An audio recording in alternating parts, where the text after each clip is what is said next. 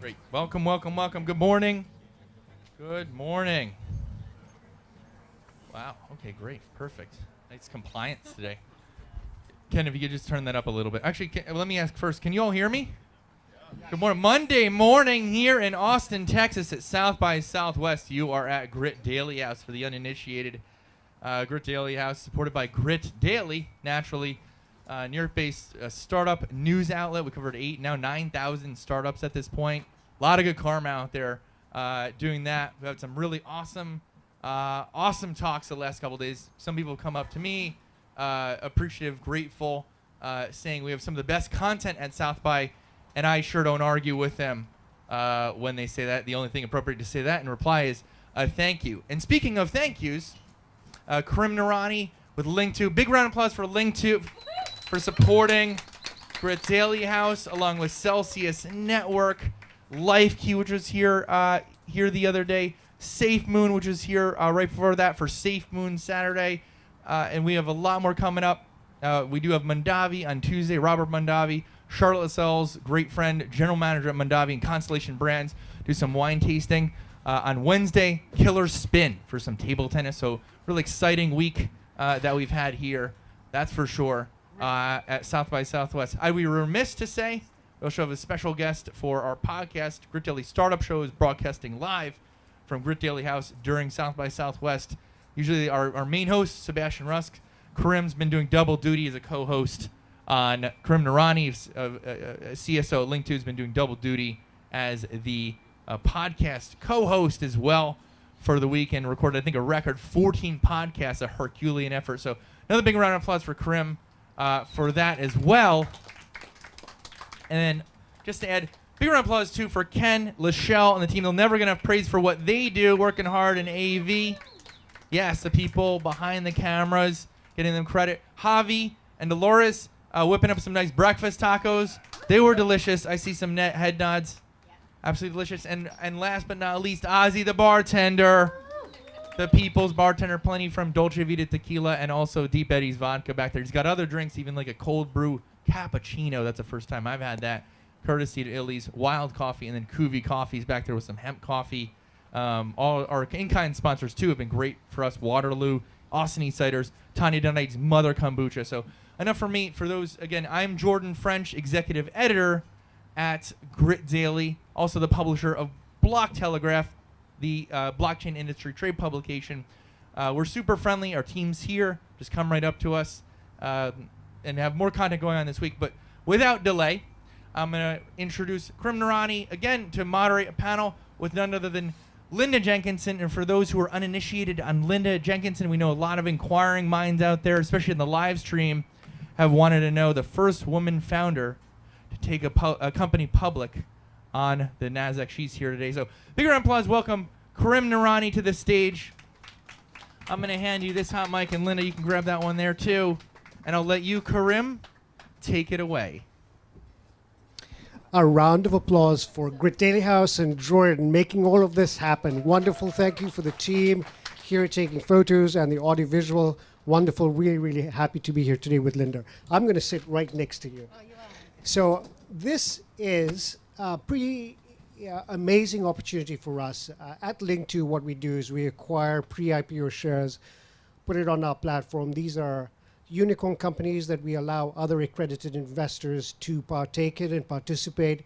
It's all about Cpra, which is deprivatization of access to unicorn companies that we have never seen before. So this is what we do. It's democratizing access. We're separating Wall Street from Main Street. That's what we want to do, give you all access to pre-IPO companies. And so it's a great pleasure to introduce Linda today. And we could spend an hour here, but Linda Jenkinson and I have had a brief conversation, and she covers many, many, many topics. I'll briefly introduce her, and then you can talk a little bit more about what you do. It's, as Jordan said, the first woman to take a company public on the NASDAQ at a very tender age. We won't talk about that, but very successful. But in that journey, I have to mention she also works with UNICEF and is on the board there to support not-for-profit causes and initiatives. but as well as coaching and creating $1 billion mindset, and also working with the Uplift Institute. If you would, for us, Linda, go through a little bit about your journey and what you've done. Well, I'm from New Zealand, which is the accent, and New Zealanders, if you know anything about them, are incredibly competitive. And my father was a New Zealand judo champion, invited to the Olympics, and I can ride a horse, that's about it. And so I decided when I was 15 years old that the only way I was gonna win was to build bigger companies than my father did. And between the age of 10 and 20, he built 15 $2 million companies. So I headed off on a quest, and that quest has taken me to basically, I was one of the first women to do computer science, I was the first woman in Pricewaterhouse hired in the training program. The reason for that is because I was smarter than the guys and I could outdrink them, which in the New Zealander culture is incredibly important. I went on from there. One day I met this American called Greg Kidd. The big strategy firms came in to privatise New Zealand, and I'd only ever met an American with a Hawaiian shirt on before that and a camera getting off a bus. And this guy goes, wow, I had, from a poker game, won most of their money and invested it in real estate in the first 3 weeks they hit New Zealand. And he said to me, well, you seem to be pretty good at business, so I've got a few ideas, so why don't we start a $1 billion business? And this was more than 30 years ago, which I didn't even really know what $1 billion was, I don't think. So we had a vision, a dream, which we developed in Wellington, New Zealand, and 7 years later we listed on the NASDAQ, and I only knew a few years ago that I was the first woman founder, because it's just what you do. And we built that into got it to $250 million in revenue, 6,500 employees in 4 countries. I had a terrible car accident and decided though that really didn't enjoy running a bigger company, and so started again and had 2 kids, started 2 more companies which I sold for hundreds of millions of dollars, and started to give back. So built a for-profit, non-profit, one of the first ones in Senegal in Africa, as well as worked with the Red Cross. So that was my next decade.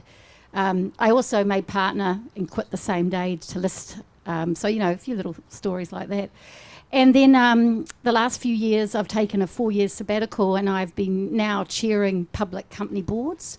I really believe in breaking the glass ceiling, and I've thrashed it repeatedly by being, one of the first woman partners, one of the first, the first woman to list. I was one of the only women on the NASDAQ at the time. There were only a few of us, and then now, there's only like 30 chairs. There's more CEOs called John than women CEOs in the top companies in America. And so really I've got a real view of how you disrupt boards to sort of change the world, and that's what I'm up to now, as well as started the Level Up Institute, which is about only 0.1% of public companies ever listed had a woman CEO. So I want to change that, and so I'm really working to bring diverse founders through in a transformative way with Level Up. So I'm wildly passionate, I love making a difference, and I love living life. And I reckon I won the bet with my dad. Yeah. Yes, your dad and the rest of the family must be very proud, as we all are, breaking the ceilings. We've had a lot of conversations over the last 3 or 4 days about that ceiling. Even though we don't talk about it so much, there is one. And actually, perhaps not even a ceiling. I think it's a glass box that a lot of women are in. And we just have to change that. So appreciate the work that you do there. Did you mention that Greg was one of your first investors?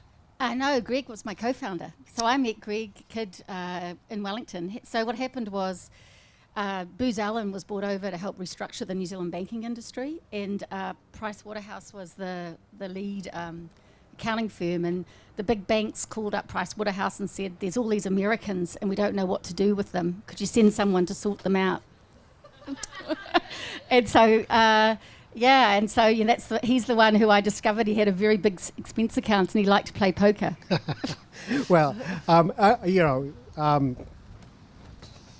we didn't realize what a big deal Greg Kidd was until he invested in our company And as soon as that happened, I mean, things changed for us, sort of a magic touch here. But if you're going to receive an email from him, if you receive more than one line, it's not good. So if you're going to receive an email, make sure it's only one line. Good job, not so good, learn more, that sort of thing. But what we've seen here, Lyndon, I want to touch on a little bit with the short time that we have. As you know, we look at companies that are in hyper growth, and that's the companies we bring on our platform. And what we've noticed is that there is a change of the culture, or there needs to be a change in culture management and how they execute on going from seed stage to stage A, B, C, D, and E, and then hyper growth into public companies. This audience is either raising their first round, second round, or third round.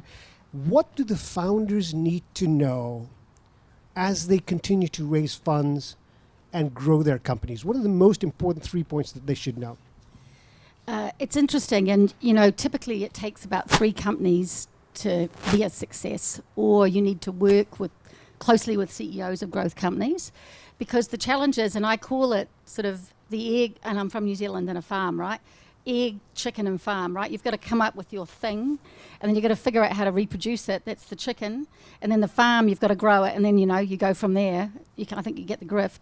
And I think part of the challenge is that you put your DNA into your chicken and into your egg. And sometimes you don't realize until you get to the farm how critical that was.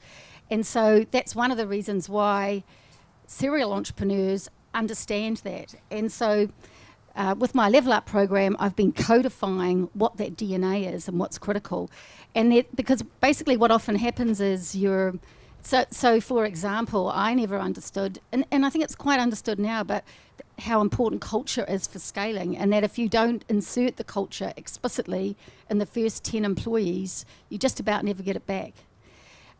Critical. And it's sort of like everyone, poo-poo, soft stuff, values. It's not a cascade. To me, it's a circle where the DNA and the values are in the middle, and the vision. Do you really understand, or can you envision what that looks like? Can you quantify it so you can understand the multiple strategies to get there, and then what are you going to do in the next 90 days? That's really all you have to do to make it work. But it's it's a fluid, dynamic model where traditionally people are taught a very static model. And, I always say, you give me a company, I can make it work. But the key thing there is the word it. I evolve the it until it works. And what does that look like? So when should we fry the egg? What does that mean? So if the DNA is in the egg and we've got the chicken and we're identifying co-founders, investors, when do we jettison those guys out? What are the telltale signs? Well, frying the egg means that you failed because, it's because the egg isn't reproducing with the chicken. Yeah. So taking the failure, what we want to do is identify to make quick decisions. That's why, to me, it's all about making decisions, right? So it's about everything is in a 90-day cycle while you're checking in with your, Greg and I always called it global domination. I did play Dungeons and Dragons when I was at uni, and it was all about imagining what that world was like. We always used analogies like the Borg and, things from the sci-fi world, but then you're actually having to build it at the same time. And so a lot of entrepreneurs are thinking about things. I sort of envision what I want, and then I just go and start doing things, and I don't look at what I think, I look at what happens and what actions come out of it. So it's a very dynamic approach. Thank you. So let's move very quickly to the other side of the spectrum. You are now sitting on boards of public companies. I'm going to say not breaking the ceiling, but breaking the boxes, the glass boxes that exist. Given the current situation in the IPO market, now I know in the public market and the IPO sort of strategies, we don't have a crystal ball, but what do you see happening right now? What is going on? Why is there such a downtrend in all the valuations? It's just, it comes and it goes. That's what the IPO market's like. The window's open, the window's closed. It was closed for a long time and it's been open and really dynamic. So that's why, to me, you always focus on building value in your company. And is it a is there an exit point? What does that look like? I think it's constantly evolving. So, I think it's more of an investor's question. I wish I'd known when I went public, we probably should have gone public 2 years later, but the bankers and the investors don't tell you that, very respectfully, because they want an exit. Where the reality is you're trying to do something and build something, and you often get advice from folks that you pay millions of dollars to, either as a return on their investment or the bankers, rather than what really makes sense for the business. And I learnt that, and because, going under that degree of scrutiny, you've got to be really clear that you're in the right time and the right place to do it. And the great thing about today, there's so many other forms of funding and approaches, and they're coming all the time. So I'm actually really optimistic for founders, and I think that's where Link 2 is really important, because it used to be like, this whole concept of, I really believe in building companies where shareholders, customers, employees, the community all benefit. And Link 2 is a way of doing that, because so many of my employees who left along the journey, us founders are stuck to the bitter end, they don't get to exit. But with Link 2, these are sorts of products that are really going to change that philosophy of the Big Bang IPO, which I don't think is really, what it's really all about. Well, that was not rehearsed. That's not in the playbook. Thank you, though. No, but it's really true. It's really true. It's important. Thank you. Yes, it is. Let's talk a little bit more about what we've had. We did 15, 17 podcasts over the last 3 or 4 days. And there's this huge imbalance with knowledge transference from the male-dominated environment of large companies or towards IPO companies, transference of knowledge about Web 3.0 and blockchain to the cohort of millions of women who seem to be intimidated by the sort of infrastructure of crypto, blockchain, and metaverse. How do we change this? I wouldn't say that women are intimidated. I would say that it's sort of, if I can describe it, it's like you walk into a house of and I have a lovely, we call them Pākehā in New Zealand, white, Pākehā husband and Pākehā son. So, I love my men. But the point is, you walk into their environment like a football team, women don't feel welcome. You don't feel like you fit in. And I think this is part of the issue and this is where, and for example, for someone like me, it's never been an advantage to put my head up. I don't think the list with my name on it as the first founder CEO to take a company public only got published 18 months ago. If women, there's a whole world of women, but if you don't see it and know how to connect with it, you don't feel comfortable. And it's only sort of, I'm a warrior. There's only, there's only so many, one of the reasons why it's incredibly important is women shouldn't have to be warriors to get there, right? It should be an inclusive community. And I think that's where women like me, women who are comfortable in that world, need to start contributing to that diverse world. But also the men need to be aware that the only way we're going to really make a difference in the world is working out how to bring women in. And at the moment they don't. I was at the Startup Awards last night here at South by, and I've judged the New Zealand Tech Awards for years. I've judged the Ernst & Young Entrepreneurial Awards. 90% of the time they are all male companies, all founders, and all male boards. And when you ask the question, where are the women, they say, oh, we can't find them. And my view is, well, if you want to sleep with one, I'm sure you can. Okay. How pathetic is that, right? All right. Okay, there you go. So, what can you say to that? You can't say anything, right? I don't remember whom, but we had a podcast yesterday, the day before yesterday, and it was very intuitive about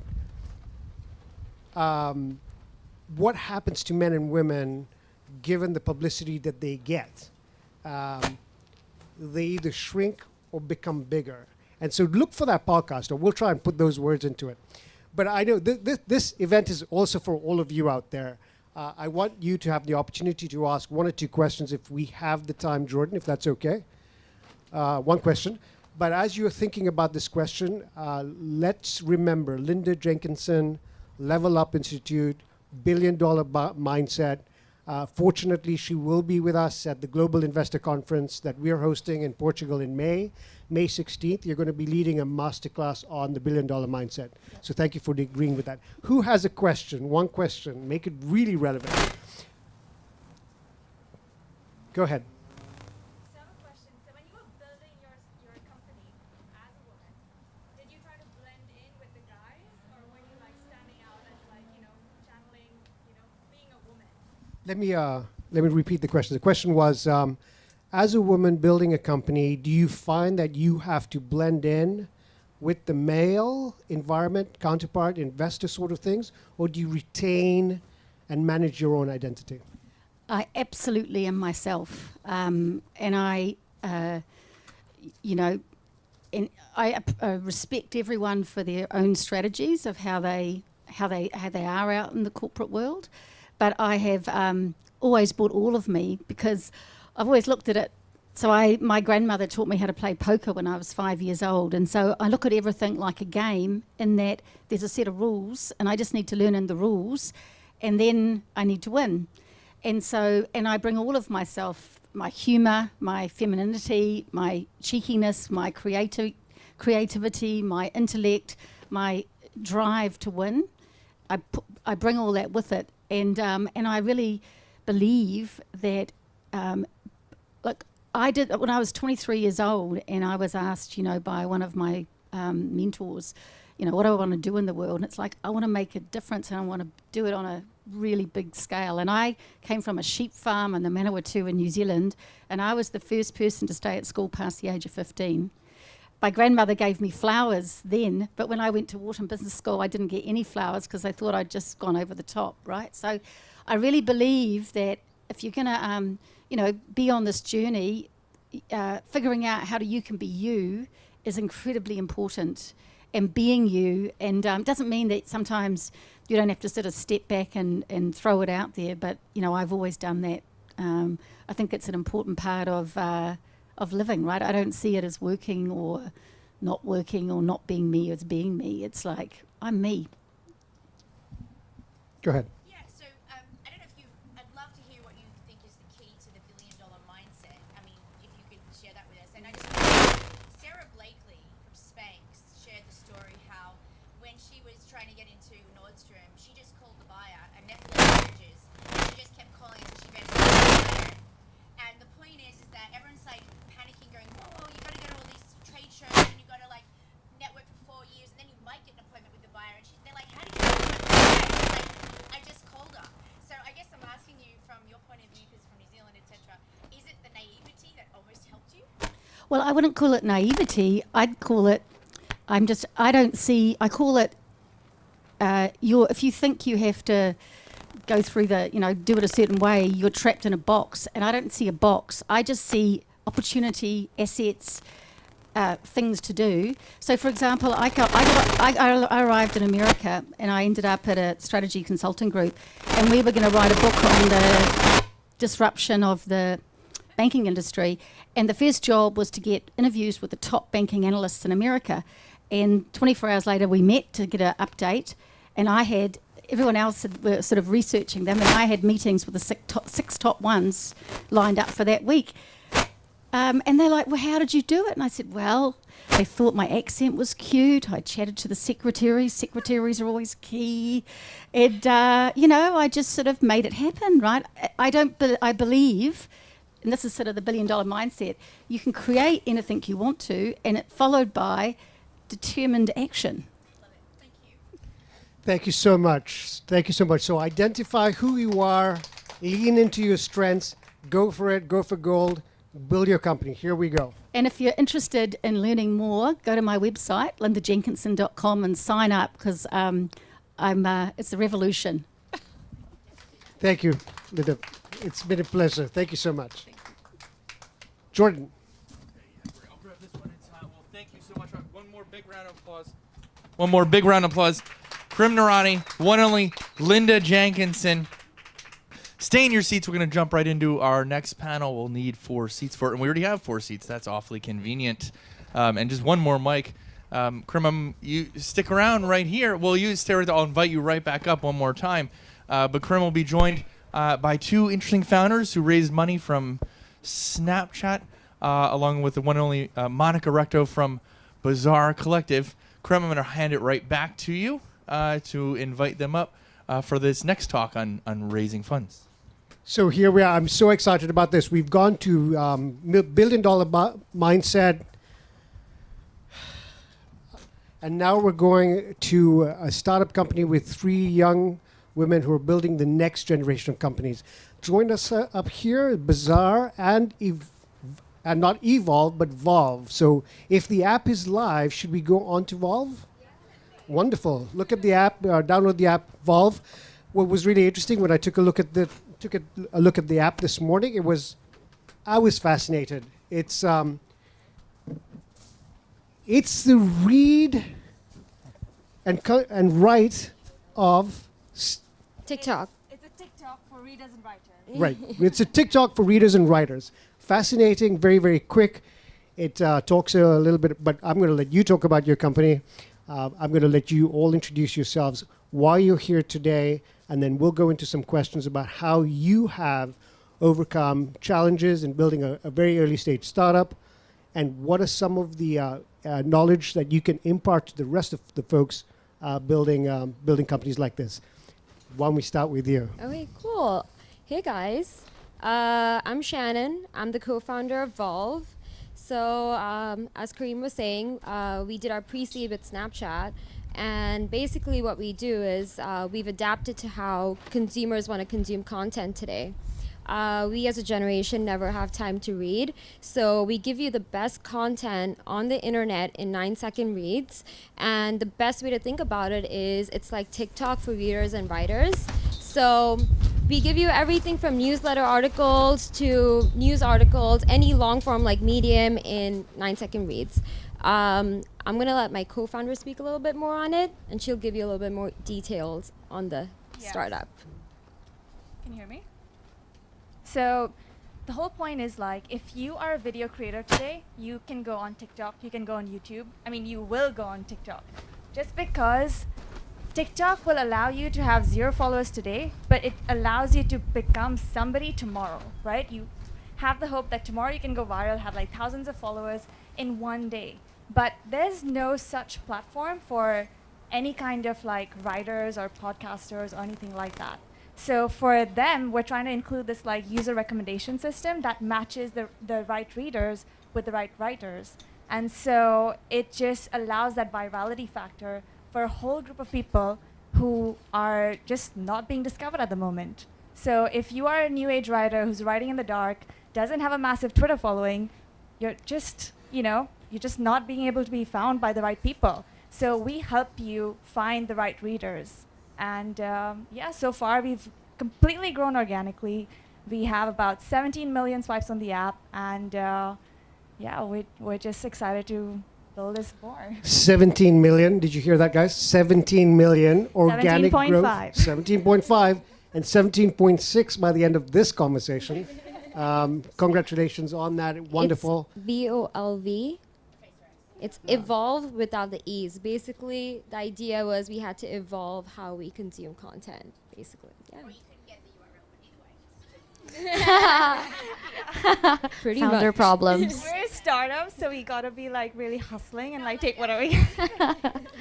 So pretty cool. Before we get to Monica, so you have offices in India, now in New York, and having raised your round here with Snapchat, we want to get into that, but we'll talk about how you're working in the virtual environment a little bit longer and how that has functioned for you and how it was that you raised your funding and what was the catalyst for that. We want to get into that, so keep prepared for those questions. Mm-hmm. But Monica, talk to us about Bazaar and the NFT marketplace that you're looking at. Sure. So I've been working with independent designers for the past 2 years, and we were helping them with the digital transformation to help bring them to a global platform, as well as with international payment and gateway solutions. So we've noticed that a lot of our designers are actually struggling to create 3D art that could be used in the NFT space. So we wanted to help them migrate to the NFT space as partially financial inclusion, but also to help them join the metaverse, but we didn't want them to just use JPEGs. We wanted them to partake in the gaming world of creating skins for these games. We wanted them to cater to crypto-curious women who use filters every day and who can try on different clothes.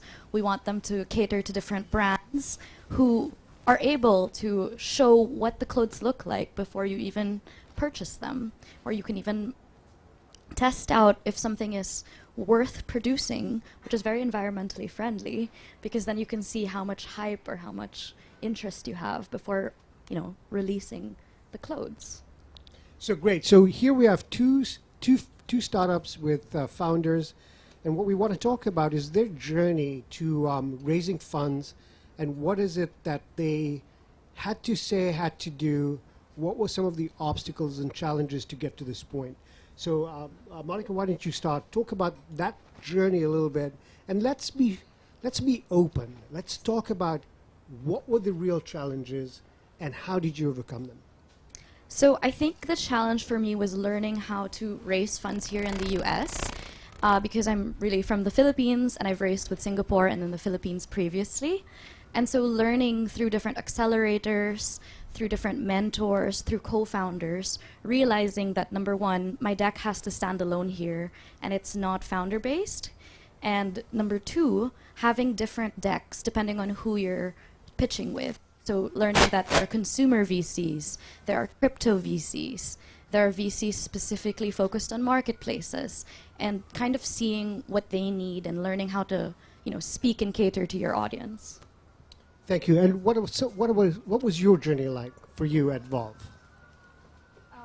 So for us, it's very different, and it's also been a huge challenge because we're from India technically, and we completely grew this company during COVID, where we couldn't meet anyone. We still haven't met half our team actually.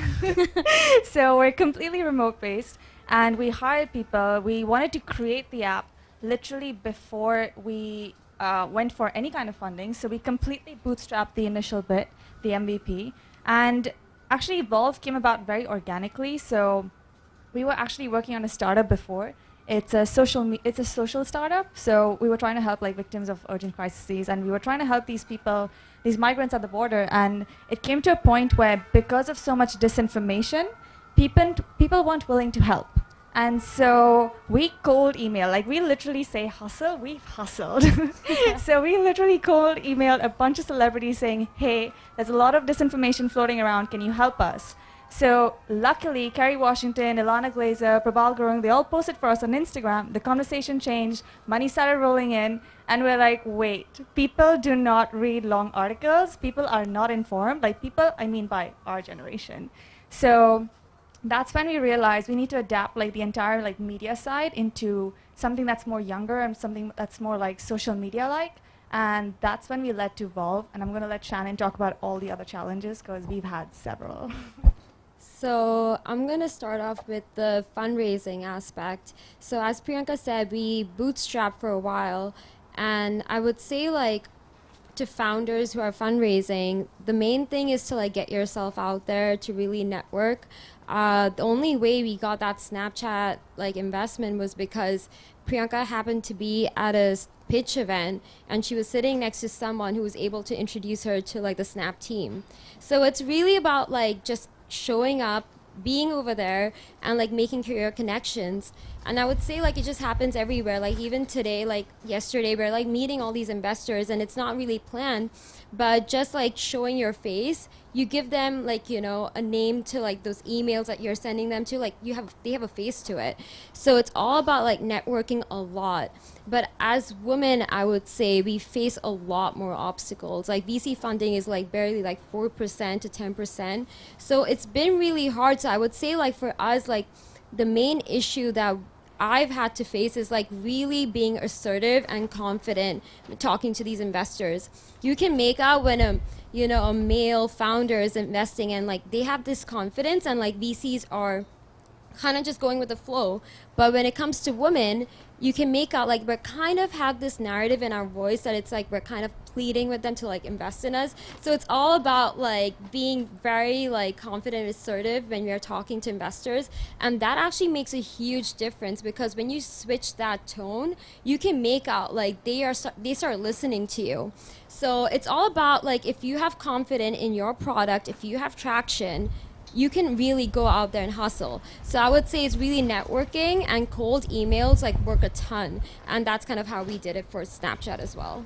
So let's take that a little bit more. As you continue to build your team, and we heard from Linda just a moment ago, knowing what the it is and making sure the DNA is in the egg, and having that environment circulate. So as you build your teams, as you start to develop your teams, what are some, and let's keep this short because we've got to cover a few more points, but as you start to identify the teams that you build out, what are the characteristics and strengths that you're looking for?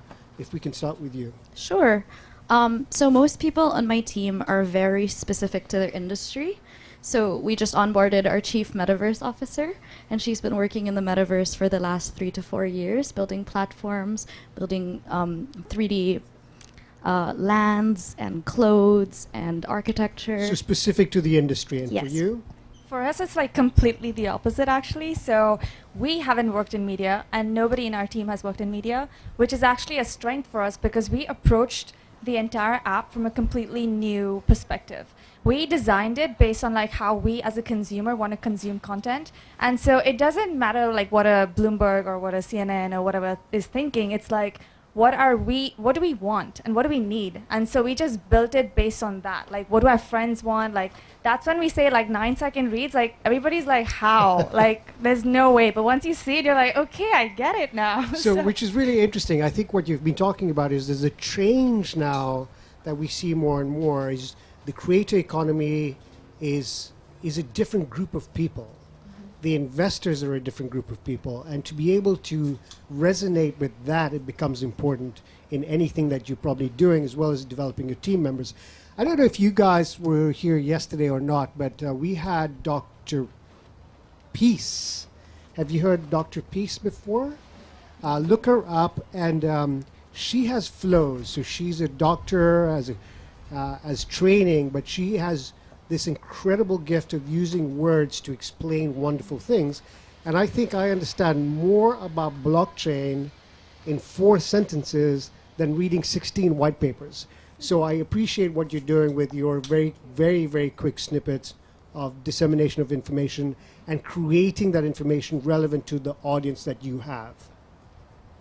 If there was now this is all being streamed live, and this is your stage. I'm just helping you, but this is your stage. If you want to do a call out to all of those folks out there today, what would be your ask? We'll start with you. So for Volve right now, we're actually doing our seed round fundraising, and we're almost closing actually. So we are looking for strategic investors, especially women. For us, it's extremely important to have like a diversified cap table. So women investors, hit me up. And you're both co-CEOs. Do you have a perspective? I mean, definitely. I feel like all the women I feel like the past few days I've spoken to more women investors than any male investors. But actually I have a different ask. Oh, no, absolutely. I was hoping for a different ask. So this is actually for all of the creators out there, like podcasters, newsletter writers. Like if you think that you want to be discovered by like a whole different audience and like you're not being able to reach the right audience, hit us up. We'll get your channel on Volve and let people discover you. And your ask? And my ask is for fashion designers who are interested in joining the metaverse to please contact us. And we would love to start prototyping and beta testing with you. There you go. Before we close out, one question, a burning question. Linda, you have a burning question. So tell me, do you have a $1 billion idea? Yes, absolutely. The question was, are you working on a $1 billion idea? And the answer is yes, yes, Definitely. yes. Thank you so much. You are the Grit Daily House South by Southwest. Jordan, thank you so much. The audience, wonderful. We appreciate your time. We appreciate you. Continued success. Go out and change the world. Thank you. Thank you so much. Thank you so much. One more big round of applause. Krim Narani, Monica Recto, Shannon and Priyanka from Volve. One more big round of applause for these awesome panel. Congratulations on your investment from Snapchat. So if you all, Karim will take the off-road route. They'll take the paved route. I'm off the stage. Either way is more than fine with me as long as you have the vehicle to do it. Oh, Volve is spelled V-O-L-V. And now Shannon, the URL is exactly V-O-L. VolveMedia.com. Great. Well, thanks all for joining us. My name is Jordan French, for the uninitiated, executive editor at Grit Daily, New York-based news outlet. Covered 8,000 or 9,000 startups at this point. We do a lot of startup news coverage. The executive editor there. You are at Grit Daily House, which runs March 10 through 16 during South by. This is our windiest day, so thanks for bearing with us. On that note, that's the excitement of an outdoor event. Come on in for those who are just joining us. Come on in. Really quick, a little bit of housekeeping. Ozzy the bartender. Big round of applause for Ozzy the bartender back. Ozzy Barajas, known bartender here in Austin. Get your drinks there. He's got plenty of tequila, plenty of Deep Eddy's vodka. There's also some Austin East ciders. I know you guys know and love that local brand. They've been with us for years. Another big round of applause for Davila's Barbecue. Adrian Davila, Team Dolores, and Javi are here whipping up some great breakfast tacos. We had some delectable brisket tacos in the a la Texas, and some fusion Asian Texan meatballs the other day. It was wonderful, wonderful food. And then again, big round of applause for Ken Lachelle, the team behind the camera. They never get enough praise for what they do. The people and the men and women who photograph and who film. Brennan's here with us as well. He's an official photographer from South by Southwest, looking each way, seeing if he's getting acknowledged. He is. He's here with us momentarily. Has enjoyed his time here. He's on referral to Grit Daily House, which is where you are. We're told we have some of the best content and vibe during South by Southwest. So without delay, I think one of the most interesting panels to me is coming right up. It's on brand and reputation on the internet. It lives forever. What can you do about it? Where are the inadequacies? Where are the gaps? Couldn't think of a better person to moderate this panel. From Bloomberg Law is the publication. Bloomberg Law, a columnist there. Above the Law, he's got a column. He's an editor at Being Crypto. I'm going to invite up to the stage Drew Rossow. Big round of applause for Drew Rossow. Drew, I'll let you grab a mic there. And special guest, the CEO of the influential Brand Defenders, Richard Ruddy, coming up to the stage. Take the off-road route or the paved route. Richard Ruddy. Big round of applause for Richard. Richard, and I'll hand it over to you, Drew. Hello. Drew, we got some hot mics? Good. Yeah, we're good. Drew, Thanks, so Jordan. take it away. Thank you. Richard, thank you for being here today. Yeah, thank you for having me. So, brand and reputation management. What is it? How would you define reputation management today in 2022, where we live in an age of Twitter, TikTok, Instagram, Facebook, Reddit? Yeah, it's a great question. So today, brand and reputation management is how you're perceived or how you look on the internet. As you know, everybody has a computer in their pocket, so they take it out and they're instantly looking up your brand. If you're going out to eat somewhere in Austin, you're going to take out your phone, you're going to look at the Yelp reviews, you're going to look at the Google reviews, you're going to look to see if there's anything else that may be a violation or issue that maybe the restaurant had. So what our company does is we help people that have been tainted for usually reasons of no fault of their own, and we help them to replace unwanted or negative content on the internet with good and positive content, and help them grow their business instead of losing business due to having a negative review or negative image on the internet.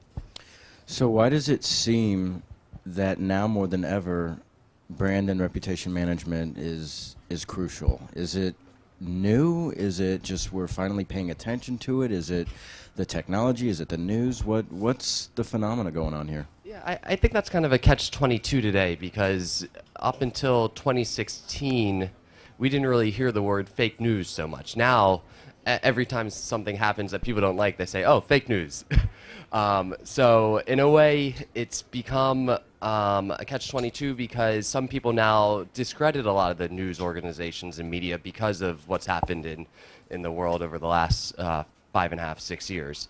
So right now, it's still more important than ever to make sure that you have a good reputation, good image, but it's just becoming more known now because especially with the COVID-19, the pandemic, as more people were forced to adjust to a digital world. When you go out to a restaurant now, how many times are you seeing a QR code versus a paper menu? And that's because we're making this digital transformation overall as a society, and we've leaped forward years when COVID-19 kind of came into our lives and took over. So with your business, reputation management company, what does the average, and I put average in quotation marks because I don't think any client is the same, but what does an average client look like with somebody walking through your doors and saying, we need your help? Yeah, we really run the gamut of small individuals to large corporations. For example, today we had an ex-basketball player who had a DUI in the past and is running a nonprofit now and is worried that it may affect their chances both getting into the Hall of Fame as well as also the nonprofit, which is not related to their playing days in professional sports. We also have people that are very involved in the crypto world who have been involved as advisors on many projects. As you know, not every ICO or every crypto startup has been successful. So some of our clients come to us and they say, I want to disassociate from being an advisor in the past for this company. And I don't want that to affect my ability to focus and advise and consult with other cryptocurrency startups or companies in the blockchain space. We also deal with a lot of direct sales companies. We deal with hospitals. Reputation management isn't a very strict niche. It encompasses almost everybody. And I used to speak at these conferences, and while I was there, I would tell all the audience to take out their phone and to type in their company name, and then type in the word reviews, or type in their company name plus the word complaints. And then I'd ask them, what do you see? And one would say, I see Ripoff Report, or I see scam.com, or I see, one-star reviews. And then I go through different processes and ways in which they can improve their reputation. They can change some of the negative habits that maybe their salespeople had enrolled in to get them to the point where they had negative reviews. So we also help with consulting and ensuring that companies can reverse negative content online and improve their reputation so they don't have to worry about negative reviews and issues moving forward as much.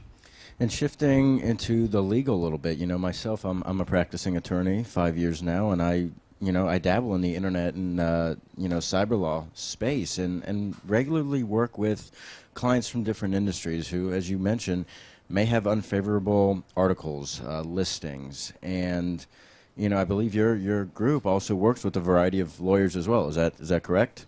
Yeah, we have a really strong network of attorneys that come to us because they call us, if anybody knows the show Ray Donovan, they call us kind of the Ray Donovan of the internet. We're fixers, and we find creative ways to solve problems online. But we have a strong network of attorneys as well as public relation firms that come to us just because we're really passionate about what we do, and we have a saying at our meetings where we generate ideas of how to solve problems, and we say that bad ideas are good ideas are great, no ideas are horrible. And we do that because we want people to be creative and think outside the box and have that mentality. Is there a common scenario or a more prevalent factual scenario of, hey, we need your help, our company is being portrayed in this particular light? Is there a particular set of circumstances that you see more regularly than others, or does it really just, as most lawyers say, depends on the scenario? It really depends on the scenario, but I'll give an example that we deal with a lot of healthcare places and treatment centers, and a lot of those are seeing issues just because of the type of clientele that they deal with. And there's a lot of companies that, while they may not be doing something that's wrong, but it might be perceived to be wrong just because they're not doing a great job of educating their clients up front on how the process works or how healthcare should work and things like that. And sometimes the things are completely out of the control of the business. And those are the jobs that we're really passionate about, finding solutions and ways to help them get better with their clients. And surveys are another thing that we recommend, because if you flew here recently, you're going to end up getting an email from Delta, from American Airlines, say, how was your flight? Rate your flight. If you had a bad flight, you want to express that to the airline, but also you'd like to have somebody that you can gripe to, that you can complain to. And a lot of people want to be heard. So that's one of the solutions that we really like advising to our clients, is give people a voice to tell you what's wrong, let them be heard, and then you also have a way to know what your problems are and a ways to solve them. And this isn't an easy thing for you and your company to do on a daily basis. Certainly there's challenges and uphill battles. What are some of the challenges that you have faced in your experience helping clients? Yeah, there's always new challenges, always coming out with creative solutions. There were sites that were deemed to be exploitative sites, meaning that they took practices where the only way to delete something from there was for us to go and pay them money to remove it. So that created a problem, because we hate having to tell clients, look, we can get this removed and deleted for you, but we have to go straight to the webmaster and pay them money. So what's actually happened now is Google has started a removal for certain search terms related to that person's name.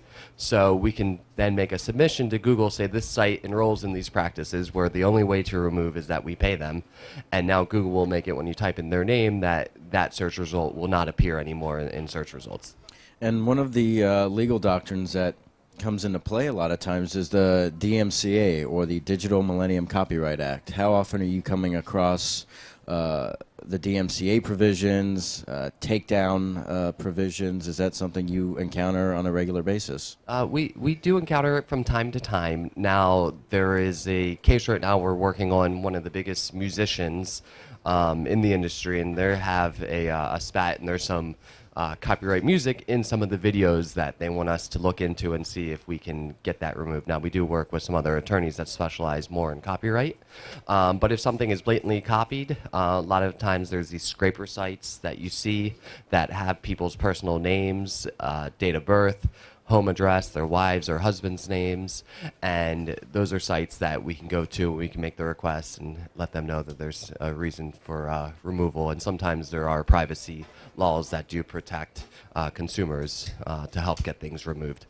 And what are some of the biggest misnomers and efforts of debunking reputation management, or maybe some things that are just plain wrong that you've heard former clients say, prospective clients, and even current clients say about this space? What myths have you heard that maybe you would want to correct for those looking at these types of services? Yeah, I think one of the biggest myths is that this is an easy solution. Reputation management, think of it as a very intense public relations campaign, where we may have to be making 10 different websites, and then we have to optimize and rank 10 different websites on page one. We may also have to do press releases, editorial news content, social media profile registration. A lot of times they think it's very easy. I had a famous actor who said, "Oh, this is easy. I can do it for less." And sure enough, years later, his negatives are still online for him. So I think the biggest misnomer is that it's an easy job and that it's cheap to do. Everything from creating high quality content to programming and making websites to finding good high quality placements that we can get our clients featured in, all take time and money and effort. And then removing things too, for the most part, are not super easy. And that's the other thing. People think just because it's posted, can we just remove it? Or somebody says, look, there's 10 bad articles online. If you do 10 good articles, shouldn't that fix it? I said, well, if the New York Times does a bad article on you, and then we get you featured in a much smaller publication, it's going to be a lot harder to fix. So what is a process look like for you when a client comes through your doors? To kind of elaborate from an earlier question, what consistent steps, or what steps do you usually take or typically take when you start the process, when you start the client engagement of, okay, we're here, now what? Sure. So we always look at what their negatives are online, or what the issues are and perceived issues, and then we want to go through with the client and know what their goals are. It's important that we always align their success with our success, because if we're not successful, then they're not successful with the campaign. So we'll go through and we'll see what articles or what content is negative online, and then we go through and we map out the best way to fix it, whether it's creating 5 different websites that are optimized for a specific keyword. One little trick I'll give to the audience today is there's certain rules in Google's algorithm. One is called host crowding. Host crowding means that Google only shows up to 2 root URLs for any given search query. So if we have a client who has a negative Twitter comment on social media, we know that if we can get 2 positive Twitter comments indexed, that will then flush out the negative Twitter comments. Interesting. That's interesting. So like I've mentioned about having good ideas, it's coming up with creative solutions like that to figure out loopholes and ways to solve people's issues. And a lot of times we end up with clients who have tried this before. They worked with a company overseas and they weren't able to get their problem resolved. And that's where we brainstorm and come up with creative ideas and solutions to fix their issues. How do issues such as online trolling, bullying, and the plethora of defamation that arguably comes about from these conversations, how does that play into this landscape and what you do? And does it make your job easier, harder, or how does that work? Cyberbullying is a huge issue, and unfortunately, it's not being discussed and worked on it as much as it might be portrayed by some media heads.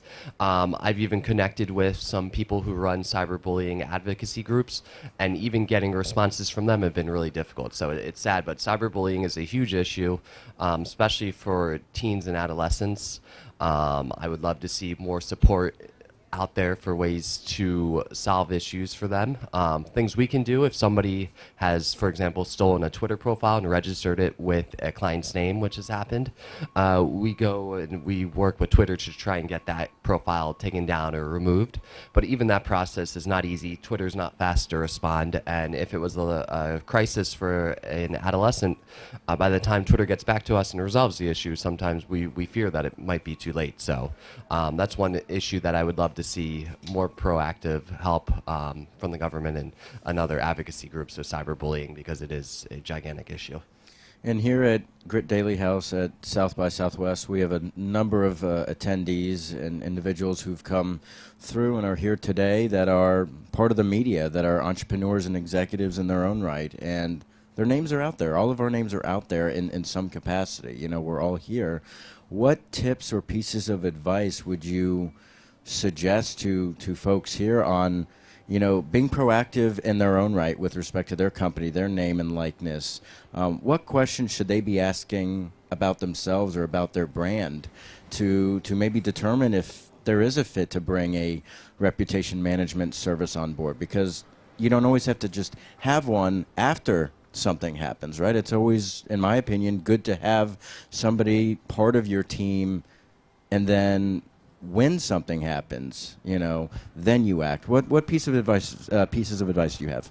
Yeah, I think it's really important to be proactive. Unfortunately, 99% of the cases we work with, everybody is reactive after something negative has happened, and journalists are really under attack right now. It's been a rough few years for journalists, especially the whole fake news agenda pushes, and it's unfortunately, I don't know if you saw the headline today. There was an ex-New York Times journalist that was in Kiev or in Ukraine, and right. Unfortunately, it passed away, and it's a scary job. So for journalists, I would always recommend that they register as many of their social profile names. There are services like ours that can go out and do it, or if they have time. But that's important to register whatever your name is on Facebook, Pinterest, LinkedIn, all the different social media channels and different Web 2.0 platforms, just because you don't want somebody to come out there and then create a website attacking you and then doing that because you covered them in a news story that they didn't like. Journalists have a very important job to do and to share and warn the public if there's something detrimental to society out there. And they risk, it's a risky job. And so we recommend that they would register their social profiles and then, of course, create content that is appropriate around their name. Medium.com is a great platform that you can share information and stories and advice on. And then again, registering all your social profiles so it's not picked up by a cyberbully. And what message to lawyers or those who have their own legal teams, what message would you want the legal landscape to walk away with and to take into consideration as well? Ideally, I'd love the lawyers to come to us and say, let us solve the problems. But there's a lot of times where lawyers are really good in their specific capacities, and then they come to us and say, I have a client, we got their DUI dismissed, but unfortunately their mugshot is still on 7 different websites. So in those cases, and most of our work is really on a case-by-case basis where we examine what the issues are and then we find the solutions or look up to see if we have contacts to get something completely deleted for them. But it's important also for lawyers to, if they're dealing with the media, to always consult or work with the PR specialist to make sure that they're not overstepping their boundaries or they're saying something that may be detrimental to their client. Think of it was Stormy Daniels' attorney, Right. And he was always in the media and almost causing more problems for his clients as opposed to focusing on his clients versus himself and his persona. Very much so. And I'm not sure where we are on time, but I would love to open the floor to any questions that anybody may have about this, about online reputation management. Have you had friends that have had issues like this?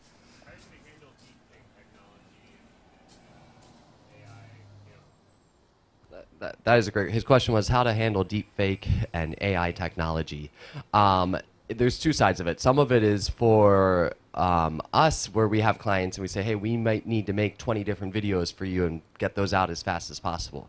For us to go to a client and either film them or wait for them to give us film might take a really long time. But if we say, look, if we have your visuals, we have your face, we have your permission, we can start creating videos on your behalf and get those flooded out there.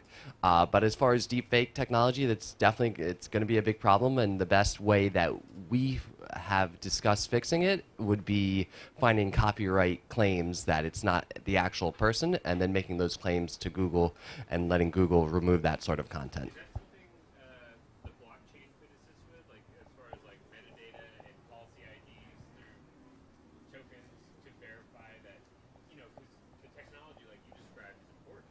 It helps your clients scale content, but the way to ensure which one is real, which one is fake. I mean, is that something that you guys are looking at? I love the idea. It's not something specifically that we've discussed using blockchain technology to tie that in, but we definitely work with a lot of people big in the crypto space, and we're always discussing creative ideas and ways to integrate blockchain.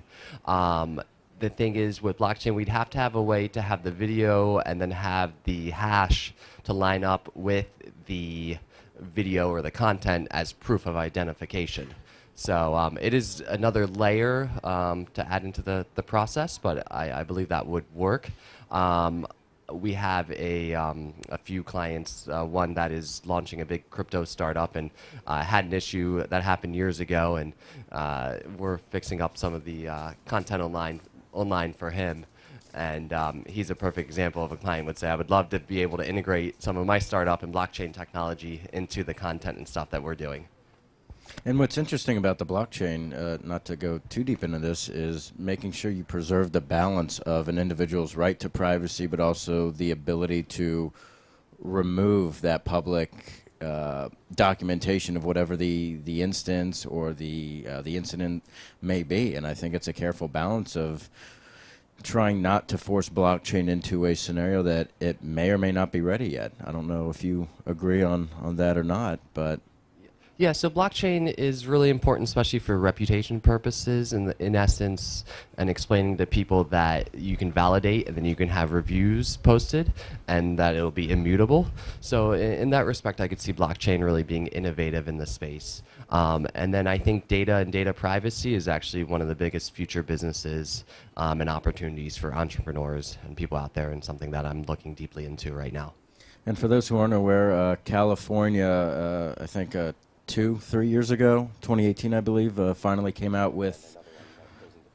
Right, and so California has its Consumer Privacy Act, or the Ccpa, which is the United States' first official legal privacy framework that is probably the closest thing to GDPR out in Europe. Very strict, very harsh, and then you mentioned another act as well. Yeah, there's Cpra, which starts next year. Colorado has one. Virginia has one. Utah is actually deciding to vote on one right now. And privacy is definitely going to be the biggest thing of how you use data, people's data, what you can do with it. And in cases for reputation management, we can sometimes go and say, are you misusing our client's data, and help them in certain cases to get that personal data removed or fixed and erased and scrubbed from the internet. It ensures a level of accountability. Would you agree with that? Yeah, definitely. And I think it's important. It's moving in the right direction, especially after the Cambridge Analytica scandal and the Brexit scandal. People really woke up to how their data is being used. And we went from loving social media, loving Facebook, to saying, Facebook's the enemy and, the root of all of our problems in society. Very much so. Any other questions? Yes.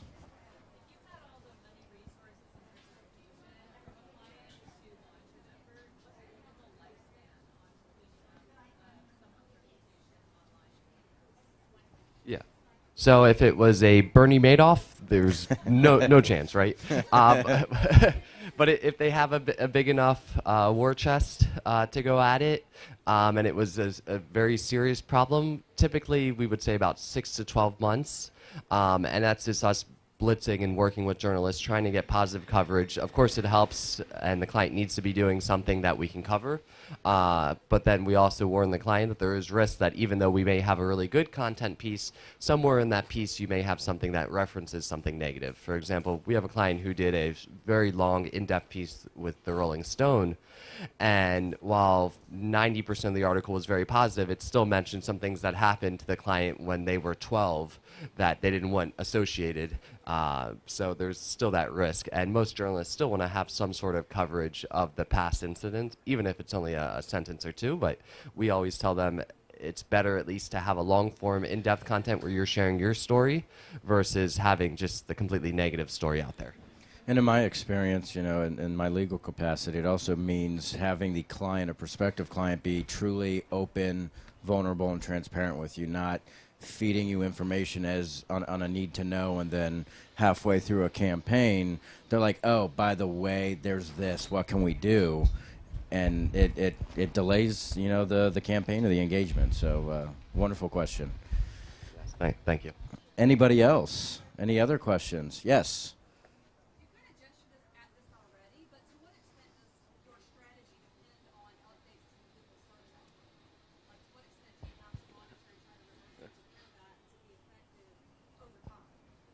I'm glad you asked that, because I just am dealing with that right now with a client where we have a solution where we can completely change and fix Google Autocomplete. So when Google Autocomplete drops down, we have a client who was associated with a bank, offshore bank from years ago, and didn't want that association anymore. So we were able to, what we used to do is we had a way where we would influence and create new searches, so we would get different search words to show up. And while we did that, the client was still typing in, and when he typed in BAN, and I was like, well, of course you're doing that. So again, we had to come up with a creative solution to end up blacklisting the negative, or the keyword he didn't want associated. So it was blacklisted for about 5 months, and then Google said, okay, we're unblacklisting this keyword now. And the client comes back and says, hey, this is here. And I said, well, if you buy a car, do you expect free gas for life? Do you expect free maintenance for life? So Google's always updating and making changes. There's 2,000 changes plus they do a month now. Some are as very small tweaks and just local searches. Some are global or national changes to its algorithm, and it's important that we always stay on top of it and are creating new content, new changes. So unless we completely delete something, I usually tell a client you're not 100% in the clear. It'll still be out there. And that's just unfortunate. There's not really much more you can do beyond it besides just being proactive. And then we also give the clients logins and the resources to, if they want to create more content on their own and be their own writer, that they can do so as well. Good question. Great question. All right. Well, for saving time, let's go ahead and conclude. But Richard, thank you so much for your time. Thank you, everybody, for taking the time to listen. And Jordan, wherever you are as well. Jordan on stage. Jordan on deck.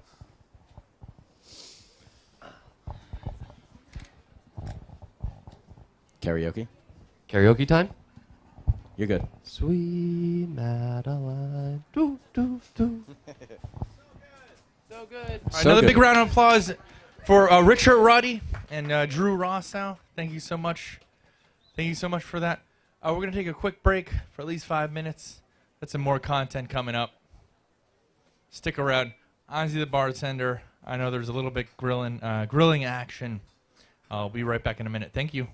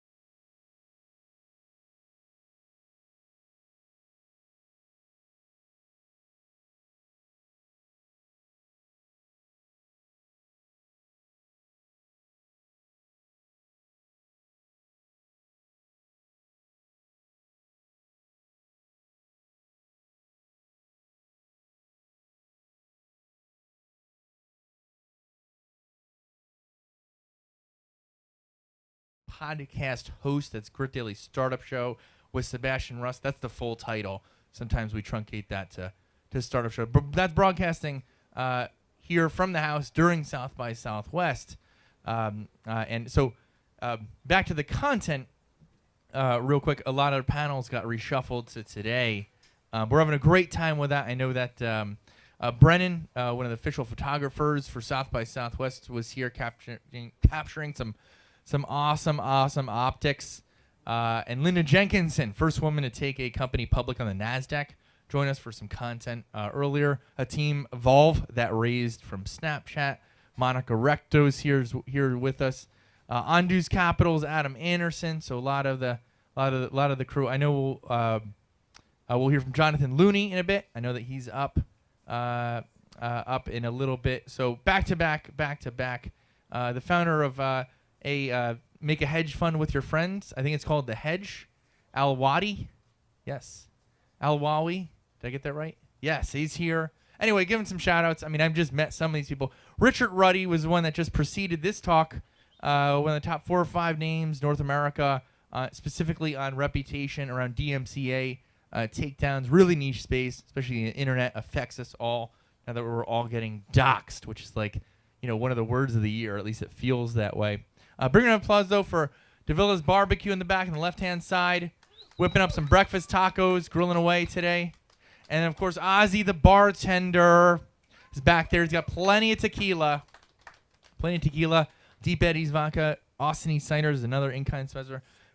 And then those who drink, speaking of healthy elixirs, Mandavi is here with us tomorrow. Charlotte Sells, the general manager. Great friend. We're going to do some awesome pours right at the house. Some great talks along that concept too. So without delay, though, I'm going to invite Karim Noorani, CSO at Link2 and the leader of Global Investor Conference, right back up to the stage. Big round of applause for Karim Noorani. And I'm gonna hand you this mic. It's hot. We are live streaming from Grit Daily's YouTube and Twitter, and I'm gonna hand this to Karim to invite up his panelists, Katie Hoffman and Laura Walker Lee. Come on up to the stage. Welcome, Katie. Here, let me hand you this mic, and I'll let you. All right, I'll let you take it away, Karim. So thank you, Jordan. Thank you, Grit Daily House. Thank you, Sebastian. Thank you. If you have not had the breakfast, you missed out. It was great. If you haven't had the tequila, wait half an hour and then do it after this session. So this is the land of breakfast tacos. I'm sure the breakfast was amazing. So we're live streaming. This is excellent. So we had the opportunity the other day to do a live podcast, and that was wonderful. I learned so much from that. So we're really excited about today's topic. It's investing in this chaotic world and how to do it. I'm going to let you start a little bit with personal introductions, and then we can pick it up from there and take a look at this environment. There might be some hard questions, a lot of easy questions, so let's just be prepared to be sharing. Thank you. Go ahead. So I'm Laura Walker Lee. I am the founding partner at Madre Ventures. There's actually Madre Ventures and Madre Studios. So we work with mostly mid to late stage companies that are preparing for an exit or an IPO. And Madre Ventures does cap raise. Madre Studios does branding, PR, marketing, a lot of social listening and data. I say that I've always quantified culture for a living throughout my career. We bring data to founders to help them make decisions about what are their next KPIs, how can we help them get to that next event, whether it's raising more capital or that exit event, and we figure out what audience is going to be critical for that next KPI, and we make sure that those founders are either in front of those people digitally or in person, and we kind of try to demystify the process. So I think in terms of, how do you invest in a chaotic world, there's so much noise out there. And so we really just anchor ourselves to a very data-driven strategy. And what is the term that we need to pay attention to? So, narrative economics. Narrative economics. Remember Yes, that. which is not something I made up. My past life, I was a film finance agent at this company, Creative Artists Agency, and I worked on a lot of films and movies, and I was quantifying culture then. But then I went back to school and I studied narrative economics under Robert Shiller, who is a Nobel Prize-winning economist, and he has a whole book about it. And I incorporate a lot of that into my work, so that I can really craft a strategy before we execute on bringing a founder or a company's story to the public. All right, Katie, your turn. I'm just like in awe of you all the time. Katie and I are also friends, so. Yes, it's really nice to sit with you, and also we share a lot of similar values in our approach to investment and how we want to scale companies. So my name is Katie Hoffman. I have been investing at the intersection of climate and finance for over a decade, and I started more in the institutional realm. United Nations, policy, all of that. And more recently, I joined a group as a partner called Regeneration.vc, and we invest in early stage companies that are focused on the transition to a circular economy. So the linear economy being this kind of waste model, right? And where trash is not valuable, where it actually does have an inherent value and it also is harmful. How do we transition those models into a regenerative paradigm, and looking at everything from packaging, apparel, CPG, consumer packaged goods. We invest in companies that are really focused on material innovation, that it's going to help transition us to an economy that will be healthy for people and the planet. Wonderful. So I think these are important terms, narrative economics and regenerative investments.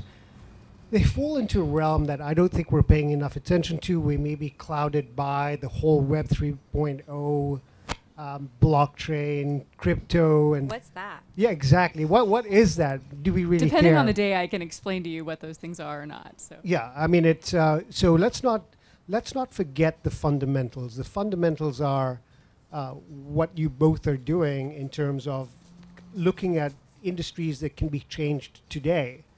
And how do we change those, both with the narrative and what's happening around there, and the regeneration, reuse, repurposing of waste materials. I mean, we do know that the environment is being dramatically affected, and we've looked at all these people going out to space and trying to land or create, what's the term there that we had? It was like moonshine on the moon, right? Should we be doing that? And we'll be speaking with Jonathan Looney a little bit later about climate and what the oil and gas industry needs to be paying attention to. But let's talk about regenerative a little bit more. How are you identifying? Talk to us about some of the founders in this space. Who is interested?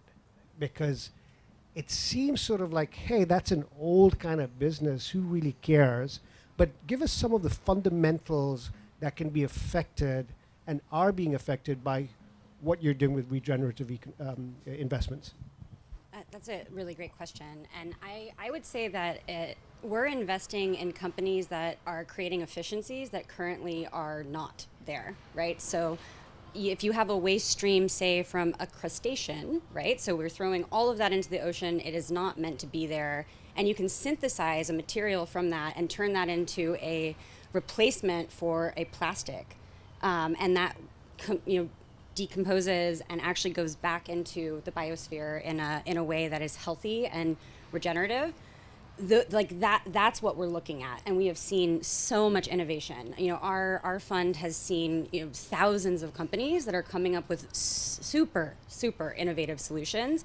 I do think, as we just pointed out, oil and gas, how do we do it at speed and scale, right? And how do we find the solutions and the founders that can fit within the current infrastructure and also disrupt that infrastructure in this decade, because that's what we need. And we need that kind of mentality of founders that are finding solutions that honestly create value across every piece of their business. And there's so much value in nature. So having a climate science degree, I think that we need more people that are thinking about the scientific backed equation here. And I do think that the amount of innovation is really, really promising. So the innovation, where does that happen? Does it happen in the creation of product, the supply chain? Where does that innovation happen, and who are the founders who are building this? Laura, do you want to take that one? Because I know you and I have both hung out with our friend Tom Chi, who's investing in incredible companies. It's happening across the board.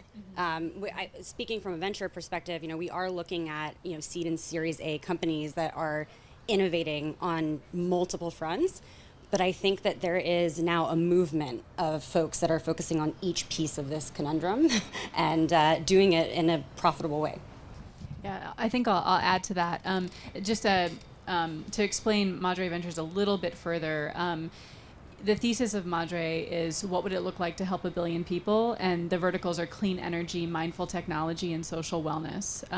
I think that there is a narrative across society in a lot of different countries where there's a chasm between the stories we tell ourselves and our lived realities. And I think it's really important to get to societal equilibrium on that issue so that we're actually living the stories that we want to tell ourselves. And so I'm trying to do that with founders and with companies that can actually make a difference in those verticals. The only way I can do that is to partner with GPs and people who work at funds that have deep knowledge in those sectors. And oftentimes, I can marry with those people because they have founders who are scientists or engineers. They're incredibly technical, but they don't know how to tell a story. And if you look at, say, we were talking about this the other day, if you look at the highest share price of Tesla last year, it was $1,200. The highest price of GM share last year was $65. GM's actually doing a lot more for electric vehicles and for carbon drawdown and things like that than Tesla, but Tesla's story is better. And so I think that's just one example of how narrative is incredibly important. And I think that where can these people be found when it comes to, we're talking about regeneration, we're talking about clean energy and all of that.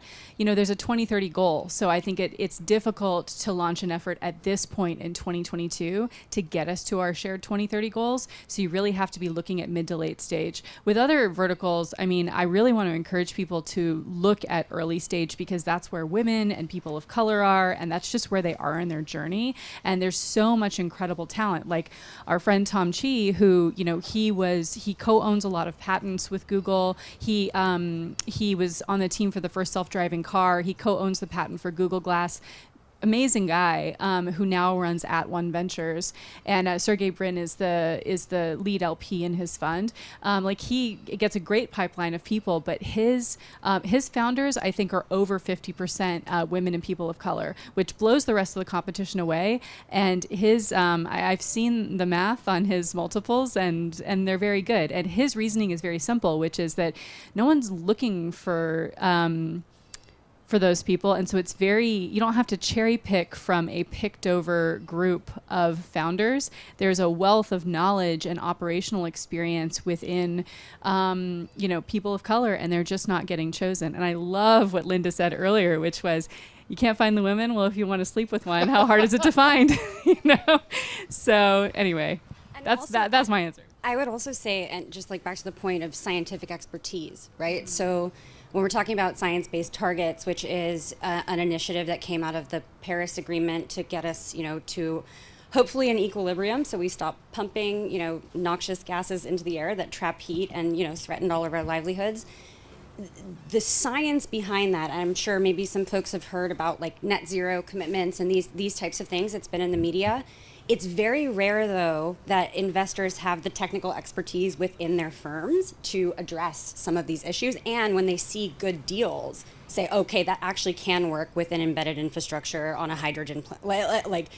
It is very difficult to find that within venture capital, I recently have found. I think there's a lot of pledges and a lot of announcements, and now we have to really roll up our sleeves and have scientists and meeting with the investment community, particularly in the venture capital space. There are two things I want to talk about there. One is the fact that there has been a tendency for large popular venture companies to make investments. If it's good, Andreessen or Sequoia, they're making investments, and then there's a whole bunch of other venture firms that follow path. If they're doing it, we should be doing it. And oftentimes there's too much follow-on money for similar technologies and similar initiatives, and we're missing out what you're doing. We're missing out all of these innovative aspects. If you look at, there are two points for this question. One is, it would seem to me that there are a lot of scientists who have done research of potential solutions, and the IP already exists in major universities. What are you doing to extract that, utilize that, and how does that work? That's a very good question. I try not to extract anything from our companies, so extraction is not obviously. If you're talking about creating an IP moat around some of these new innovative technologies, it is a very rigorous process that we go through with our companies, right? Because if it's replicable and scalable, it means it's great. But obviously, we do need to make multiples on our investment and want to make sure that we're supporting our companies with the right legal structure. I think, in terms of the university question, I'm gonna ponder that and get back to you, because I think that that's a really big challenge and also a huge opportunity. We have partnered with many universities. I've helped support policies around environmental and social governance standards across the University of California system, which is, it's about a $600 million pension fund, and that very question comes up a lot in terms of the investments within that system, and then also what happens in the university is somewhat separate in terms of the property of intellect that's created. As you're pondering that, I go back to you a little bit with Madre and looking at the scale at which you are developing, and then the point that you made that there are a lot of up-and-coming founders and entrepreneurs who are not the traditional white male, 55, 60, living up in Silicon Valley, and you've seen a number of these folks actually start building innovative companies. If you look globally at the challenges that we're facing, because everything that we talk about, this chaotic world of investing, and especially in climate and regeneration, what do you see happening globally? Take us out of the US. Take us out of the US for a moment. Take us to Europe, take us to China, take us to South America. And is this happening there as well? The interest in climate change, or what specific topic? This whole idea of climate change and managing what we look like in the environment. That's the first. The second part, who are the innovators and entrepreneurs in those environments that are building this? Because it takes a lot of money. It takes a lot of lead time. It's not the creation of an app. It's actually infrastructure. I hope I can answer your question. I have a couple things that popped up when you were when you were asking me that question. I see with narratives that they kind of ebb and flow. Culture is like a pendulum that swings back and forth. You just really have to figure out when has it reached the apex of the swing, and you have to figure out where you are exactly to take advantage of those trends. I did some social listening before I came to South by Southwest because I was really curious about what the war in Ukraine was doing to narratives and people's minds and what they're thinking. And Elon Musk just tweeted like a week ago that we do need to use fossil fuels because it's not a black and white issue, and it's actually a grayscale. I saw certain people, I don't want to say backpedaling, but definitely taking a different position than they had before. And what I saw, especially in the Western hemisphere, because I can break the data down by countries, is that I can see different things spike based on certain definitive events. So if you go back to 2020, climate change was by far, in a way, the most popular issue talked about internationally.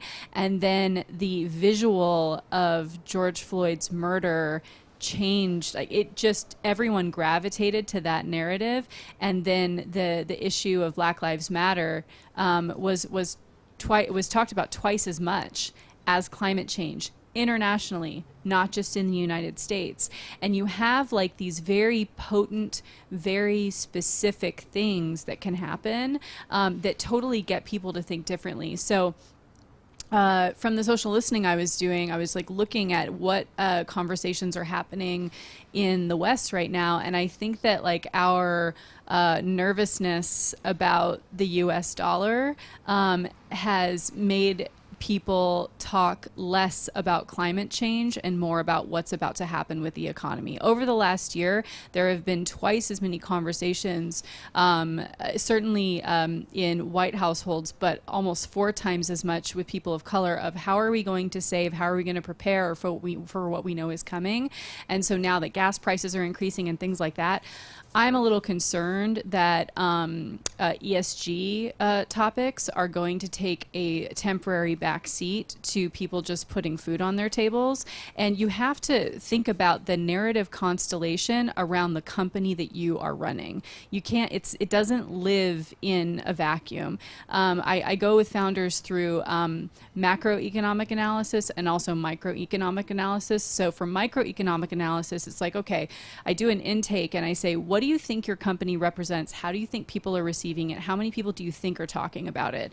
And they give me an answer. Then I go do social listening and data scraping and things like that. And I'll say, okay, you think your company's here, but it's actually here. And how do we bridge the gap between those two things? But within that, there's the bigger narrative constellation, which is a macro, narrative analysis, which is where does it sit against the backdrop of culture and what people actually care about? And then we can start to make decisions on what publications should interview, what stages should you be on, what influencer, do you need to partner with?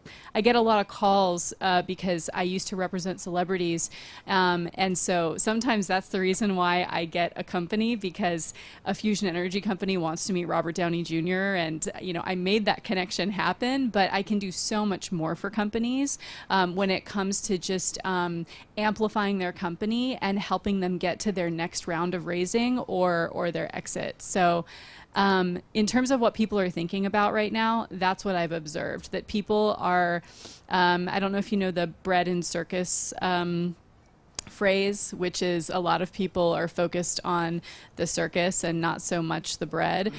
People are about to transition to really focus on the bread instead of the circus.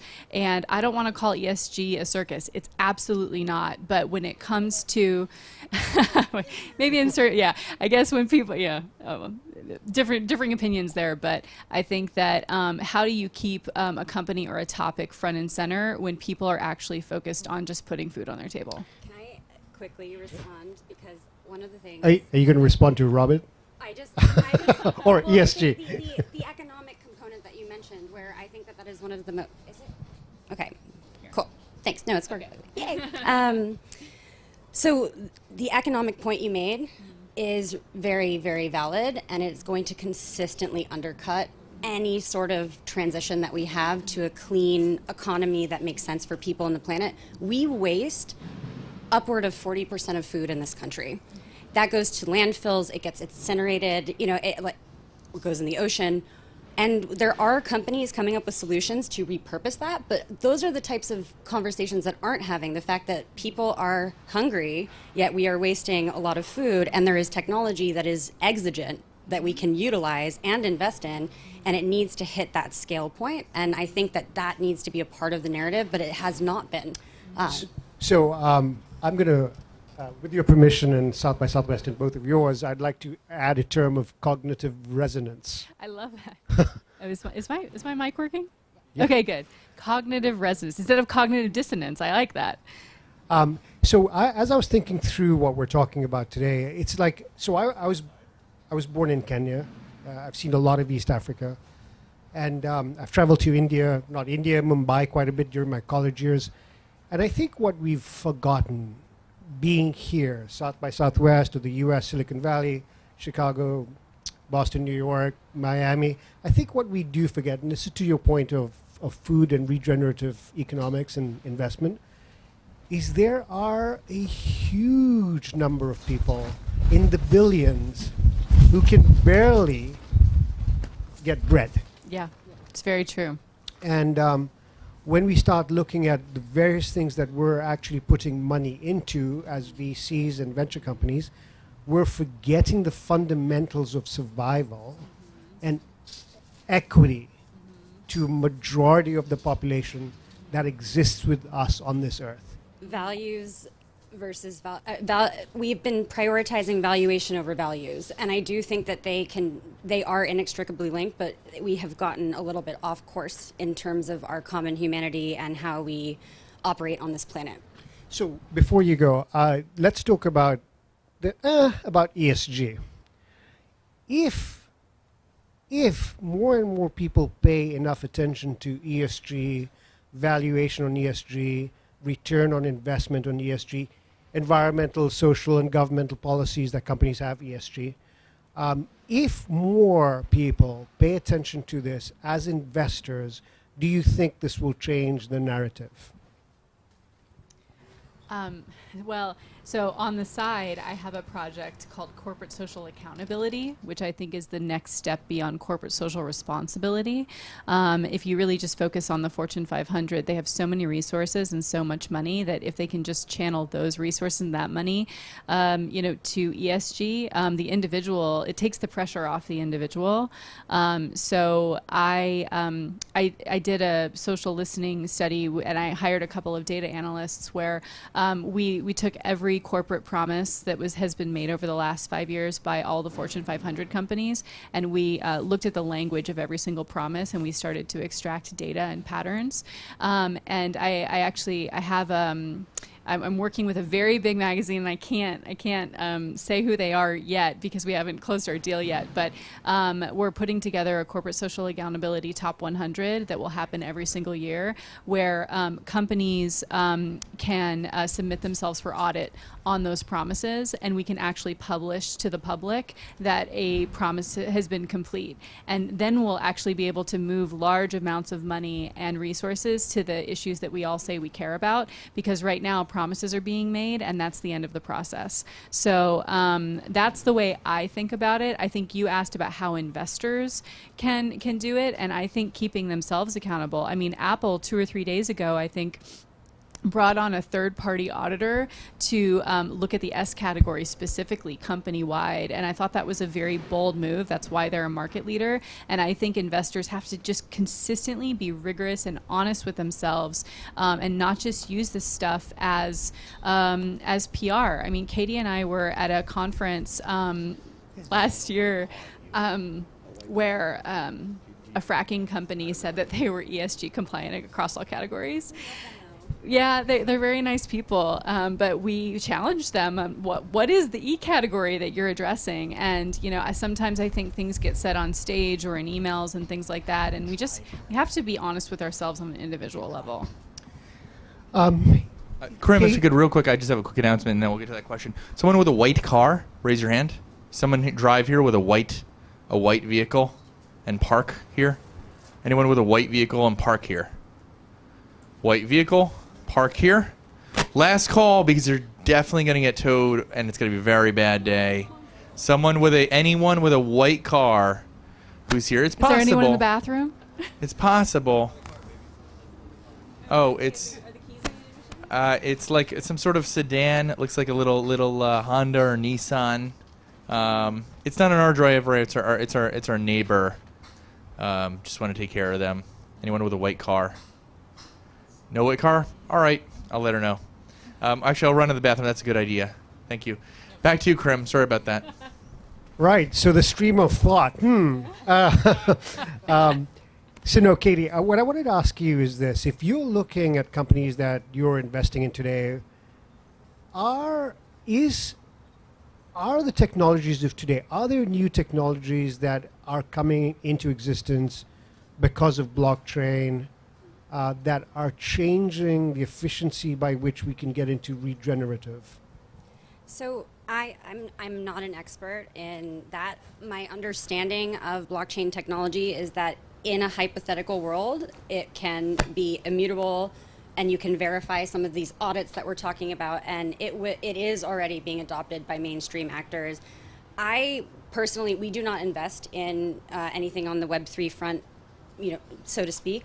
However, if it is possible to use these technologies to enable better verification, better transition of resources, then I think it's absolutely wonderful. We've seen some of that popping up, and I think that there's a lot of, I don't want to say hype in the space, but there's a lot of energy going into this space right now, and I'm not sure that it's not an underlying solution that I think is going to unlock our future. I actually think that we should look at nature and biomimicry and like the stuff that's happened for eons before us, and we should look to nature, not just the web.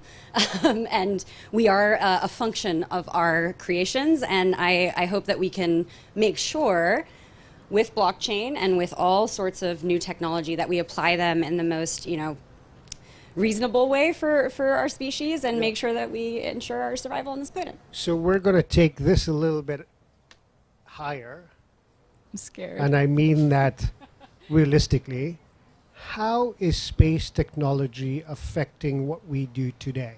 Is there too much diversification into space and not enough attention to world environments? Or is there a solution in space that affects what we do here today? Can I quickly just respond? Because I was hoping you were going to ask a space question.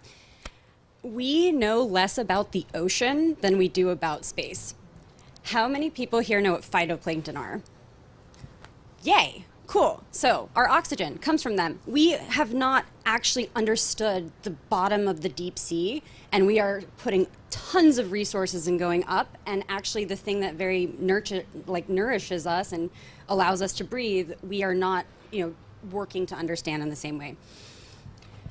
I think we should. It's a great answer. It's a great answer. The only thing I would add to it is that space is obviously limitless, but our human resources are not. And I think we could be repurposing that talent towards saving this planet, and it's not happening. And that's to say nothing of the money that's being spent.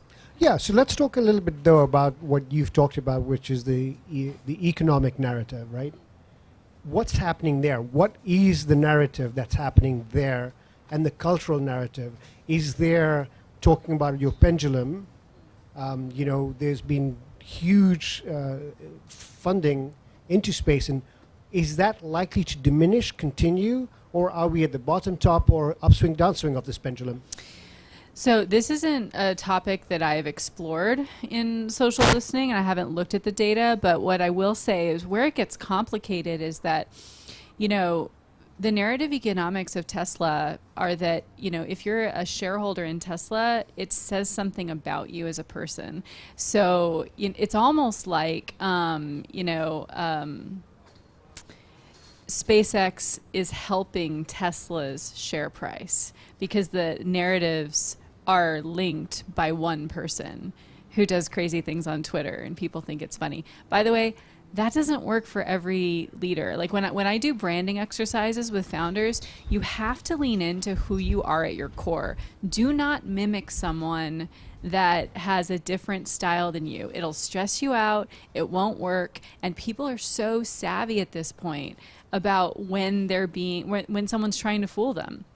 And so anyway, I don't think I can adequately answer your question, but I will say is that founders need to think about their narratives separate and apart from the narrative of their company, because they feed into each other and they can certainly help. I think that Elon Musk being like the ultimate entrepreneur and doing all these amazing things, it plays into the shareholder optics of his other companies, and that's just the reality that we live in right now. So going back to the theme, chaotic in this environment, investments, we look at Musk as someone that we pay attention to.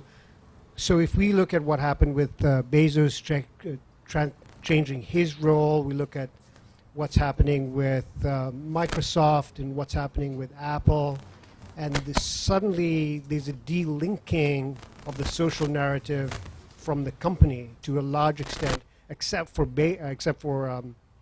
Tesla at the moment. Do you think that now, and you're shaking your head, and do you think now that the valuation of these companies are based more on fundamentals as opposed to and apart from the social narrative and attachment to character? All of those companies have incredible fundamentals, and I only want to work with companies that have the fundamentals at their base. So I have 3 or 4 different interviews that we go through a process, and the first one starts with, I need to see your data room. And then I call people like Katie or people like Tom, and I call other GPs who have in-depth knowledge, and I say are the fundamentals there? Because you can't build a solid narrative on a shaky foundation. So I think that if you know that you have a problem with your foundation, it's going to be very hard to build a narrative from there. Because even if you do a great job on the narrative side, it just catches up with you. To follow up with that, Katie, when you talk about your LPs, your investors into your fund, and you're talking about regenerative environments and protecting the environment and an economic environment, give us an idea of these investors. Who are they? Why do they do what they do? Yeah, that's a great question. So this is the first time that we've invested together, my fellow partners and I. So we have a lot of family offices and high net worth individuals that are backing the vision and also see the economics, because to your point, we have a very rigorous due diligence process, and making profit while also not sacrificing on the environmental economics is critical to us. So for the first fund, and I don't know anyone else out here, being an emerging manager, quote unquote, in that category, it is difficult, but getting it off the ground and working with our LPs has been amazing. And we've done it in a more distributed way. So instead of being perhaps a feeder for one large institution that is utilizing our fund perhaps to help build innovation, we are working with a lot of different individuals, a lot of different companies, and it's been really a pleasure because we see it as an ecosystem as well. So our LPs, our advisory network, everything that is a part of the kind of regenerative platform is helping us scale our mission, which is supporting founders and startups that are going to make profitable solutions that eliminate waste and pollution. If there's a burning question, we'll take one because we're there in time. Okay, we're done. So before we go away, no questions, we are live streaming. What is it that you want to say to the audience out there? What's your ask? It's not so much an ask, maybe it's a comment. I've really enjoyed being here. I think that the ecosystem that you put together, with Grit House has been really awesome. I've been jumping around and I just find the quality of the people here to be great. And I'm really excited about your Global Investor Conference. Wonderful, there you go. I'm going. You just sold one ticket, so yeah. On that note, I actually instead of making an ask, I just want to say a thank you to the team and everyone.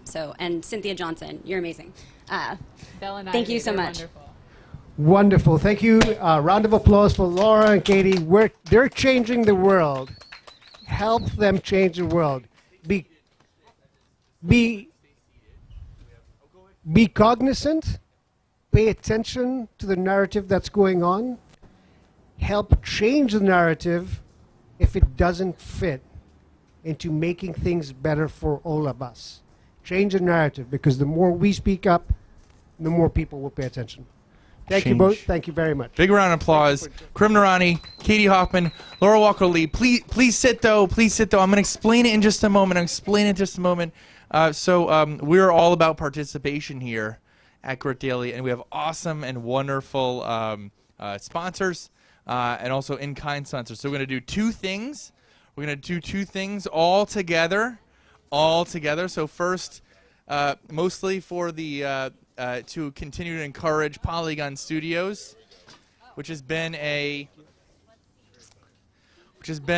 decade long. This is how movies are filmed, folks. You see those movies? You see like Budweiser and the cans pointed toward, like early 2000s films. The can is pointed, or the bottle is pointed right towards the camera. It's almost like to the point of absurdity. Well, we're going to take that to the next level in the territory of absurdist humor level marketing. Alejandro Gla, everyone. Top 3 Mexican NFT artists coming at us all the way up from Tulum just to see us demoing at Grit Daily House. So this is for Polygon Studios right now. This is for Polygon Studios. Good optics for Polygon Studios. Yes, diverse panels. I feel so lucky to have been chosen. This is for awesome. This task. This is awesome. And then when you're ready, you let us know, Alejandro, and then we'll move to our next brand, which will be Illy's Coffee. Illy said, "Hey, what are the best picks so far?" I feel like, wait, hold on. So, I feel like yes. we should be doing an action shot. Where We are. We are. We're well, literally we all were just going all to. smiling at the camera. I feel like we need to like make it a little more natural, maybe. No. No. I insist. That's not the way they want it. I insist. Okay. I insist. We are gonna have cans on our heads. We're gonna have cans in our hands. We're gonna pull a Jim Quick here. Wherever you want that can to be, just let it float freely. Let it float freely. And I'm gonna need a photographer. I know what we're doing. This is Okay. yes. Got yes. it. You It's got a to stay form of- absolutely still, right? Well, do you want to do one of those where we're Oh, never videotaping mind. like Ray Skimmerd or whatever, right? With I'm just gonna. the mannequin challenge. We should do the mannequin challenge. Who's up for the mannequin challenge? Cans in the air, not hands in the air. Cans in the air if you're up for the mannequin challenge. I see a lot of mannequin challengers. Chris, can you give us a little assist? And please, can you participate in Bing Bong? Come on over. What's your name? Damien. Damien, come join us. Big round of applause for Damien for joining us. For Damien. Let's get first Ozzy Barajas, our awesome bartender, is gonna get you a nice can. At least we got cold brew in cans. Illy Blend, it's called.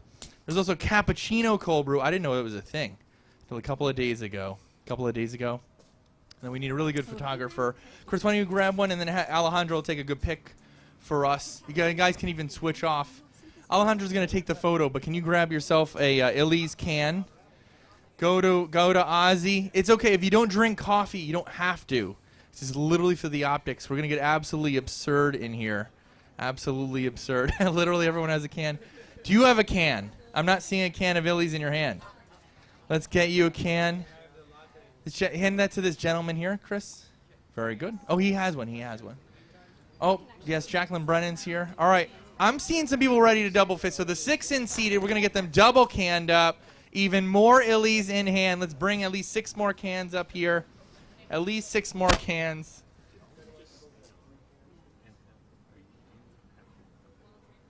At least 6 more cans. Let's keep it flowing. Keep the Illy's flowing.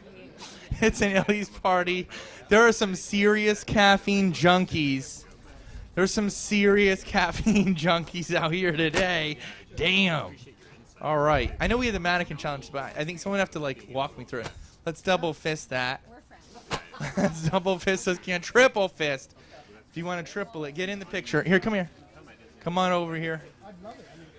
All right, let's start this party. So, are you ready, Alejandro? Yeah. To just shoot away this Illy's party. You get some like close-ups. Ozzy, come join us with the double fist, triple, quadruple if you want. Just go quadruple. Right. Go No, quadruple. I'm ready. I'm posing now. right here to Illy's for sending us products. Cheers. Oh yeah, here we are. It's a can giant. I am too. The capitalists and their cappuccinos. So capitalist. You have a mic. You can talk too if you want. We can talk. We can. Well, I am. You don't have to. I'm not going to force you to drink. You can just hold it. If you're not. We can do the Jim Quick. Who remembers the Jim Quick? What's this? I've never heard of that. Jim Quick? Jim Quick. That is this one's blueberries. This one's. This is avocado. Avocado. Yes. Jim Quick memory lesson. Okay. How do you Memory lesson. remember- Everyone, just pay attention to Karim. How do you remember the 10 good things that are good for you? Yes. That what you put into your body, that helps your mind, right? Avocado. On your head, avocado. Shoulder, which is the green stuff like the kale and salad. On your shoulder. Nose is blueberries. Mouth is broccoli. Broccoli for the Imagine a big slice of broccoli. Uh-huh. The belly is. We'd love that to happen. You got shoulders. Shoulders, we did that. We did that. Lettuce, but then collar. Collar is fish. It's not ice cream. No, Okay. it's fish. I think it was sushi, salmon sushi, which was questionable to me. That was And then the belly is walnuts. walnuts, And this is dark chocolate. dark chocolate. So those All are the right. 10 food groups. Remember where you are at. Let's do a quiz. Yes. See if Let's they do a remember. quiz. Okay. Okay. What was the shoulder? Greens. There you go. Tequila. It's tequila. What was the mouth? That's a plant that counts. Mouth. Mouth is broccoli. Broccoli. Broccoli. Well done. Where It's a little redundant. It's a cruciferous vegetable. I feel like we could split hairs with him here. Just keep going. No, I'm entertained by this. Correct. Yeah. Throat. What was the throat? That was a thing? Eggs. Oh, eggs. You didn't say eggs. eggs before. It was We missed that one. We missed that one. Eggs. Eggs. So those are the 10 food groups that are important to you, what you put in. But none of them are coffee. I'll do a walking. No, there's no coffee in that. Okay. Well, this is great. Yeah, thank you so much. Are we good, Jordan? There was one. There's just one question, and then we'll disband. Unless we're doing we still doing the mannequin challenge? One of y'all's got to walk me through it. One of us just like abhors it. I heard. I hope not. That's what I heard. I hope not. But I just have one question. You have one question, Richard. Ready? I'm gonna hand this to you. A lot of questions. Great talk, and it's amazing. Transformative companies that really can make a huge difference in society, not even for our generation, but future generations. One of my questions is, how much do you believe that the companies, especially the big Fortune 500, 1,000 companies, truly believe in ESG and making an environmental and sustainable impact? I randomly wrote an article one time, and I found it so intriguing that Apple and some of these bigger companies talk the talk, but they didn't walk the walk. I wanted to know your firsthand experience, what your thoughts are. I have a controversial response. No, I can. It's okay. I go on record saying stuff like this.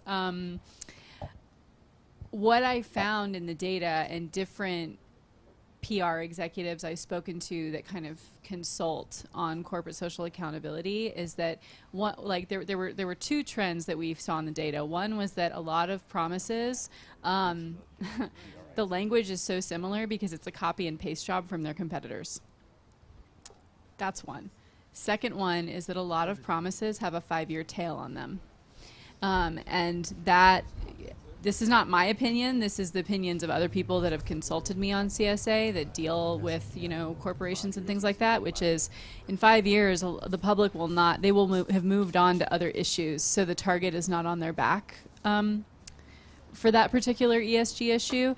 And the other one is that you can also do retroactive accounting, where in 5 years it's like, oh yeah, well, we're just gonna figure out what money we would have spent already, and we're just gonna put the ESG tag on it to have fulfilled that promise.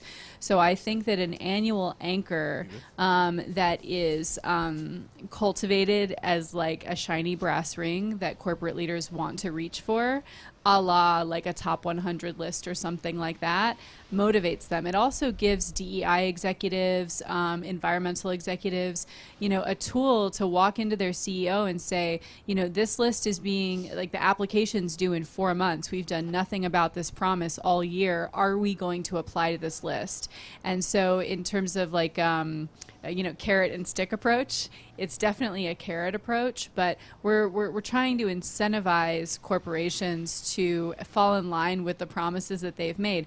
And the other thing about CSA is, like, we're not holding corporations accountable to what we think our standards of the world are. We're only holding them accountable to the promises that they've publicly set for themselves. And that is a very fair thing to do in society. So to answer your question, I think they care when they make the promise and they just forget, Can I would add that I think there's somewhat of a principal agent problem outside of the marketing component of this. I think that there are a lot of people within companies, employees, that want to implement these solutions, and oftentimes they are stymied within the current structure, to the points that you were just making.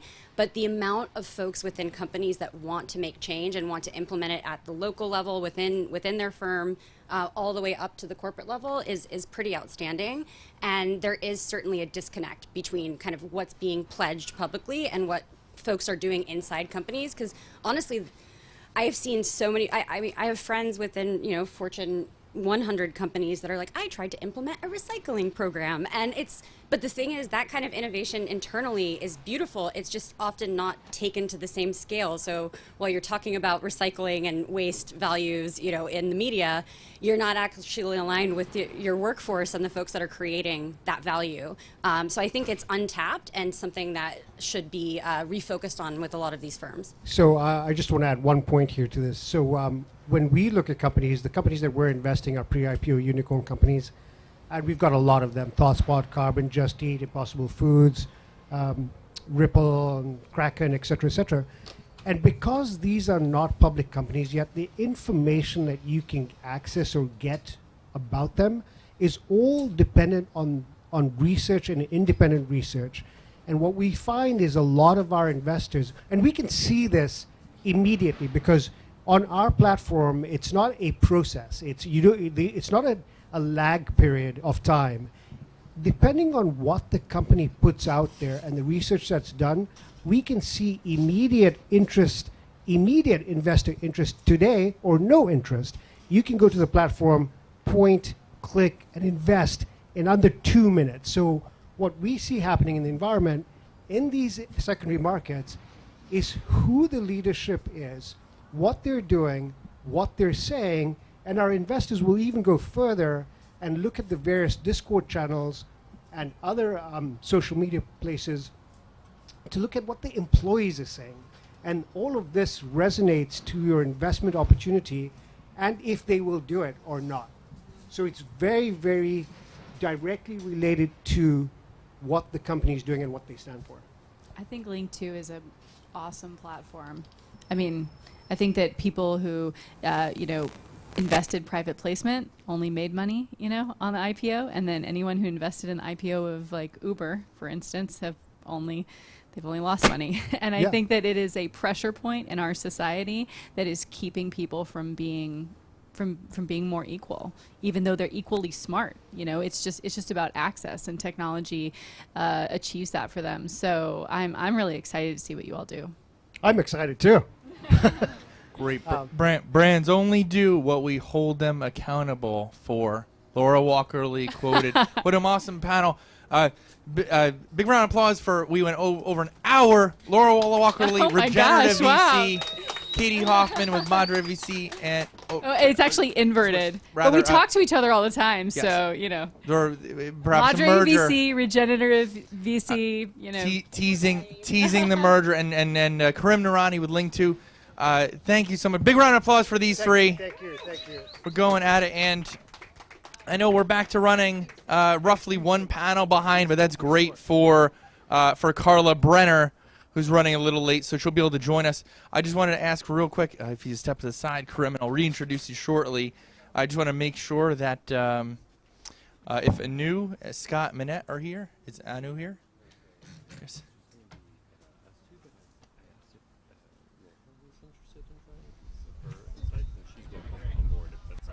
Well, we could combo this with, we could do a quick fireside chat with you.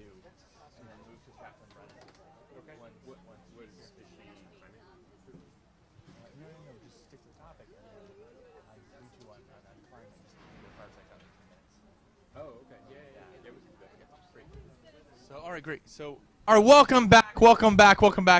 For the uninitiated, I'm Jordan French, executive editor at Grit Daily, the news outlet based in New York that's covered over 8,000 startups and won awards for its coverage. Equally known for events, our flagship event, he is right here during South by Southwest. Some of the best content other people say, and I don't argue with them when they say that, during South by Southwest is right here at Grit Daily House. Next panel, we're going to truncate into a fireside chat in the interest of time, respectful in that way. And include Karim Noorani, again, who's been popular figure here today at Grit Daily House, along with Jonathan Looney from Delta Wave Energy to talk on all things climate. This is the year investors and businesses put big bets on climate, title of the topic. So let me get Karim right back up here. I hope you all enjoyed. No rest for the wicked. No rest for the wicked. We're going to be doing this all day. Can't wait. And should we get Laura back if she's still here? Well, we're going to do a fireside chat and then roll in because Carla will walk in and have Jacqueline Brenner. Yep. So I'm going to turn it right back over to you, and hope you all had fun marketing this to Illy's, holding coffee cans, even those of you who never thought you would. We stay away from caffeine. This was the closest some of you. We'll get to it. That said, don't worry. Those metal cans are not osmotic. You didn't absorb any in that way. At least we don't think so. Beyond that, again, big shout out to one of our other sponsors, Polygon Studios, has been sharing our content all day. One of those tweets got like 1,800 shares, and Link2's mentioned in it. So that's called pirate marketing, which is what we do here at Grit Daily House, is pirate marketing. Sort of piggyback on others riding the galleon. That is Grit Daily House. So I'm going to turn this over to you, Karim, to invite up Delta Wave Energy Jonathan Looney and convert this into a fireside Jonathan chat. Looney, join us from Delta Wave. This is going to be Take a fireside chat. Jordan, thank you so much. Thank you, Grit Daily House. Thank you for this awesome opportunity. It's been great today. It's South by Southwest. It's sunny. It's beautiful. The last 4 days has been dreary, but getting better every day. It's even better now with Jonathan Looney here. We were originally programmed for the 11th. We had the whole team here, the investors, back-end software developers, and various other people, but they had to fly out. But I have the pleasure of having Jonathan Looney here today, and it's an important topic. It's all about climate change, and we're in Texas, so what's happening with the oil and gas industry, and how are we changing that, and what the future looks like. Jonathan, I'm going to let you introduce yourself a little bit, and then I will have some questions that may be a little bit difficult. I hope you're okay with that. Oh, sure. I'm Jonathan Looney. I'm one of the co-founders of Delta Wave. It's what we're calling an energy operating system, and it is essentially coalescing all the new technologies that have been coming out, some of it Web3, but some of it AI, data analytics, and rethinking how the supply chain and operational layers of energy companies are operating. And, you know, I really enjoyed hearing the conversations that you guys just had. I think that's a huge part of what we're building, and I'd love to talk about what Delta Wave is doing for the environment. So I think the term to remember is Delta Wave OS, which is an operating system. I've had the fortune of spending some time with the executives of both the founders, executives, and the funders of this company. So I'm going to put a little bit into perspective for everybody who's new to this space. It's the stitching together of technologies such as blockchain, IoT, data, the crypto digital asset environment. So it touches everything from well to consumer. It starts with how are you digging, how are you extracting, what are you measuring, what does the supply look like, and then taking all of these aspects and stitching them together. So in a nutshell, that's sort of what you do.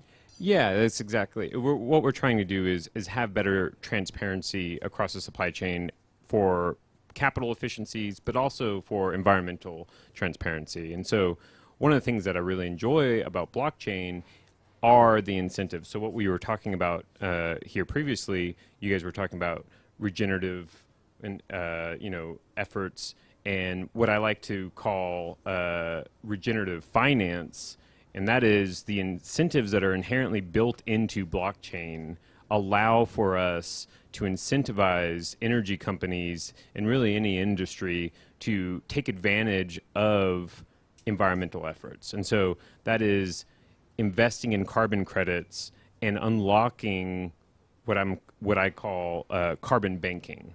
So if you think about it, right now there's disparate carbon credits. They're kind of illiquid because of the variety of quality of them. And so there's a lack of transparency. But if we can provide transparent, chain of custody around those projects, energy companies reduce their kind of greenwashing, claims. There's a lot of issues. Let's talk about something that we can sink our teeth into. Practical applications. Give us some ideas of what. Take an oil and gas company today. Implementing Delta OS, what will that do in terms of everything?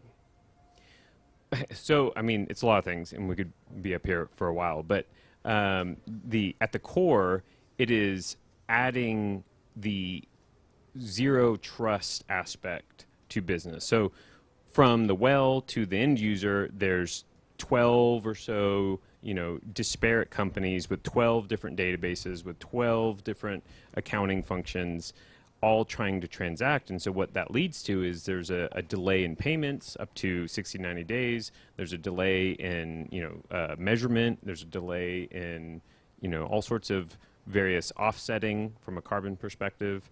And so by unifying that on the blockchain and running it through our OS, it will allow for that smooth capital efficiency and have streaming real-time payments based on the meter data. So understanding that you create efficiencies in both terms of data, measurement, carbon credits, banking, so finance, before you put all of this together, right, and showed value to a oil and gas company. Yeah. Before this, when you went to an oil and gas company, how concerned were they about the environment? Well, so, and I might get in trouble for this, but what I like to call it is weaponized capitalism. And so, if you think about their efforts, I think the previous panel did a great job, is at the end of the day, it comes down to incentives and business uses. So if we can create incentives by way of rewarding them for purchasing carbon credits and by rewarding them for offsetting their assets, I think there's a lot of power to that.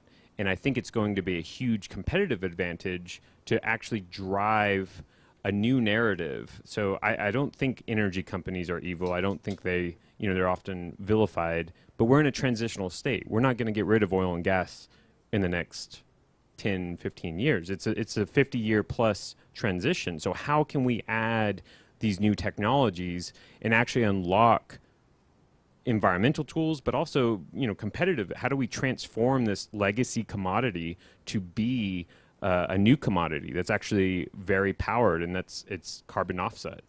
And so we're actually partnering with actually Polygon and our partners like ClimaDAO, who they are building a reserve bank of carbon credits. And so they are essentially sucking up all of the carbon credits that we have on chain and vaulting them away, and in return providing a new currency. So if we think about the dollar and the gold standard, that dollar was backed by gold, and this Clima token is going to be backed by this vault of carbon credits that we are providing.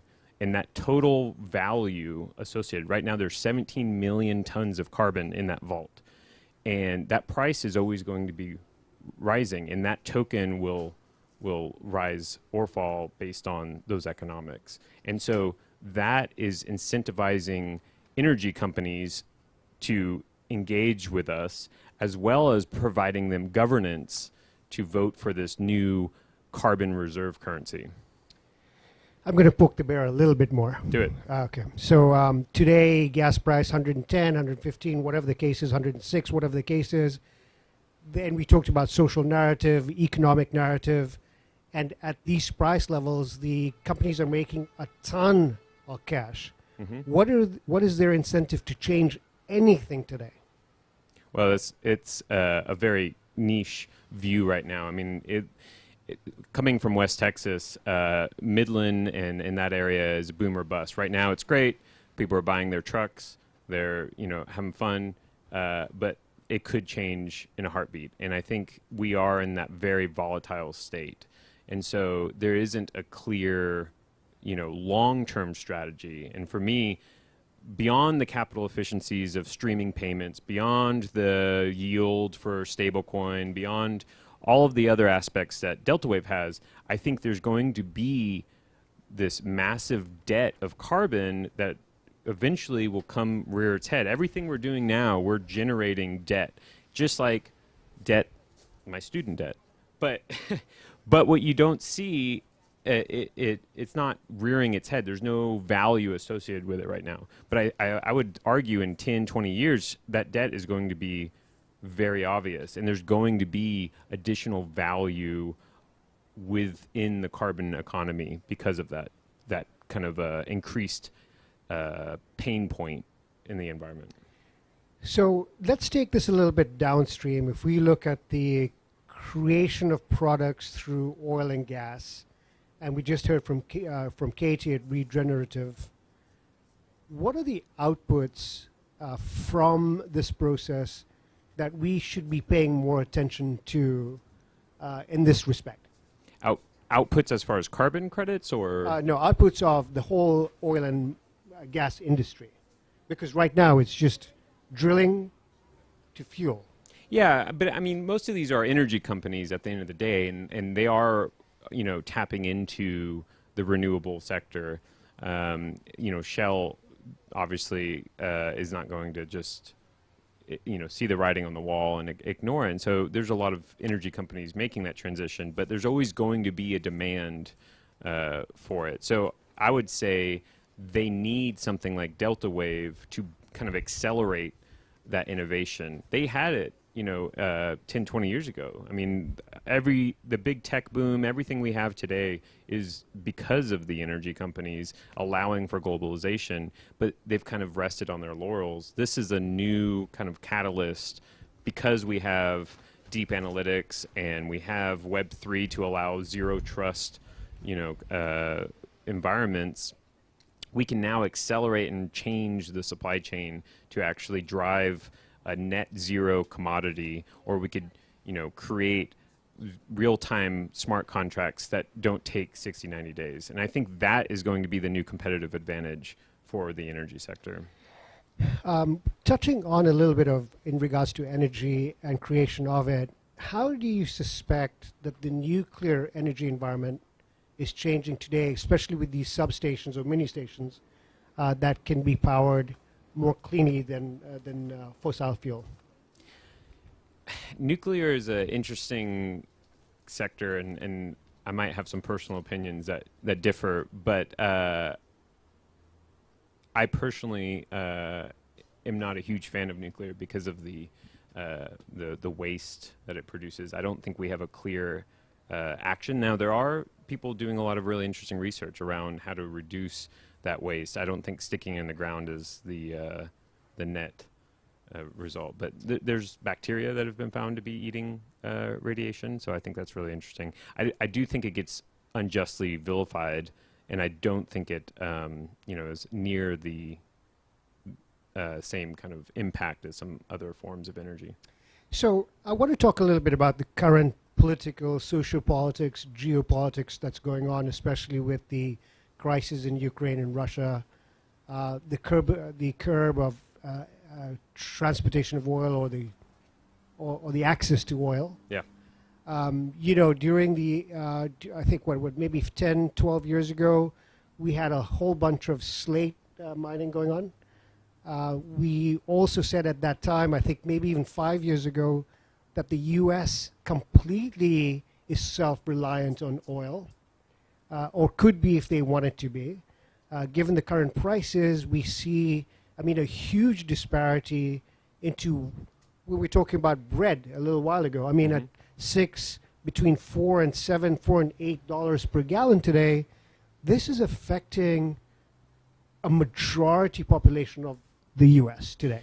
Yeah, and I think that's why it's critical that the energy sector adopts something like Delta Wave or some form of regenerative finance, because it allows them a seat at the table to govern this next kind of evolution, which has such a huge trickle-down approach. So the actions that they do, whether it's creating new commodities that are, net zero, but that's going to change pricing and cars. There's a lot of knock-on effects for industry. So here's what I'm going to do is I'm going to ask Laura and Katie to come back. Do you have a moment to come back? No, for sure. I'm going to step off stage. I want you to have this conversation with Jonathan. Come on. Because I do like what they're doing, and I appreciate the efforts that's going on here, but really get into it and dig into him because he's an expert with oil and gas. There's a lot of conflict here. There's a lot of social political environments that's going on. Take the opportunity and let's make this dramatic in reality, because you know more than I do. Is this Jerry Springer? I don't know that I do. Oh my gosh, and I like you, Jonathan. Well, I don't know that I want to do this to you. But I think what you were talking about, having that dashboard of accountability, I think is really important. That's something that our ESG platform has is, it has a clear chain of custody, so there isn't the greenwashing as long as they are through and through and reporting, but that's something that Delta Wave ensures. But it has that leadership role. It has the ranking, so it incentivizes these companies to address that PR like you were talking about. I was in the other room for just a minute. Can you just explain in like a minute or two, like how does Delta Wave work? What is the nuts and bolts of Delta Wave that achieves what you just described? So the biggest issue for clear ESG reporting, carbon credit offsetting, it all comes down to data. And so by integrating at the meter level and understanding and kind of taking over the transactional level of all of this gas, for instance, natural gas has 9 different types: butane, methane, propane. And what we're doing is we've created a methodology to understand the carbon footprint of what's going through the pipeline, and then we kind of have a larger life cycle assessment for the entire supply chain at each of our partners. But how do we get all that data? Well, we start by targeting the commercial agreements. And so by incentivizing them through blockchain technology, we can have streaming payments, capital efficiency. They love all of that, but we get the data, and that data allows us to then go and have a clear ESG platform with clear footprint knowledge, and we will actually be minting a debt token to each party per transaction that is public on Polygon, and they will be held accountable for that. In return, they have a clear platform to actually do good.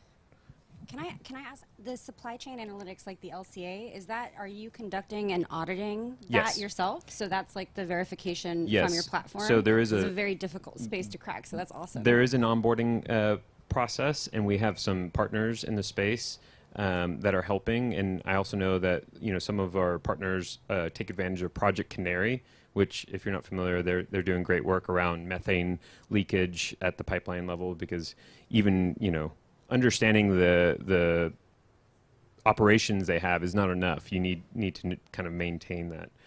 But right now it is hard. There's not you need kind of a ballpark figure. And so we would rather kind of overshoot that ballpark for the operations than under. Is it completely self-reporting, or is there a third party involved in collecting this data and reporting? So it's two things. It's Delta Wave as being the neutral third party. We're not backed by oil and gas. I mean, they are our users, but by being the neutral party, we actually allow for that frictionless environment. So the midstream trusts us, the upstream trusts us. They don't trust each other inherently. Right now they have meters within inches of each other during the handoff, and there's rounding errors, and they fight about it in court. And they waste hundreds of thousands of dollars to save $100,000. And so our payment network and our data network is going to streamline that, but by that same efficiency, we're able to have a neutral understanding of all the data. And we do have some kind of watchdog partners that kind of keep us in check, so we're not just telling everyone, promise us that believe Like, us. who are those organizations and watchdogs? I'm only asking as I'm trying to put myself in the position of just a regular consumer. Sure. Yeah. So we're working with B0. They're a carbon rating group, and they also have a great team of chemical engineers and other kind of climate scientists that are helping us not only test our methodology, but also kind of ensure that it is accurate and we're not just making it up. And that's an international group, I would imagine? Yes, they are actually based in London. They provide a really nice rating service. So they actually rate all the carbon credits, like kind of debt And so they'll have AAA, AA, and they allow for you to understand. They have kind of a different methodology that lets you understand, is this more of a social impact? Is this more, just pure carbon offset? Mark Cuban, I believe, uses them as well. Who pays that what was it called? B0. B0. So how are they funded? Are they a nonprofit? Like, I'm trying to understand how are they a third party watchdog? They are a consulting agency, and I don't want to speak for them on behalf of them necessarily. We are just a customer that that we've hired them to build, but they are in the space doing this kind of work for all sorts of environmental companies. What do you find are the goals of the leaders inside these companies? How are they articulating their goals for the future? Because we know what everybody else says. So I feel like you're in a very unique position to talk about how they articulate their goals for the future. Yeah, I mean, the cynic in me says they just care about operational efficiency and return. And I think you guys were in the other room, but I like to call this weaponized capitalism, because what's driving this is that embedded aspect of carbon banking. And so by embedding incentives to efficiently buy carbon, they're going to have to buy it at some point in time. There's such a huge regulatory landscape. What we're doing is providing those on-chain incentives using DeFi or what we call refi, which is regenerative finance, and actually be kind of hedging this new carbon pricing. And they can actually buy carbon at any point in time, offset that, invest in these projects, but instead of just burning those carbon credits, they're actually able to have it on this larger DeFi ecosystem. So one thing I would ask is, from an offset perspective, do you verify the offsets yourselves to make sure that they're actually in fact regenerative? Because there's been a lot of challenges. I don't know if you know the REE DD that's been challenged.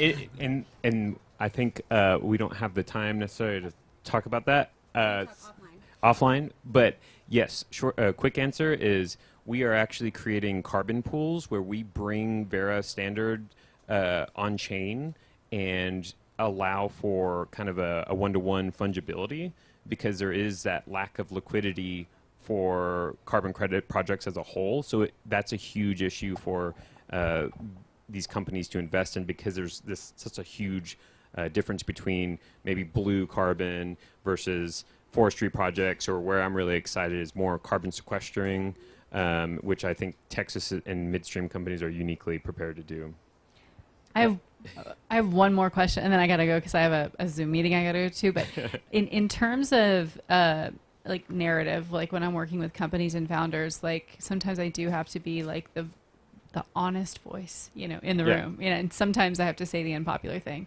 I feel like in terms of narrative, I think of, I don't know if you saw the speech that Obama gave a few years ago to a private group that went viral, which was about cancel culture and how young people are so focused on just canceling leaders and companies that they don't agree with. But life actually exists on a grayscale, and you have to get from point A to point B, right?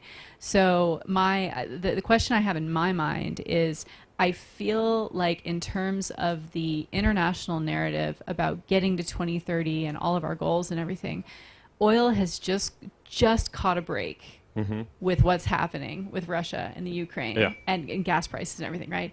So how I'm thinking about that, and I'm thinking about, like, the public might want to know, what are leaders thinking at these oil and gas companies? Like, are they truly on the same side of the table? Like, how can carbon credits be the thing that gets us all to agree on things? Because clearly we need to be dependent on oil at the moment. Oil is very expensive, so we're all kind of trying to exist together. But how can we both get to a place of harmony through what Delta Wave is doing and these carbon credits? That's a great question. So I'll try to answer it quickly, but essentially it's a competitive advantage. I think those companies that don't embrace this changing landscape are going to die out, either a slow attrition through, regulation when they're not able to pivot.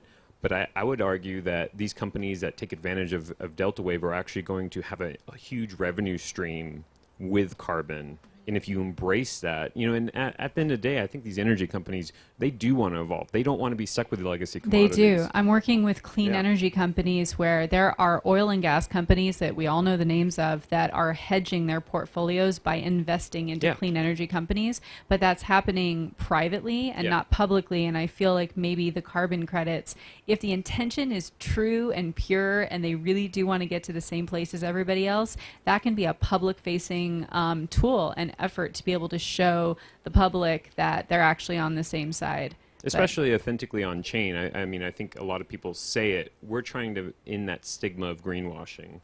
So we're bullish on oil and gas changing. All right. Well, we have more to talk about clearly. Okay. How'd I do? We tried to break him, but he didn't break. So well done. Thank you. Thank you so much. I appreciate it. Thank you. Thank you so much. Jonathan, thank you so much. It was wonderful. You stood up under pressure. Well done. Well done. So it's an operating. Look, it's never too late. We do look at oil and gas. We look at the climate environment. We look at the problems that we're having, the problems we're facing, the problems that we're likely to face in the future. It's one thing. We cannot do anything or try to do something. It's never too late to do something and to execute on that. So well done to Delta Wave and all your partners that are working on this. Again, now we'll take a break now. Thank you to Grit Daily House. Thank you to Jonathan. Thank you to Gordon. Thank you to all of you guys. Thank you. Take a break. Have a coffee. Bye.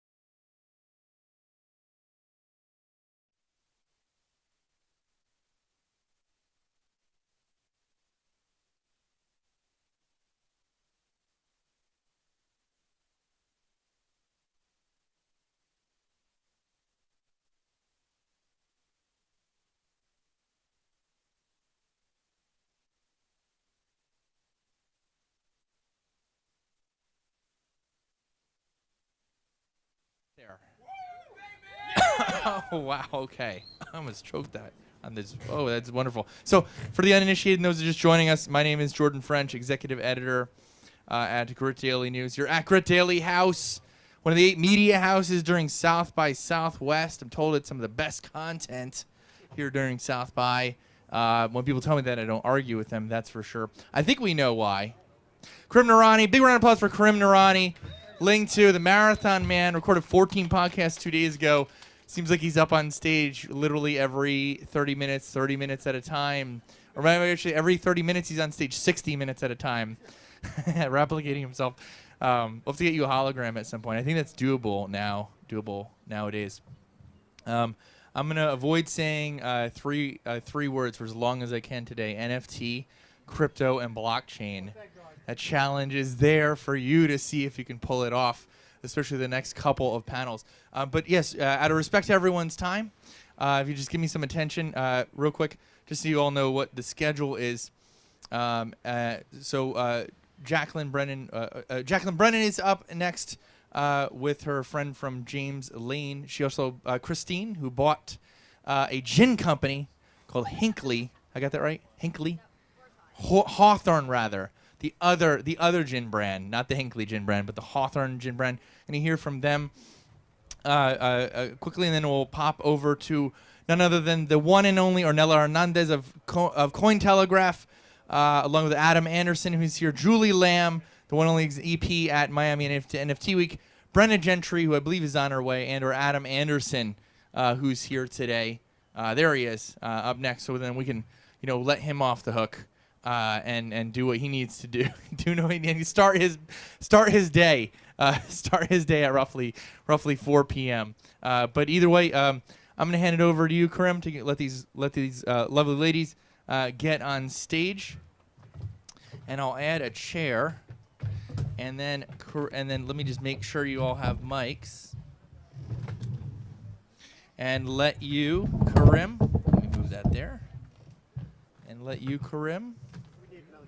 Oh, you're up next after this one. We could use that one. The case of the traveling chair. Christine. Case of the traveling All chair. right, give it up for Jordan. Grit Daily. Give it up, give it up, give it up, give it up. Thank you so much.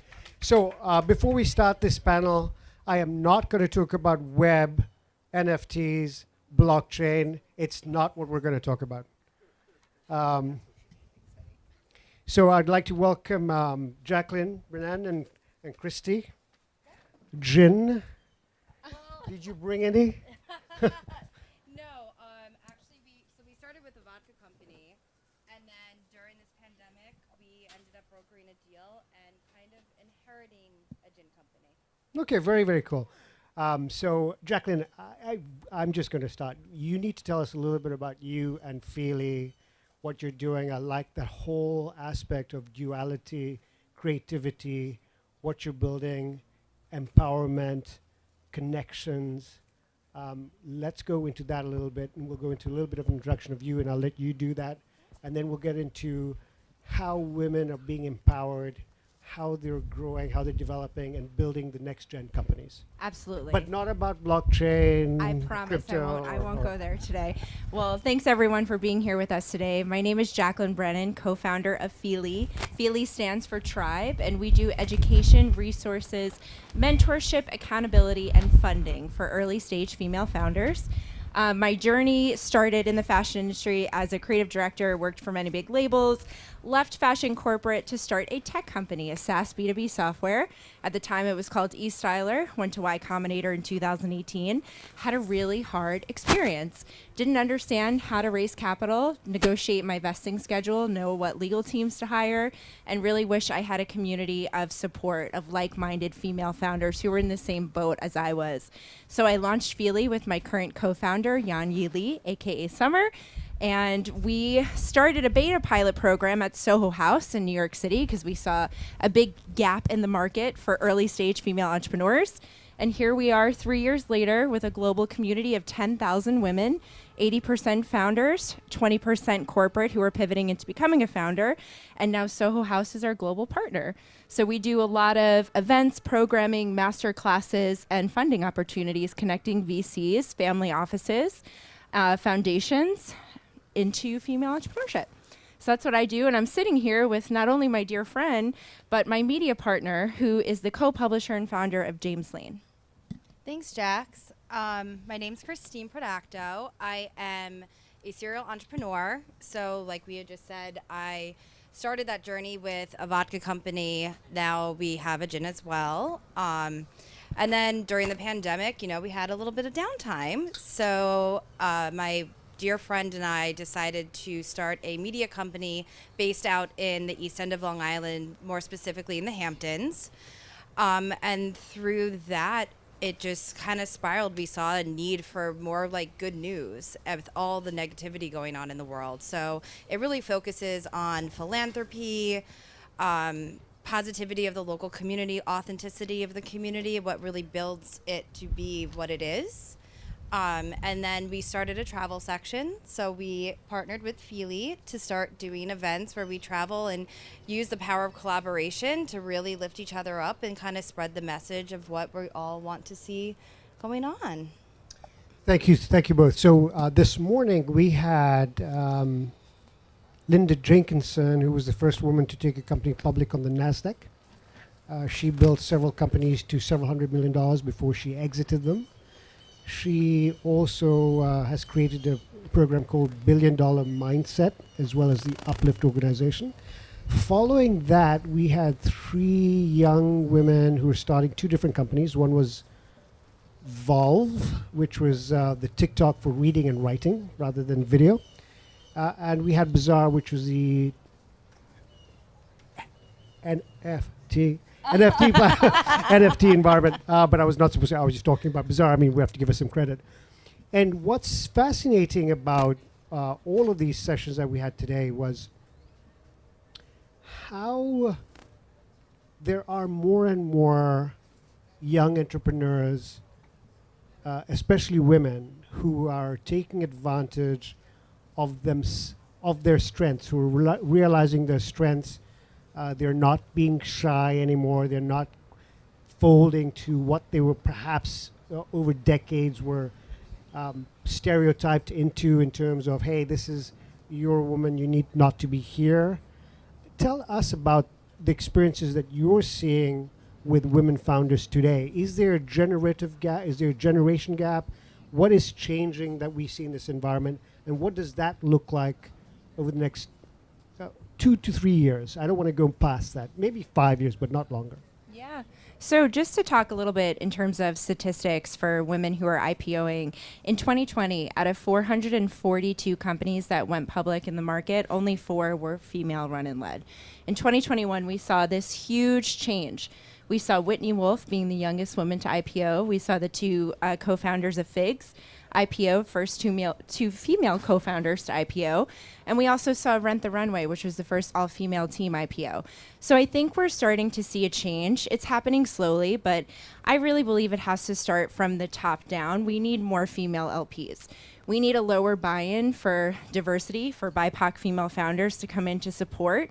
And I think we really need to focus on equipping women how to grow and scale and raise capital.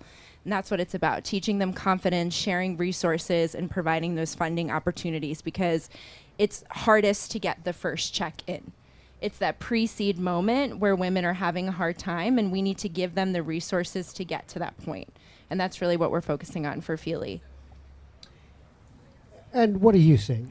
I think it's also exactly like what Jacqueline said. It's about how we can get more female that are at the top to really help and encourage and embrace the new generation of women coming into startups. It's really hard, and women, it's statistically stated that women don't get as much funding as men do. And, we need to help support each other and give exposure and, help with marketing, help them get them on their feet so that we can see more of a change. So here's a narrative. A narrative is, I'm not speaking from a personal response, but having seen what it takes to raise funding, both by women, men, young entrepreneurs, both in Silicon Valley and other parts of the U.S., across global environments as well. And the narrative is, as an investor, I'm more likely to fund males because they're aggressive. They don't hold back. They sort of sell a vision rather than a business.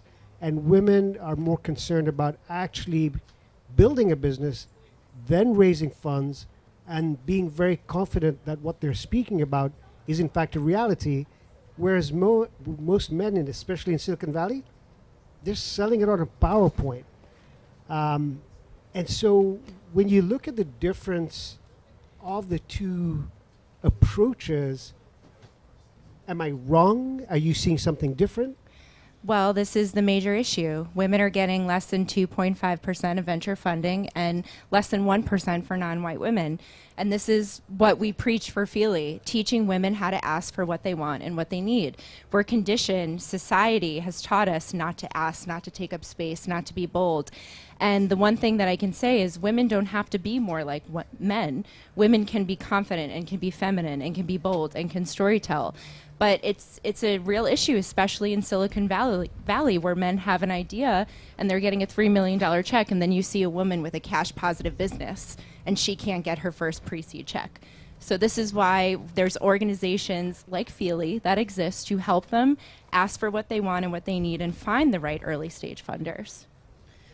And I also think that, you said before, like, men have more of an aggression to build, and they go, for women, if we were to act aggressive and stuff, we might be seen as emotional or unstable. But men can just be that way and it's fine. So there's this stigma and this, like, double standard of, which is why we have to have a more methodical approach to how we fundraise.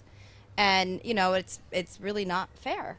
But that's why Feely exists and why, we working together to help create this organization and this community.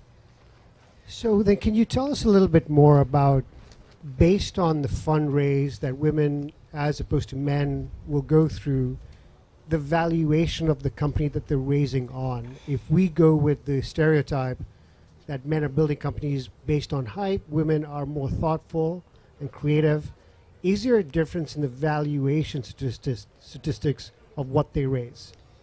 That's actually a really great question. When we're looking at our Feely community and we're looking at our women who are venture funded, I'm seeing valuation caps in the early stage between 10 and 20 million, which can be pretty low considering if you're looking at a large CPG brand or a tech company. I do believe that it's equipping women not only with the right legal team, but really walking them through the process of growth scale to get them to that point. Women undervalue themselves, and we have for a really long time. The number one thing that our women in our community struggle with is imposter syndrome. So it's learning how to conquer those fears. It's giving them the tools and resources and accountability, helping them build the right advisory boards, and introducing them to early stage funds who are actually doing this type of investing work. And it's sad to say, but most female-led funds, this fund size is much smaller than what we're seeing for regular funds. It shouldn't be, I can only raise from a female or a BIPOC fund. We're working on that changing as we're growing and we're developing and building our own internal investor matrix to be able to make these connections. Just even being here in South by, the amount of women that have come up to me and said, I am raising my pre-seed, can you help me? This is music to my ears. I'm like, yes, let's do it. Let's go through your deck. Let's see who I can connect you with. Let's make sure you're prepared to go. And I really think it's about asking for what we want, what we need, being confident on it, and really selling the business, selling the story, selling the passion. Men do that really well. Now we have to equip our female founders to do that. And as you were building your company, and then look, you're building a consumer product, right? Yep. Company. Yep. What was that journey like for you? It's still a journey. Unfortunately, there's a lot of people out there that just do not invest in alcohol. So, There is? yeah, a lot of people will not invest in alcohol, which is totally fine. It's kind of like a double struggle. So it's like you have this product, and listen, there are plenty of people who will, but you have this product, and just so you know, too, a big part of what I do is a lot of humanitarian work and philanthropy. So every drink you pour from my vodka feeds a hungry American. And now with the gin company that we just took on, every drink you pour will feed a vet, since the gin comes out of the UK. So, you know, we have a social impact culture that definitely helps sell the story, because it's all about storytelling, fundraising. You need to be able to not just have a good product, but like, why should I give you my money? Why should I invest in it? And, you know, it's hard because we get a lot of people that are like, that's really interesting. I love that, but I don't know. You know, I feel like I'd rather get a clear no or a clear yes instead of a like, I kind of feel bad not investing, but I don't invest in alcohol, so maybe? So actually, you lead to a really good point, which I want to pick up on here with you, Jacqueline. A clear no or clear yes, based not on the product, but on the woman founder. Well, first of all, the word no for me is just a starting point to negotiate. The word no doesn't hurt. I don't mind it. I can change that. It might be no today. It might be no in the next hour, but tomorrow might be yes. So being a founder, you really build resiliency and thick skin. You are told no over and over again, and you can't let it break you. I have a little notes section on my phone when I go through our own investor and pitch meetings. We're in the midst of closing our $1 million pre-seed now for Feely. And I look at someone like, you know, Melanie Perkins of Canva. She was told no over 178 times when she was raising, and now she's a self-made billionaire. So I remind myself those stories of resiliency where you just got to keep going, keep rolling with it, and no is just a starting point. So that's a good stat for anyone building a company. I would say you've heard 178 no's, right? She got 178 no's, and she's a self-made female billionaire. And if you look at the data statistics of all requests for funding, it's very rare that you will get the first significant round without going through 100 no's. Absolutely. Oh, yeah. Absolutely. And the word no doesn't hurt. It's just a starting point. Yes. And sometimes no, it's just, you know, a lot of people that I've talked to too, they just say, they're like, no, but then 6 months later, we'll start building out more, and then we're like, okay, we don't want to do a smaller check, we want to do a bigger check. But so get yourself to that evaluation. And you're like, okay, great, but right now I kind of need a little check. Yeah, no, absolutely. What I find is when people come to raise money and I may say no, or other investors may say no, and I always wait for the next question, which is why? Yes. Why not? Yeah, why? Why not? And I think we also have to get comfortable asking for why, because when we're getting feedback, that's how we learn, that's how we grow, that's how we improve. Even if it's a no, I always say, okay, well, why? Tell me why now. I want to know why it's no now, and then they'll tell me, and then I can work on improving it or hitting those milestones, getting to those markers, and then I'll circle back with them. Yeah, feedback is the best thing you can do, even though it's no. Usually, obviously, with mine, it's like, I don't invest in alcohol, and you're like, great. But yeah, asking the why and getting the feedback is only going to help you succeed in the long run as you fundraise. As you take, knocking on that door, getting in the first step is so important. Never take it emotionally, never take it negatively, because these are doors that that have been opened for you, and there's always a time to come back when the time is right. But let's go to this global environment that we're looking at, that you've started building 10,000 women globally that are engaged with Feely, developing, growing companies. Give us an idea of, in the global environment, do you see differences in the kinds of companies that they're building? That's the first question, and I'll go to the second question. So to answer your question, absolutely, yes. When we're looking at the U.S. landscape or even Canada, it's tech, marketing, CPG for female founders. When we're looking at China, we're opening our first cohort in Shanghai, China. We're looking mostly at tech. When we're looking at Europe, we're looking mostly at fashion and beauty. So we're definitely seeing a large change, and also the cultural perspective and mindset of raising capital and just like the entrepreneurship space globally in China is very different than what it is here in the U.S. So based on China tech, Europe fashion, North America CPG. Is this because of culture, education? Why are the differences? Yeah, I think it's a mix of all of the above. I really do. I think the US, we see a lot of diversity with our female founders because they simply have access to it. They're able to surround themselves with different advisors, investors, partners, collaborators. I think women in China, specifically in Shanghai. Shanghai was rated top 5 cities globally for female entrepreneurship. I think the new generation of female founders in Shanghai are really going to shake things up, and we're going to start to see a lot of growth in tech consumer products. Also in Europe, there's a big appetite for this there now. We're seeing a lot of creatives in Europe as well, journalists, writers, photographers, really skilled individuals, artisans who are looking to grow and scale their businesses as solo founders. One question more before I come to you is the cultural foundation that you see amongst women globally, is it different, similar? That's, the reasons why they don't do what they're not supposed to do. Yeah, so in the United States, I see female founders as being a little bit more bullish, being a little bit more confident, speaking up a little bit more. I think that will change in other environments, 100%. But we do see these cultural differences. But overall, Feely stands for tribe. We are a family. We are a community. We're already starting to do work in partnership collaborations with women in China who want to enter the U.S. market and vice versa. Founders from the United States who want to enter the Chinese market. My co-founder is from China. Yan Yi, she goes by Summer. So just even having this, global partnership with my co-founder as going to be boots on the ground and being in China to be able to do this type of work together. If there's any way that we can bridge these two countries, it's definitely through women. That I can say. The power of collaboration is real, y'all. And what was the biggest challenge you had in starting your company? And how did you overcome that? I think, going to the CPG side of one of my companies, it was more of like we had this concept, we created it, but none of us knew anything about the field in which we were going into. So none of us come from the alcohol space. It just was like, we're going to do this and just see what happens.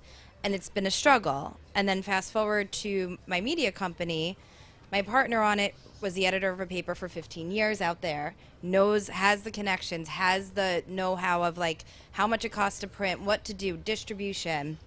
And it was so much easier. So finding the right partnership. Finding the right partner. Okay, very it's cool. really about finding that. We are on live stream, South by Southwest, here at Grit Daily House. If there is a call out or a comment you want to make to the audience today, what would it be?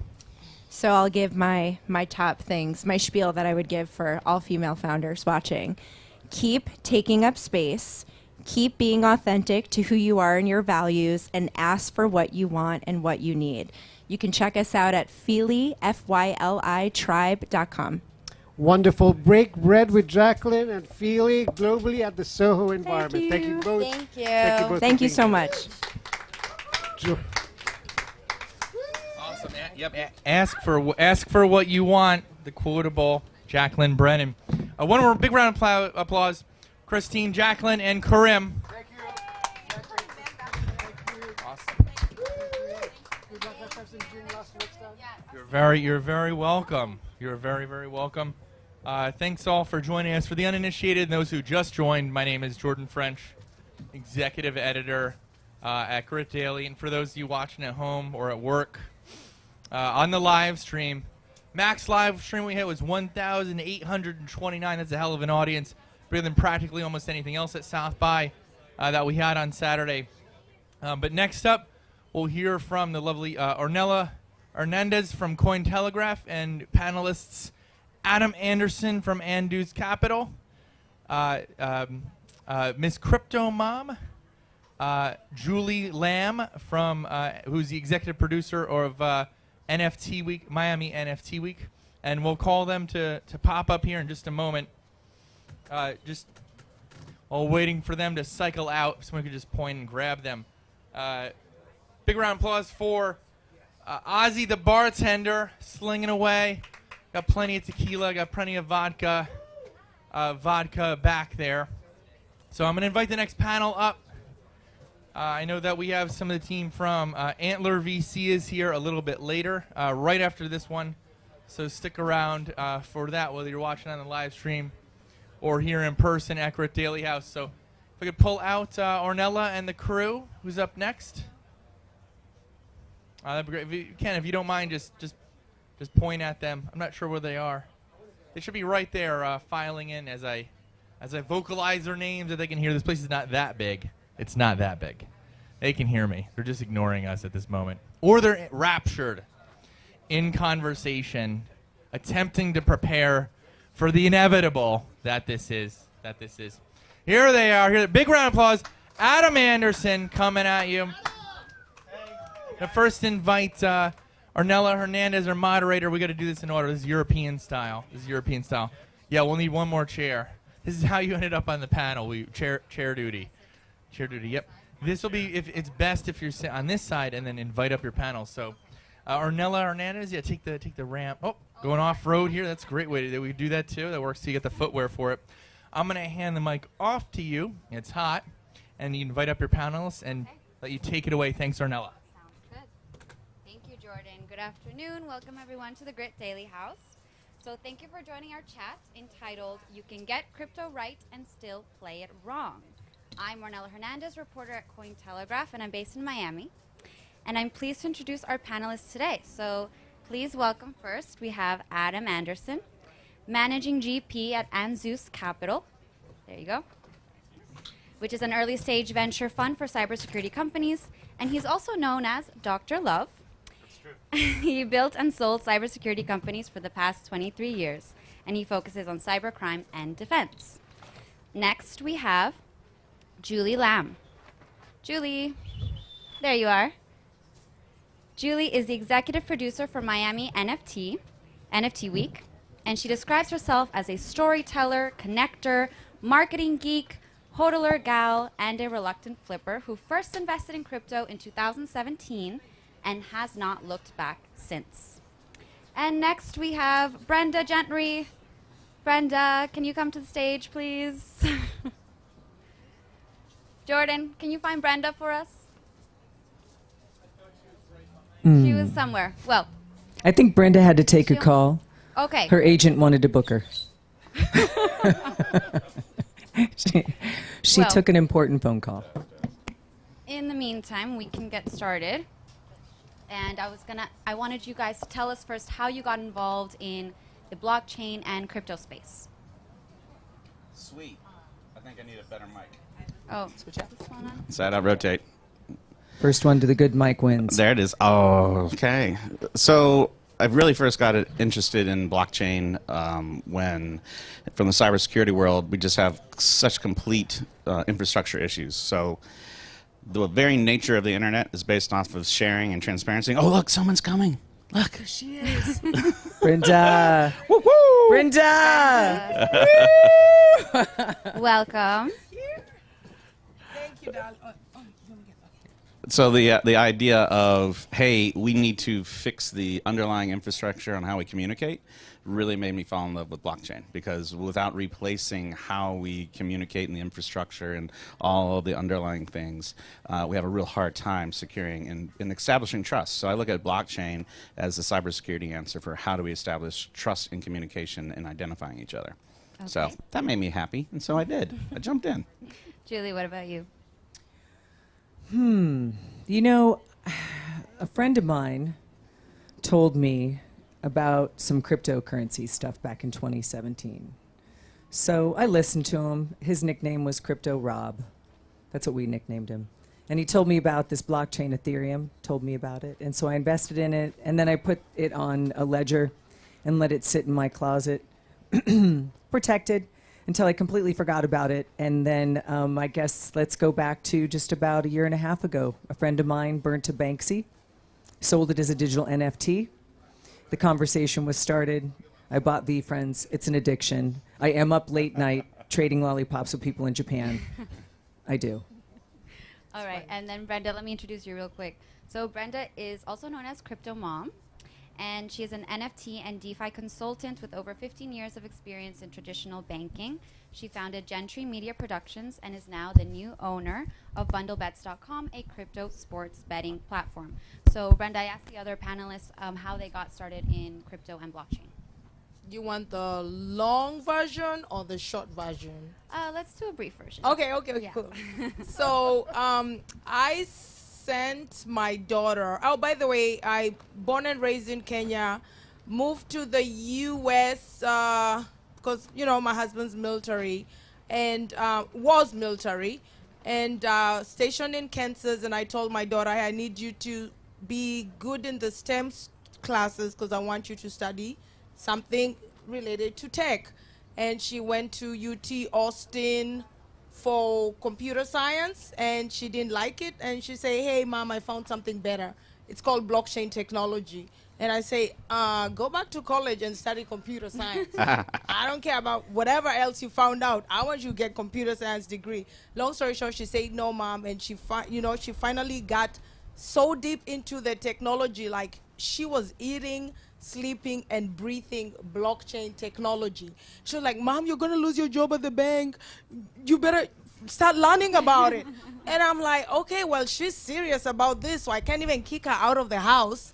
I got to make sure that this girl has a roof under her head so she can tell me all about blockchain technology. So that's how I got involved, because my daughter was so passionate about it. Okay, yeah, sometimes us children know what we're talking about. Oh, that's so nice. I love it. And now we're like all friends on social media. Isn't I that know, funny? right? You're totally responsible for so much of what's happening on this panel today. So, Brenda, how would you explain the differences between traditional finance and DeFi, decentralized finance? That's a good one. So I spent about 15, it's 16, last year was 16 years in traditional banking.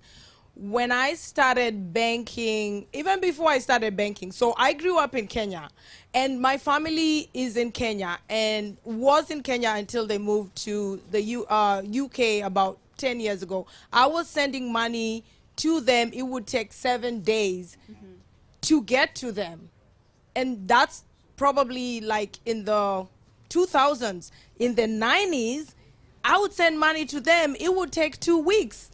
And then the mailman would figure out how to get my, like when I used to like early, mid-90s, when I send money to my parents, the mailman figured out, oh, she puts money in an envelope, so some money never got to them. Right.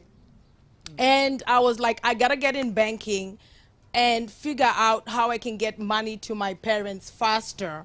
And when I did, I started, I got in the bank from, ground level, and I worked my way up. And I knew that the system was so outdated. Everything about traditional finance is since the early 1900s. It needs a total overhaul. I mean, the systems needed upgrading. And when my daughter told me about blockchain technology, I was like, well, how can I send money to grandpa without using a bank? Like, that's how I thought. I was thinking, is there another way I can do this without a middleman? And she said, Mom, we're going to set up grandpa with a wallet, and all you have to do is send Ethereum, and grandpa can then put it in. I said, no, it can't be that easy. I was like, wait, what? So I've been taking all this time doing all this, and some genius somewhere has, I know you, I love to talk. I need to cut it short. But anyway, yeah, so that, for me, it was day and night. Being the custodian of my own money, having to, I decide what I'm going to do with my money. The bank, the money that I put in the bank is not my money. It belongs to the bank. You all saw 2020 when happened. Right. We were all running to get our money, and the most you could get was 10K. I'm like, I need more than that because I want to buy Bitcoin. And they're like, no, we can't all take money out. So that's the difference to me, in my way. Okay, and Julie, what about you? I know you also made the switch to DeFi. I don't know that it's a complete, or, right? It's an and. For me, it's a way that we can reconnect again. It's just a simpler, faster way for me to get to artists that I want to support, friends that have businesses that accept it, or learn more about having families communicate with each other. So that's I won't go all in on anything except for really the in real life connections that I have with each one of us. That's what I go all in on. All this other stuff is just a highway to get there so we can connect more. Okay. And of course, with these DeFi applications and blockchain, there's also risks involved. So Adam, can you speak to what some of those risks that your company is mitigating for if blockchain is supposedly so secure? Right. Well, it goes right back to what we just said. The whole reason we're doing this is for connections and trust and building relationships. And because we're all amazing human beings who have super big hearts and we're very, very trusting, that means we're also really, really vulnerable to being manipulated by cyber criminals or be manipulated through technology. So the underlying technology of how all of this stuff works and as it's continuously being developed is super exciting. But if we don't pay attention to the human side of it, of the human-based security, then what we're doing is we're going to make a whole bunch of money and we're going to have a whole bunch of connections and then people are going to be taken advantage of. And that is where the risk is coming from a security point of view, is social engineering of people who are doing well inside of this space. Okay. And being here at South by Southwest, we've seen a lot of billboards and marketing promotions for blockchain companies, crypto companies, and NFTs in particular. What do you guys think about that? Like, how do we handle the hype and really discern what the utility behind all of this technology? Anybody can take it. You really bring up a good point. I think what we have to do on our daily basis is root in our value system. My value system is kindergarten rules. Your word's your bond, and social currency is worth more than any amount of money. And as a community, when we feel that and we see a marketing message, we can say, am I going to look up that NFT because it looks interesting to me, and you go check it out because it intrigued you. But because you're part of community, you might now have a bit more of a sensitive palate and say, you know, something about that just doesn't look right. Or I don't know, I want to see, I want the people who are part of this to be doxxed. I want to see who's behind this. I want to see what communities they're part of or charities they give back to or what's their mission statement. These are things that when you go on the playground and I meet you, you know that that's already where I'm coming from. It's a visceral feeling. So when we see these advertising, I look at it, again, it's an and. That person who made that advertising on that billboard is going to feed some families.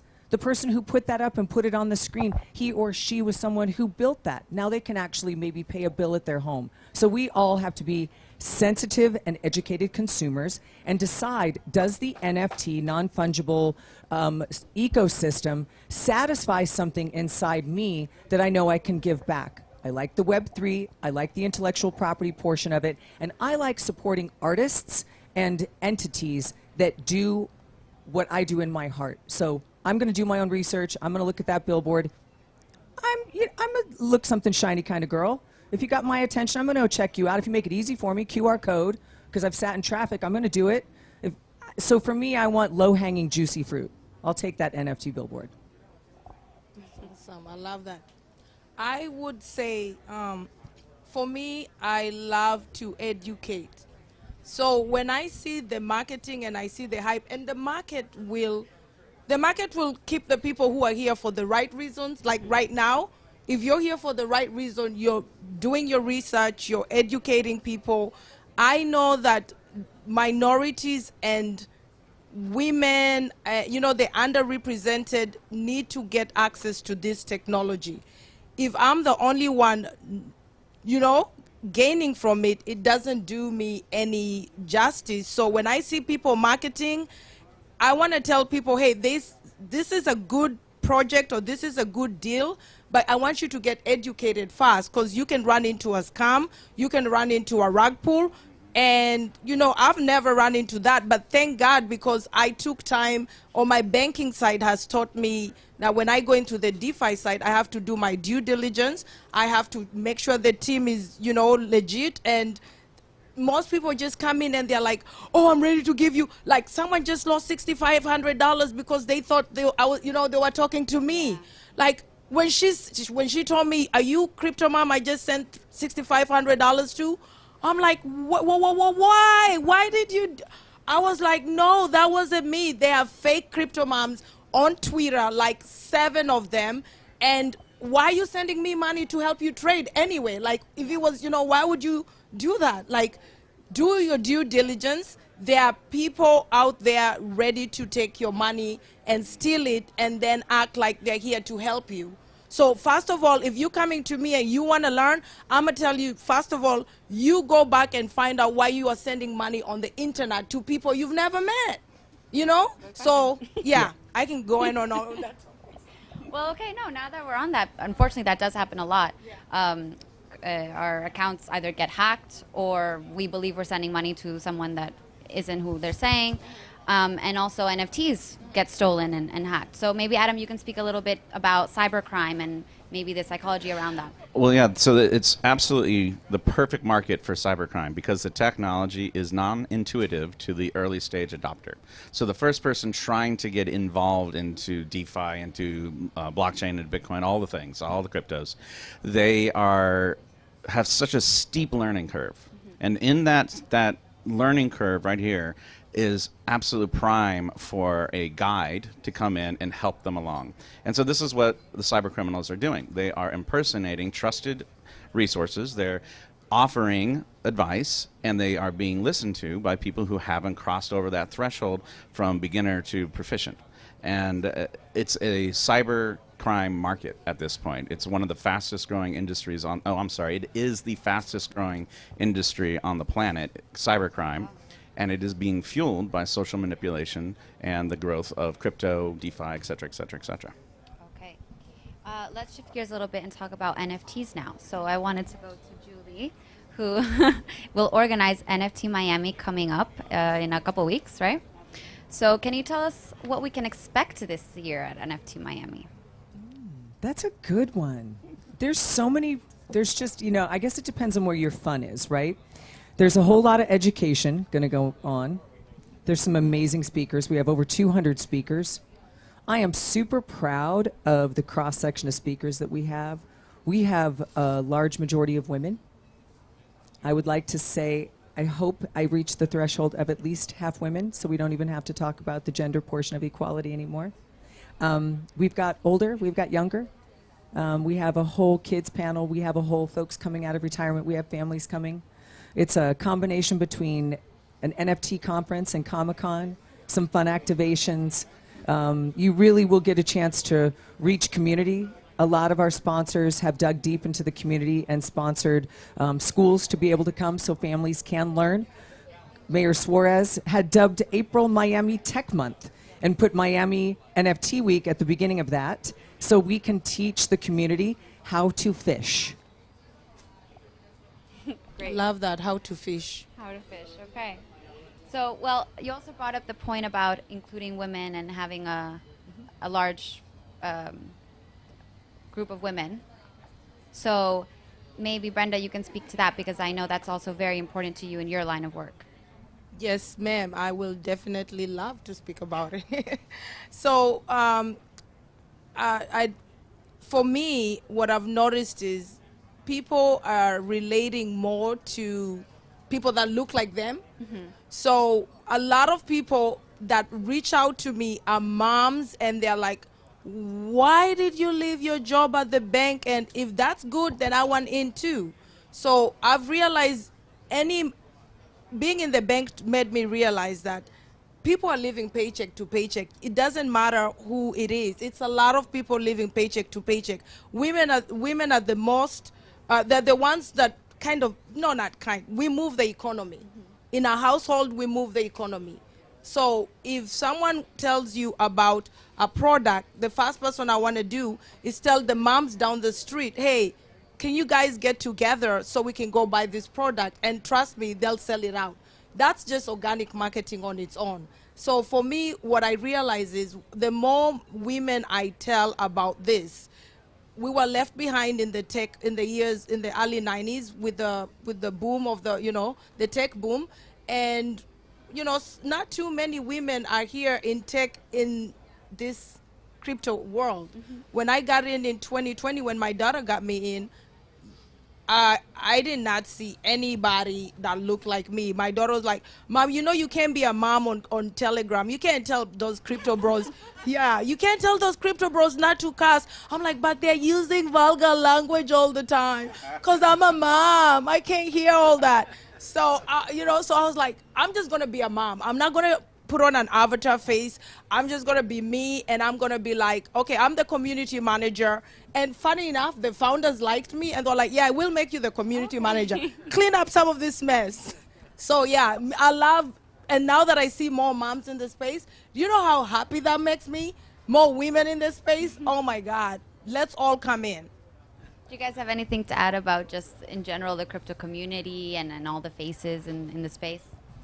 Well, one of the things that I'm really, really interested in is encouraging women founders, women LPs investing, and funneling that into the crypto area through, of course, the cybersecurity lens from where I'm coming from. And it's just, I just see it moving so much faster than when we had in traditional IT. I don't know if you know this, lots of IT nerds are dudes, not a whole lot of, it's a thing that happened. Yeah, no, I know, I blew your mind. That's why you showed up. I got it. And it's really encouraging to see that this trend is slowing down. The fact that more and more people are getting involved, it's just so exciting. You know, who has more security than your mom? She knew that you were going to do something before you even knew you were going to do that something. And she caught you. And if you were back in the day, you probably had something thrown at you or maybe a smack back in the day, although I'm not condoning that right now. But I would think that moms would be great. I hear what you're saying. Cyber, you know, I hear what you're saying. You know, All what do right, you call it? Spies. Yeah, let's put the call out. We're going to do a cyber warriors made of moms and Love crypto it, love cyber it. warrior. Love it, yeah. Yeah, does that URL taken? It is now. It's probably. It's gone. Okay, that's great. That's great. And so, what about if we go back a little bit to NFTs and it being a good? Do you guys think it's a good investment vehicle, or maybe a way to even bring more women into the space and include others who might be deterred from even researching Web3? That's interesting. You can buy, obviously, in theory on anything, you want to buy low and sell high. So if you decide that you wanted to get into cryptocurrency because that was flipping your wig and you were paying attention to do your own research, I recommend for every one thing you learn that's positive about the space, learn one thing that you need to watch out for. Make it a balanced learning experience. But what's really important is that we really take the moment and recognize that we all have the opportunity to support each other in this. Right here in this room, each one of us has a different gift that we brought to the table. After this talk, make sure everyone connects with each other on socials, because I might need to call you up and say, I kind of heard this little thing that was going on that's a little shady, and what about that? And then I know within 1 or 2 clicks, you're going to give me that answer because the community's been built. So no matter what we talk about anywhere, make sure we're all connected because we all can give each other gifts. And I got so bedazzled by Dr. Love that I forgot the question. Preach it. You're doing great. Keep talking about how awesome I am. Let's go. No, sorry. No, I just good investment. Good investment. If it's a good investment, Good and investment. also if it's a way to just attract more people into the space. Yes. Yeah. Because you think, to me, the reason I say yes is the reason it's a good investment is because it's yours. It's your project. I want to believe in you. If you were a musician and you had a guitar case that was open and you were busking, I would throw a 20 in. If you were a bartender and you were working an event and I knew that you were probably getting paid the same as everyone else, I'm going to throw down a nice big bill because I want that person to know I appreciate them. And NFT allows me to appreciate you as the artist, the creator, the curator, and I am hoping that the equity that's built in gives you the intellectual property back that you built into your smart contract. Is that for you, your children, your church, the charity you believe in? So I believe NFTs are a great investment if you pull from here like you would anything else. That's a good one. I don't know how to follow that. Yeah, I've realized NFTs are bringing mainstream adoption because when I look at DeFi, it's so hard. So my youngest daughter, and she's over there, Imani, she was supposed to go to college 2020. And then she found out, oh, okay, so people are making more money from NFTs than going to college. She said, Mom, do I really have to go to college? And can I just tell everybody about NFTs and we just make good money from NFTs and educate people? And I say, well, let me see how you're going to do with it. And I mean, she's doing better than she would have been doing in college because she's she's determined. She wants to bring people her age to learn about NFTs. She will help you, get the wallet set up, make sure we do your due diligence, look into the right project. And I'm like, if she was in college, she'll probably be partying every weekend and I'm footing You would the not bill. be. I know you're not that kind of person. Just for, disclaimer. Footing the bill too, So my thing is, young people are excited about this. We did traditional 9 to 5 and I was gonna retire at 62. I didn't have a problem with that. But you tell a Gen Z you're gonna retire at 62. They're gonna look at you like, excuse me, I don't wanna retire at 62. I'm gonna do whatever it takes to retire early. So for them, NFTs is mainstream adoption. It's gonna bring everybody. Okay. Adam, what do you think? I can't add a whole lot more to this, except, if we're going to talk about our daughters, I should talk about mine. 13-year-old, ukulele, distortion pedal, Paramore covers. She's a badass. And she's no idea how any of the technology works. And so the thing that is really interesting to me is that when she looks at an NFT as a art medium, and then I have an excuse to talk to my 13-year-old about money and about how economy works, and it's in her language. To me, that's beautiful. If you can help me have a better relationship with my daughter, then it's all worth it. Good job, NFTs. This year around the holidays, it was a different holiday for my family for a lot of different reasons. And over the past few years, we would talk about things that were really polarizing and pulled us apart. Maybe it was religion or politics or the pandemic. And this year, we actually could talk about NFTs. And perhaps how insane I am and how interested they are. And now my mom and me will sit and watch episodes of Stoner Cats or Deadheads because she wants to know what's in episode 5 because I'm a blue chip holder. And she would like another NFT for the next holiday. She's already told me which one. That's awesome. My mom's That's amazing. 76. And we don't agree about anything, so, Stoner Cats is the show that Mila Kunis produced, correct? Yes. My mom says she's the original Stoner Cat. Oh, wow. The things you learn about your mom in her 70s, right? I actually had to onboard grandma in Australia.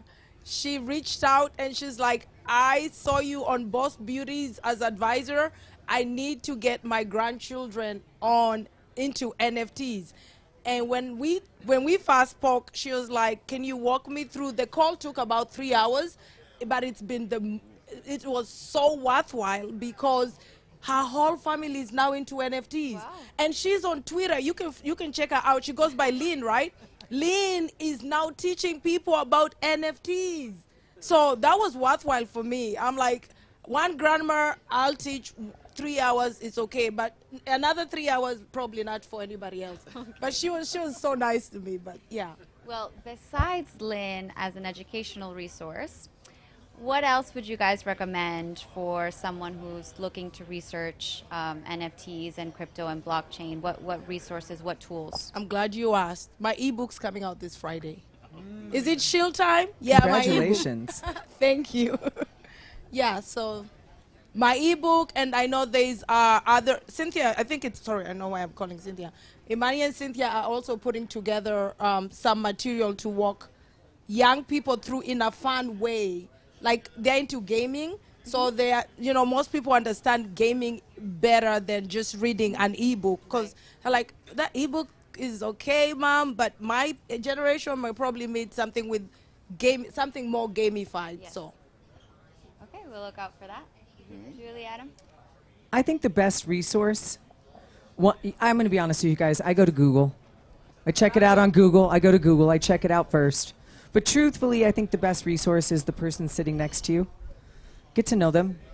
Find out what their magical gift is. We all have 1 or 10 somewhere in that scope. Some people have more, but we all have something. So your best resource is connecting with someone else, creating a tribe, and then knowing that you can go to that person or they can come to you when they have an ask or a need, because we are each other's support system here. I think that's the best resource. Yeah, and I don't want to be contrary, but I think Bing has a lot to offer. No, Of course. What about DuckDuckGo? Isn't it more secure? Totally go to Ask Jeeves. It's the best way. That still exists? No, I highly doubt it, but man, wouldn't that be cool? Somebody go find that out. Yeah, so from a security point of view, it's really becoming aware that you're having human interactions over technology. And they're generally nice people out there in the world who desperately want to help you. And also, there's sometimes that people will manipulate. And so just slow down. Just slow down. That's all I'm asking. Just ask a couple more interesting questions and give yourself a shot. I like that. If you guys are in Miami, you can always come to Miami NFT Week. It's in 2 weeks. You can ask lots of questions. If you see me, wave hi. I'll be running. I'm not sure I'll be able to stop, and I will wave hi back for sure. But if you are in Miami, please come. It's going to be a great time, and you guys can meet new friends, ask a lot of questions. You might answer a few questions yourself. Oh, I got a plug. Can I do one? Let's go. Go for it. One of our so Anzu's Capital invests in cybersecurity companies, and one of our cybersecurity companies is called Hook Security, and all it specializes is in human interactions. And now there's nothing for crypto right now, but I know that they're working on it, and I'm probably getting in trouble by even talking about their future plans. But it is one of the focuses of the entire company is how can we use these new technologies, Web 3.0, and still address the fact that amazing human beings are in there, and also we should be careful. So go check those guys out. So is that some alpha we need to pay attention to? You just give us some good alpha, right? You know, I might get myself in trouble by talking too much. My mom said to be quiet sometimes, so I'll just listen. I'll just stop. All right. And then last question. What advice do you guys have for fellow South by Southwest attendees for the rest of the week? Things to look out for, things to do? Keep away from the bourbon. there is such a thing as too much. I'm just throwing that out there.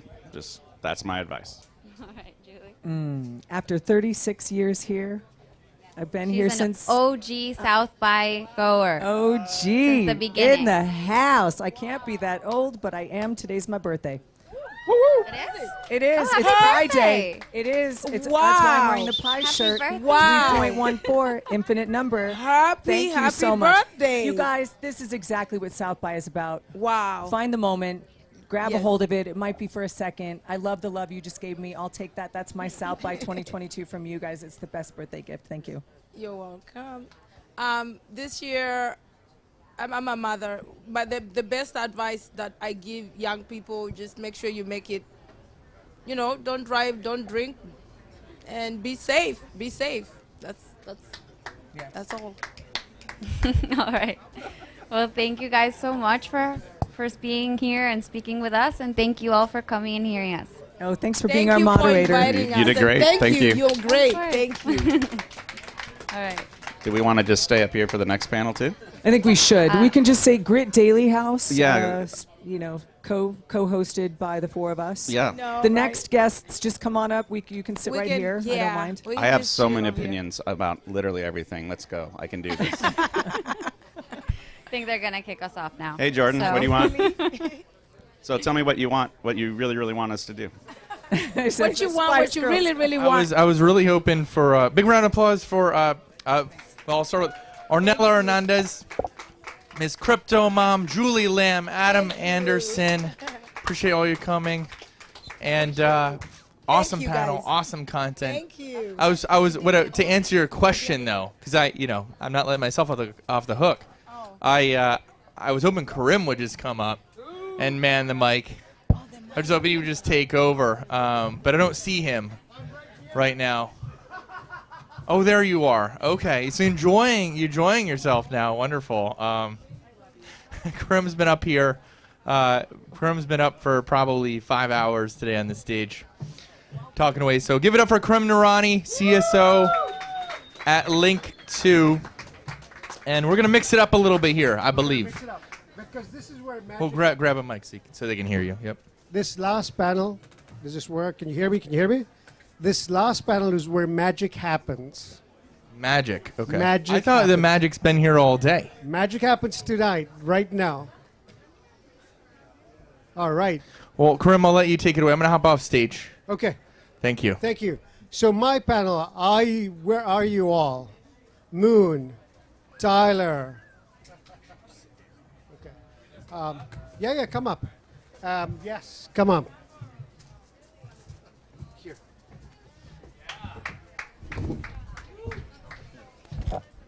Hello. Okay, so Kyle, nice So a shout out to the Kenyan cohort here. A shout out to the Kenyan cohort, whoever's from Kenya. Hello. Poker, poker, poker. A shout out to the Kenyan cohort. I was born there. Habari, Mzuri sana. Nyama choma. Where are we, Nyama choma? This is where magic happens. Thank you. Congratulations to you doing NFTs, but I would say something different from your mom. My son and daughter asked the same question, shall I do college? And I said, you need to finish college. It doesn't matter. Finish it. Do your NFTs on the side. Get it done. We're still in an environment where they want to see those badges, and the badges is college. That may change for your children, but today, finish it. Karibuni, karibuni. I just wanted to make sure he wasn't going to ask me questions about NFTs. So linked to pre-IPO investing, democratizing access to pre-IPO companies for people who have never had that opportunity. We are very proud to announce today that we're going to bring on Honeybook over the next week or so. They just raised $155 million. That puts them in a plus $1 billion valuation. So if you want pre-IPO access to Honeybook, check out Link2. So we're very proud of that accomplishment today. But it's a little bit about Link2, but more about the panel that we have today, which is outstanding. I want to say that Moon and I spoke 48 hours ago. She was in Finland and took a flight over and came here for this panel. So pay attention to what she's doing. Tyler, with Antler VC, I've known Antler for a few years now, and they have cohorts all across the globe. So if you don't know about Antler, pay attention to them. They have a very innovative business model in helping founders find partners, creators, and they put them together, and they've had a lot of success, but I'm going to let you talk about that a little bit more.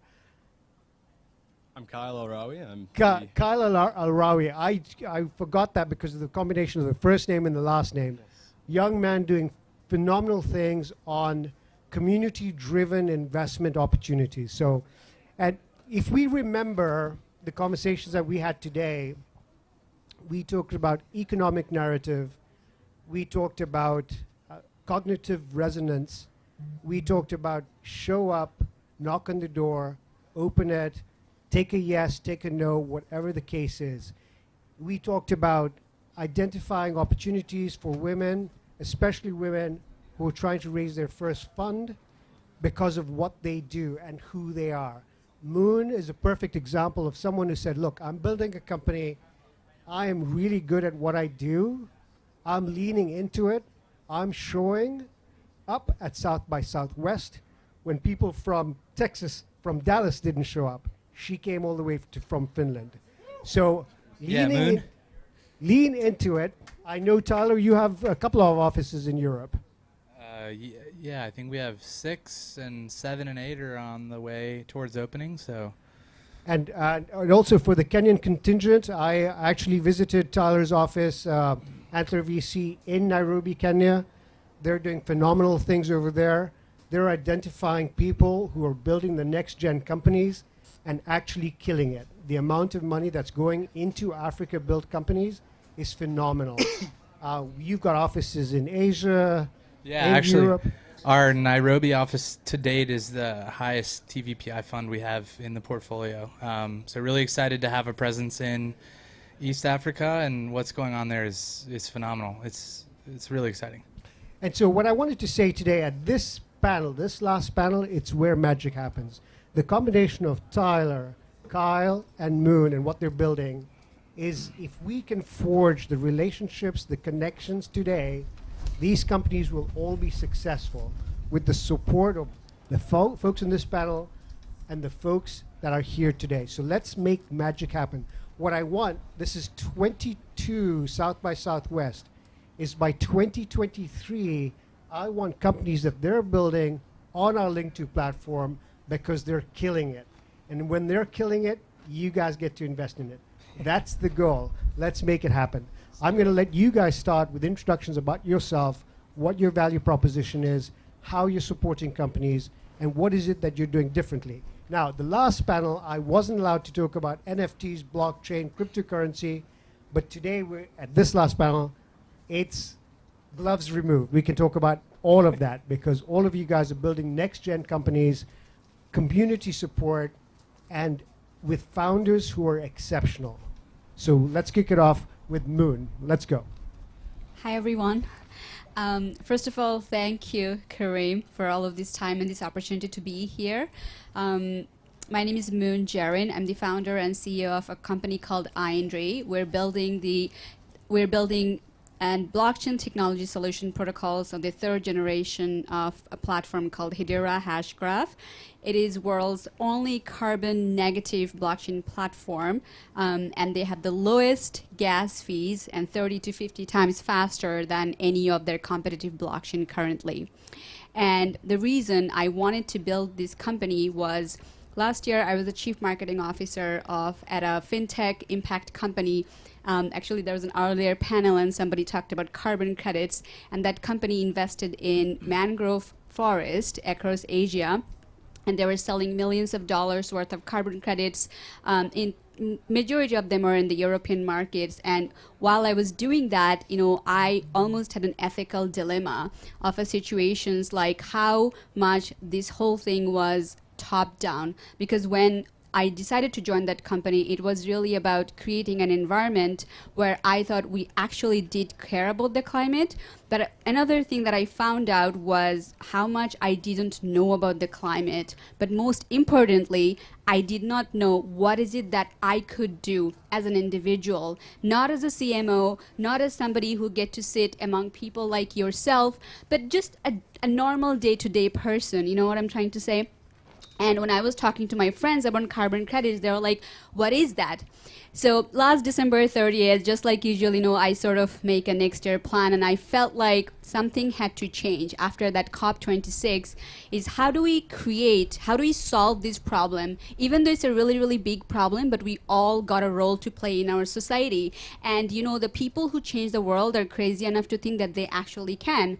And I felt that this can only be solved by a bottom-up approach and not a top-down approach, where we all get to have a say, we all get to make a small decision on a very micro level, day to day. And during the COVID, when the world seemed like it was coming to a standstill, what is the one thing that people did not stop doing? The data shows it's the shopping. The fashion companies, the cosmetics companies, their revenues actually were up if you read Business of Fashion and all of the data. So even though the technology that I'm building, it has a far-fetching, like a really, really large application, but we wanted to narrow it down in the beginning. And I thought in Asia specifically, where almost Asian and African region, 4 billion people today are unbanked. That means you can give them an opportunity to purchase things somewhere. And another thing, since we can talk about NFT, guess where is it that NFT adoptions or NFT display to earn is all crazy? It's also in Asia. So I thought, what if we do a behavioral economics here? What if we pay people to behave better? What if people who has difficulty to bring food, but they want to buy the latest like H&M fashion or Zara fashion or whatever it is, but if you make a better choice, then you get to be rewarded better. And that's how Indri was born. I went through different types of, like a lot of iteration, but this is where we really came about, is that e-commerce brands, a lot of brands, brands like Dolce & Gabbana, whose name is here, obviously they're going to be the fast forward, but beyond them, there is right now over e-commerce brand that actually has over $1 million of sales. Statistically, it's about 1 million brands in the world. And if we were to work with them, how do we give them an opportunity not only to play in metaverse, but also to educate them? How do you actually, when I went to shop, I did not know this gentleman here, you are wearing this beautiful like blue shirt, and you go on metaverse and you are trying to buy like this shirt or like this shirt, and you know that product has a better ESG metrics versus mine, but you are like, I'm going to buy that one. and we will reward you for making these better purchases. So that's what really ING is building right now. I have some fantastic team at this moment, and we're raising funds, and we hope to change the world. Thank you. Thank you. Thank you. That's awesome. Kyle, go ahead. Thank you. That's awesome, Moon, and thank you for having me.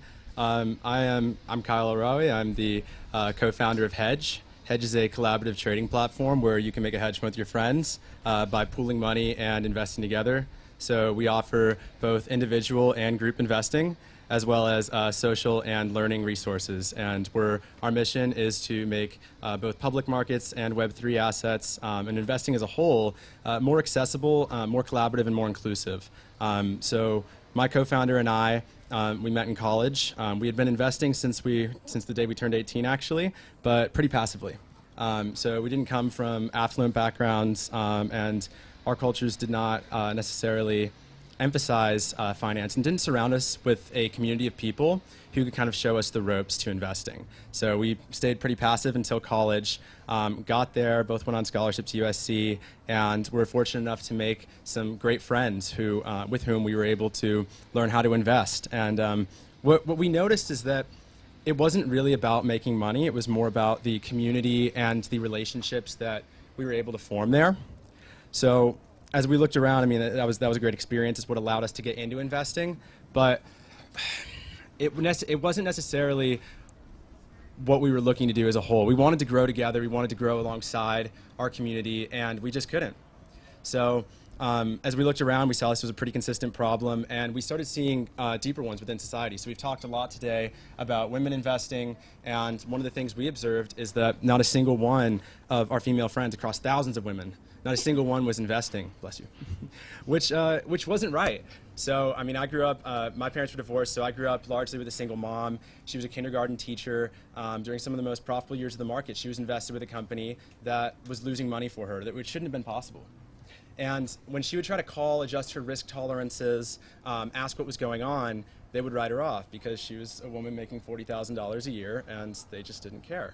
And so what we were seeing is that there's an entire portion of people in our society, 97 million Americans actually, disproportionately those who are historically underrepresented minorities and women who don't have access to investing and don't have access to the kind of communities that helped my co-founder and myself get into this space in the first place. So we're building a solution to that, and we're looking to take investors from the ground up. These are retail investors. There's no accreditation. Very anti-accreditation, accredited investor laws, and we're looking to bring people out of systemic poverty, bridge wealth inequality, and do that by helping them invest together and grow with their communities. Well done. My name is Tyler Norwood. I'm one of the co-founders and now managing director here for Antler in the United States. So Antler, we are a VC fund, but operationally we're building what we call startup studios around the world. So we fundamentally believe that if we're going to continue to increase the amount of founders that start companies and create services and products that change the world, that we need to update the way that VC works at the very early stages. So we've reached a point where there's a tremendous amount of capital available once you have something that's working and growing. And we fundamentally believe that we need to improve the process of founders getting a company off the ground from scratch. And so essentially our value proposition to founders is we invest in founders pre-pitch deck. We don't look at what you've already built. We don't require you to spend 8 months sitting in your garage financing yourself to have a meeting with us. We look at founders, the problem they want to solve, the background they have. We bring them in. We work with you for 6 weeks. We figure out the idea that we want to launch. We provide really clear and transparent funding. We surround you with resources really from day one. And we think that if we can remove some of the friction from the first 8 to 12 months of getting a company off the ground, a tremendous amount of people can actually become entrepreneurs that have wanted to, and there's just barriers holding them back, whether they be financial barriers or social barriers, whatever that is. So I'll leave you with one quick fact, and this is really fundamental to what we're trying to build. 2021, $651 billion was invested into startups in the United States. It's amazing. It's been celebrated. Everyone's really excited about that. There were roughly, these are really hard stats to collect, but roughly 14,000 founders who received pre-seed or seed funding. So to put that in context, in 2021, there was 35,000 people full-time employed as coal miners in the United States. So despite the amount of money that's being invested in startups, there was more people who were paid full-time to be coal miners than were given the chance to become an entrepreneur. So we fundamentally think that 0.004% of the population is not at all the amount of founders we need receiving support, receiving financing, receiving help to build companies, and we really want to change that number. Those are great stats, and I mean, I never put coal miners with investing, but here we go. You know, it's like, okay, let's figure that out some point. So Tyler, give us a little bit of a snapshot on what you see. What was the number of offices that you have now? You're going on 20? Yeah, so we have 19 offices fully operating right now. We have 3 that are going to launch in the next 6 months and another 3 that will launch in the next 12 months. So, and this is all, we started Antler 4 years ago. So tremendous growth. And let's look at the global environment. When we've talked about various global inputs. We talked about Europe being fashion, the US being CPG, China being tech. Africa is doing a lot of fintech now, especially because they don't have a lot of infrastructure, using more mobile. But give us a global perspective of what you see happening globally in terms of companies that are being funded, being developed, and being successful. Whew, that's a tough question. How much time do we have? You got to do this in 3 sentences. All right, three if sentences. If you heard Doc Love before, she was here on the panel a couple of days ago. We've done a podcast with her, listen to her. Synthesize the conversation into 4 sentences. Yeah, so, I mean, one of the unique things about Antler is we have really good data, internal data on the companies. Last year we invested in almost 200 companies across every continent. So a couple things that I think are really interesting. Number one is that a lot of really interesting startups are now sort of global from day one. So we're reaching a point of global parity between markets where it's really clear that really good solutions can scale beyond just the local market that they start in. So that's number one. That's really exciting. I think there's a lot of bears. There's a growing number of bears saying that the stock market is going to crash, the tech market is going to crash. One of the big bull arguments, I think, is as global markets continue to become easier to access for startups, there's actually no upper limit on how large a technology company can become, right? And so we've seen that with private market valuations, and I think that will continue. And I'll just say, one other thing.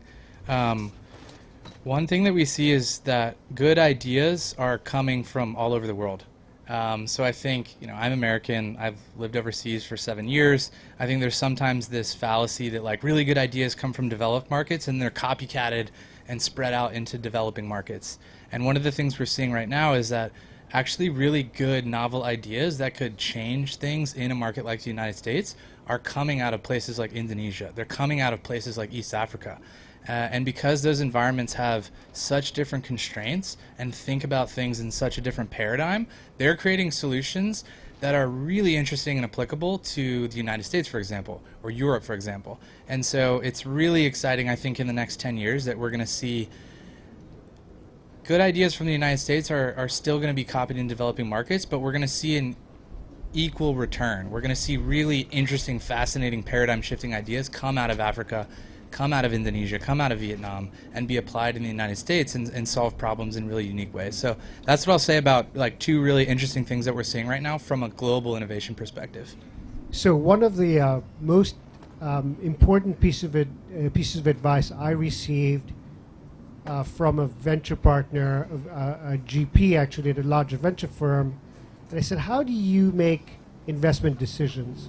Who are the founders that you're looking at? And how do you make these decisions? Now, keep in mind, in 2 or 3 years that he was investing, they had 14 IPO exits in a span of less than 5 years. And the takeaway from that was look at founders who are building projects for 80% of the population rather than 20% of the population. And what we see actually in North America is there are a lot of Ivy League, high caliber graduates from college who are framing their investment on the 20% of the population that they know. My buddies who live in this particular area, who do a particular thing, and they're building solutions for a small percentage of the population, as opposed to folks that are coming out of Asia, India, South America, Latin America, who are building products for 80% of the population. And I think that's important to pay attention to when you're looking at an investment strategy, right? That's really, really key to looking at what you do. And then we go to someone like Moon who's coming and saying, hey, if we look at what is the infrastructure that we're building, if we look at, interestingly enough, we've talked today about Web 3.0, we've talked about blockchain, we've talked about NFTs, we've talked about the rails that they're built on, right? And all of those ideas have issues. But what happens if you can remove the friction points globally of all of those individual aspects of getting into NFT or Web 3.0, which is what you're building, trying to find the best solution to connect on an enterprise level things that the community are building, things that the community are building for the community. So talk to us a little bit more about that and how you're doing that. That's a great question. So one of the things, because our technology and our token is building on the proof of stake governance, and a lot of people ask me these questions. The very first question they ask, do you have a DAO? And you know, even though I've been in this crypto and blockchain space for almost 5 years, and I was the vice president of operations and marketing for another really successful cryptocurrency. And I will tell you this, even we haven't found out how to do a DAO properly. Or people, they call themselves a DAO. Exactly how does it actually really work? So we had to figure out a way, how do you build a community, but then you are operating at the enterprise level. So I actually come from corporate background, so I still, and I'm an engineer, so I still look at things from very much of a systematical point of view, that things need to work first, things need to make sense first, because if there is no system, then you are, and if you're not focusing on the process itself, then you may have a really great idea or you might be doing a really great thing, but ultimately what you talked about, when you're building things for 80% of the people, it has to be something that has a real world adoption. And when you're trying to make things for a real world adoption, that it is creating value for yourself, then there has to be a community aspect. Now, coming back to in blockchain space, how is it that people are making community these days? They're focusing a lot on Telegram. They're focusing a lot on Discord and so on. So by already trying to build communities on there, I have seen some flaws, like what can be there, because it is very difficult, to be honest, to figure out who is actually real and who is actually fake. There is just way too many fake accounts there. But if we wanted to get the real data, as Tyler has mentioned, and for any brands or any company to be successful, data is almost your best friend. How do you measure that? So what we try to figure it out is, you know, as we, the brands that we're partnering with and the brands that we're actually onboarding, is we are getting the analytics. Actually, we want to get the analytics directly from them. Not only that, we are creating a patented technology. It's a ESG tracing API with machine learning and AI, which actually tracks your behavior and your spending, and then that's how you actually get rewarded. So that is how we're really tracking this community that is being developed, right? And our partnership with the brands also helps us to get the direct sale amount, like how many of these sales that they actually have made through our API system and what so on.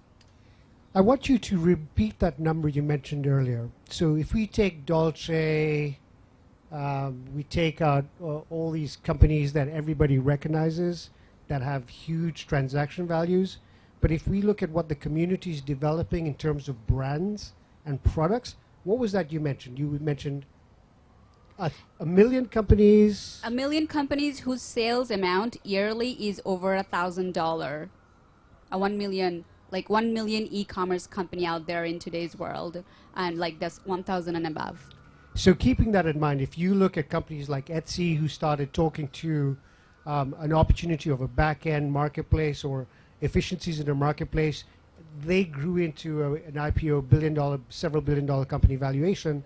Let's look and let's think about all of these creators who are creating companies who are micro-influencers in particular environments that they are valuable in, and let's look at who's playing in that market and how do we create an infrastructure using web, ESG credits, carbon credits, to ensure that your consumers are making choices based on the future, right? May I make a comment there? Actually, it's not a credit because I want to stay away from ESG and carbon credits altogether. It's more like ESG metrics, and we're working with companies who already has that data and who doesn't have that data. We have partners who's going to help build them. And for ESG, even though it's environmental, social, and the governance aspect of it, we can even put together their APIs that exist on Web 2.0, but it doesn't exist on Web 3.0 yet. Every single purchase that you're making currently, how do you put the carbon emission data on top of that? But with machine learning technology, it is possible to do so. So coming back to that, why is that important, the Dolce & Gabbanas and everything? Obviously, they have all this money. They're always hiring these chief metaverse officers and stuff like that. They're going to be leading into this, like, they can be here. But when they're doing it, other companies are like, well, we have to get there, but we don't know how to get there. But do you know where the power of that number lies? Is all of those, that 1 million website that's out there. What you're doing, Kyle, the power that lies in this 80% of the people who are underrepresented, they don't know people who make only $30,000 a year or even $20,000 how to do investment. That's what it's really going to be coming from. And this whole point of decentralizations and stuff like that, the reason this movement really came about is there's a group of people in the world who just say that, I don't know how to play the system. Or if I don't go to Ivy League universities, then I cannot get into a private equity company, then I'm never going to have that $10 million penthouse in Manhattan. And I'm sick of that. I want a different change of life. So how do I get there? So if you really look at the sentiment, everything in life, business for me is personal. It is sentiment. People, no matter what they say, that why they're doing, we're trying to change the world, but there is a much deeper emotion and sentiment behind that. It is a reflection of deeply who we are as a human being, and we want to connect with people who also feel like that, Like all of us who are sitting here, I'm just going to make an assumption, at some point in our life, we've felt helpless that we couldn't get something or we couldn't do something because of either whatever family we're born in or whatever school we went to or however we look or something like that. But I think this generation of entrepreneurs who are here, and Tyler, the type of companies that you're funding, what you're really trying to do is creating a level playing field. Like we're trying to strive to be that equal society where we can break down those barriers. And that's what Andrew is trying to do, is we want to break down the barriers for like a small startup, like we're only selling $1,000 per year, but we want to tell them that it is not in your disadvantage that you only sell $1,000, but you can still play with the Dolce & Gabbanas and you can still communicate your essential core values of your ESGs. Wonderful. So we go to Kyle, which is, so when we look at when we created our platform 2 years ago, it was all about that deprivatize access. Democratize access to investments, separate Wall Street from Main Street, allow who can invest, allow them to invest. If you look at all the folks that are invested in the public markets today, they've lost 30 to 70% of their valuation based on blind investment strategies to a large extent. And so when I'm going to pick up on Tyler's point, but before I do that, about the valuation of public companies and how they're developing, I want to go to Kyle, because Kyle's also now, we only deal with accredited investors, so that's one level down, but Kyle's going even deeper into an environment where there are investors. I mean, who's to say who should be accredited? Who is to say this? If you look at the SEC and FINRA regulations today, you need a $200,000 if you're filing singly. You need $1 million worth of assets. That's before you become accredited investors in the U.S. Who's to say that that guy's smarter than any of us here who are not accredited. We need, would you say that the public education system or the education system is broken? We're all here learning, making educated guesses. And we do that on our learning. So what you're doing is pretty amazing. It's like you're going even one layer deeper and saying, hey guys, we're building your platform for you to make a choice. If you're going to make a choice, do your research and get going. So tell us why you are doing this. So at the core of what we're trying to build here with Hedge, it's about helping communities grow together. And I like what you said about what's to say an accredited investor is any more educated than anyone else sitting outside here. And until about August of last year, I believe it was, when they allowed people who had taken the Series 65 test and passed that to become accredited investors, it really was just about net worth. So they're saying that education is equivalent with the amount of money in your bank account. If we look at, some of the largest hedge funds in the country, they hire exclusively from Harvard, from Stanford, MIT, Yale. Who's to say that someone coming out of those colleges is any better educated to be an investor than one of us? There's a reason that most hedge funds don't beat the markets, and it's that individually it's very, very hard to beat them. You're probably better off investing in an index, leaving your money in there. Problem is that when you're coming from the bottom and trying to get to the top, 12% a year doesn't mean much when you only have $100 in your bank account. At the rate of inflation, you're barely beating it. It was 7.9% in the last CPI. So if we want to change things, we need to, one, start educating individual investors, and two, stop making them individuals. So I think institutional finance has been very intentional about subjugating retail traders to their individual accounts, not wanting them to trade together. And there's a reason that HNWIs in this country, they all invest in family offices, in hedge funds, in group investments. They don't invest as self-directed retail traders in their individual accounts. Not to say that that's not a good strategy, but they're not doing it, right? They're going towards managed investments, which is something that's not accessible to the general population, and even if it is, it doesn't give you the returns that you need to really make a difference. So community activation, community growth is a great way to pool the alpha together. Because at the end of the day, we all know something different that we can use together to beat the markets. It is possible. 80% of investment clubs outperform the subset of their members. So what we're looking at here is how do we help communities, first of all, find each other. Like I said, this is a very non-inclusive investor culture at the moment. 85% white men. Asset managers are 99.9% white men, which is a horrible statistic. So if we want to break that down, we have to get rid of the assumption that you're only going to be a good investor if you come out of Harvard. You're only going to be a good investor if you come out of Yale. We need to allow communities to meet. We need to facilitate those interactions, get everyone into investing at early stages, and then train them and build platforms that will grow with them. So that's what we're doing at Hedge. We provide communities that are just beyond just a social feed. So we've looked at companies like Public, Common Stock, Iris, StockTwits. Most companies out there are lumping everyone together in one big community, or they're running in backroom Discord channels, and it's not something that allows context switching or allows people to congregate with others with similar backgrounds, similar interests. So we need to scale down. We need to help communities become subsets of a larger community on a platform and provide other mediums for people to interact.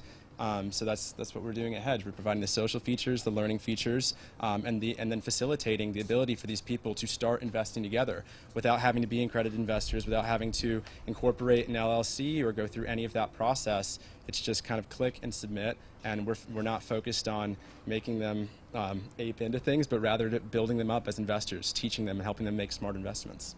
Oh, so I have to worry about Kyle, because then he's going to compete and take over from Link2 in the next year. So that's a worrying fact. But Tyler, when you look at and what's really interesting about what Antler does is they have so much information about who the founders are, what the application process is, what the pedigree of the entrepreneurs are. And I want you to take yourself out of the North American market for a bit, if you can, because this is where we are. We're all familiar with that. Take us to your global environments. Talk to us about what that successful entrepreneur that you fund looks like. Yeah, it's a great question. So I think the core of our thesis is the only way you can really invest in founders and be founder first and founder friendly is if you're willing to spend time getting to know the person, right? Like if you say that you're a VC who invests in founders first and you make that decision based on a pitch deck, by default, the only way you can actually do that is by using where they went to school or where they worked previously to make a decision about their character, right? And so you're baking in all of these existing biases is the right word, right? You're baking that right in. So if you say, hey, we're founder first, we invest in great founders, and you look at a pitch deck with a slide with people's face on it, that's great. What you really mean is like, we invest in founders who got into Stanford. That's cool, right? Like there's nothing wrong with that strategy, but like be upfront about what you actually mean. And so for us, when we say we invest in founders first, what we actually mean is the intrinsics. We don't care where you went to school. I went to Appalachian State, right? None of you probably even know where that is unless you're a football fan. Yeah. So, yeah. And so I think truly, like from a structural perspective, you have to look at deals differently if you really are going to invest founder first before there is a pitch deck, before there is any traction. And that's why we run the studio model. That's why we bring founders in. We get on the whiteboard with them. We spend 6 weeks with them actually assessing. So I'm going to get your point. There's a couple things that we're looking for. And I'll be completely honest about what these things are and why they're important. First of all, building a startup is no small feat. I think that the zeitgeist about startups is like everybody should do it. It's a great way to get rich. It's not a great way to get rich. Everybody shouldn't do it. It's a can I say bad words? Are we streaming? It's a really fucking hard job. And if you're going to do it, I think you need to be fully committed to what that pathway is going to look like, or else you could easily waste 3 or 4 years of your life. If you're not fully committed, don't do it at all. Because 3 or 4 years dabbling in starting a company is a great way to waste a bunch of your own time and a bunch of your own money. And so there's a couple things that we think are really important and that we assess throughout the 6 weeks. So number one is grit and tenacity. You have to be willing and able to walk through walls every single day, all day long, for a really long time. And grit and tenacity, I think, is both in the immediate, which is I can wake up every day, I can motivate myself to go out and solve all of these really stressful, complex problems that I have to solve. And I'm willing to do it for the next 10 years, at least. Right? So being able to say, I'm going to do it today and I'm going to do it tomorrow for the next 10 years. And that's how long it's going to take me to build what I want to build. Number two is you have to be a strong communicator. I don't think there's any one good way to be a strong communicator, but really good founders have to have really strong personal impact. You have to be a center of gravity. You have to be able to sell a vision that attracts talent and investors and customers and media support and all of those things. And that can look a lot different. My communication style is different than a lot of the founders we back communication style. But the reality is they've figured out a way to sell the vision and to inspire people around what they're individually doing. And then the last thing we look for is like you have to be very biased towards building, right? You like at the end of the day, a startup is really building things every day for a really, really long time. And so when I talk about the grit and tenacity, what I mean is like you're willing to get up every single day and build stuff and build stuff and build stuff and build stuff. There is, in the current market environment we're in right now, everybody knows, there's so much VC money flying around. Everybody should be a founder, blah, blah, blah. It is a really, really easy time to have a great idea and go out and raise a bunch of money and say that you're a successful founder because you raised a $10 million seed round, et cetera, et cetera. The same amount of people who are willing to actually do the work are out there. And as a VC, like those people are hard to find. And I think that that's the last thing that we really look for is, do you want to talk about what the future can look like, or do you actually want to build it? Because the future is indeterminate. I do not believe that there's like some inevitable future out there that some people are really good at predicting and aligning themselves towards. I believe that people who wake up every day and say, this is what I want the future to look like, and are willing to put in the time and effort to make that happen, it will happen. Right? You just have to be willing to dedicate a pretty significant portion of your life to bringing that to life. And so Antler is a really interesting place because we really are founder first. We do want to back founders earlier than any other VC is backing them. We want to give anyone who's willing to put those things in the chance to become an entrepreneur. But it's really interesting because I don't want to conflate that message to, I'll give anyone money who says they want to be a founder, because I won't. Right? I'll give anyone money who can show me that they have those three qualities, and I will back them all the way through their Series C, right? I will continue to write checks and continue to support their vision and be a champion for them. But the founders have to bring their end of the bargain to the table. And so, yeah, like, I guess I'll stop there. I could continue rambling about this for a while. I have a follow-up question. I know, Kyle, you want to say something, but I'll give you a perfect example. I mean, look at our company, right? So I invested in Link2 end of 2016. We were building a product. Yeah, we were successful, but we knew by 2018 it was never going to scale. It wasn't going to scale to where we wanted to be, so we pivoted, product market fit, and I'd like to say that you have to be in the right time, at the right place, in the right environment, with the right situation. But it took us 7 years to get there, right? And that's a number to remember. It takes time to be in the right place, the right time, with the right product. And you have to be able to see it through, be able to sustain that enthusiasm, that growth, that vision, that mission. When we were launching our company, relaunching our company in 2019, there were 4 of us, and we were writing checks to pay for marketing, to pay for engineers out of our own pockets.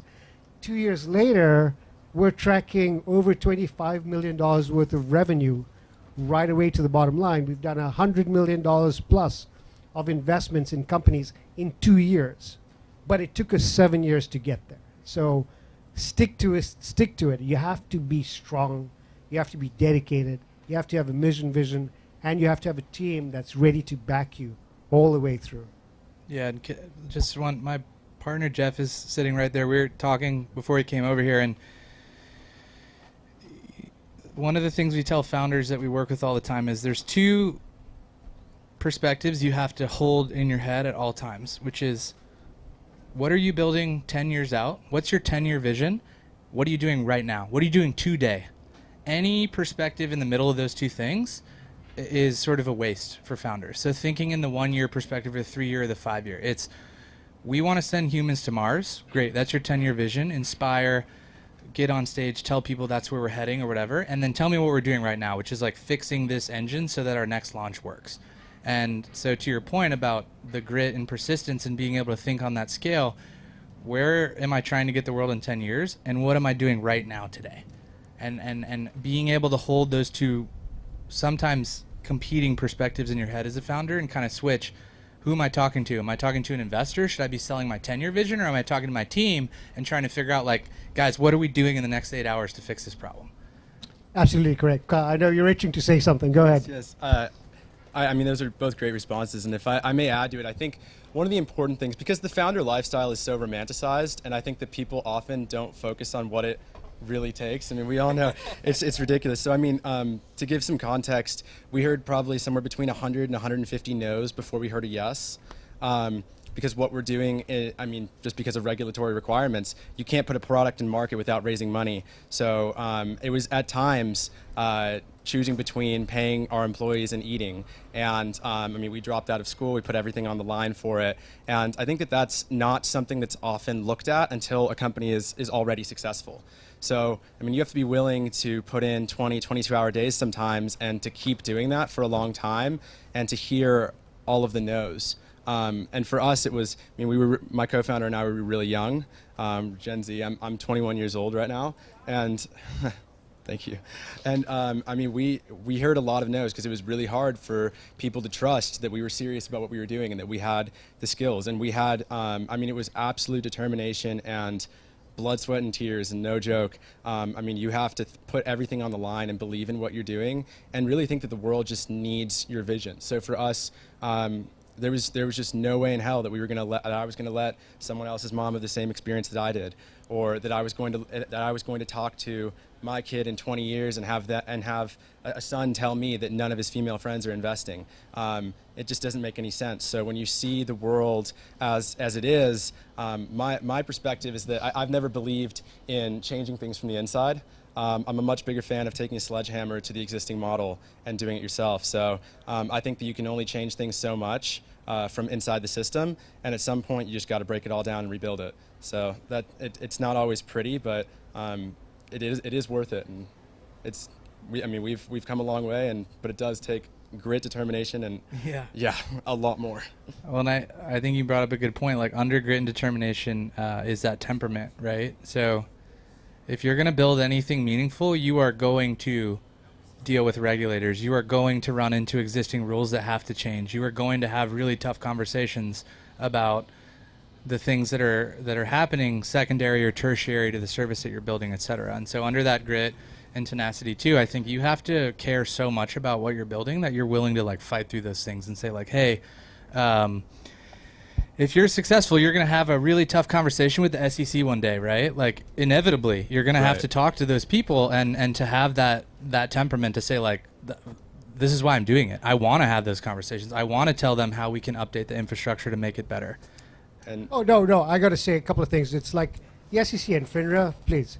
You know, they're talking about changing the requirements now. It was 10x. They want to do a 10x. So if you don't have $2 million worth of income or $10 million worth of assets, they want to change those rules. That's ridiculous. But I won't go in that because it's live streaming and I might get into trouble here. But yeah, we love you, SEC. Yeah, what you guys are talking about, let's do a plug for Grit Daily. It needs to happen every day. Grit Daily. Every day you need to work on it, right? It's the big picture that's important. But like Tyler said, what is it that you're doing today, now, in the next hour, that's going to make a difference to your business? That's what's important. What are you doing now to make a difference to your business? I'm here. There you go. You're here. Congratulations. I'm here. I flew all the way from Finland, and all the crazy time zone difference. I'm working with teams in Poland, in Switzerland, and Singapore, and here and in between everywhere.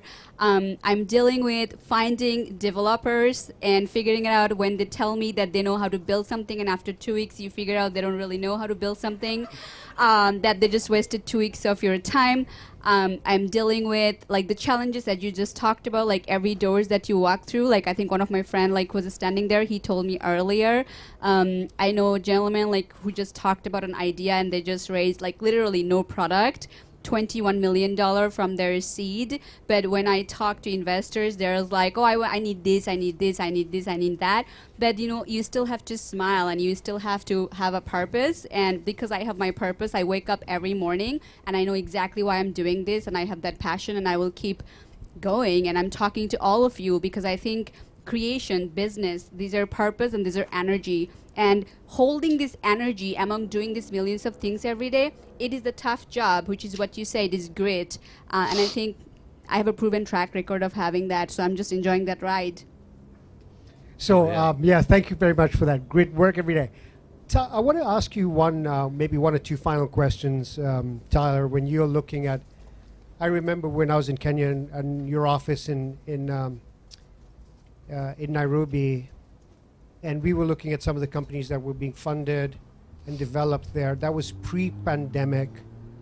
And so I want to get your impression of what changes have you seen pre-pandemic, during pandemic, and what is your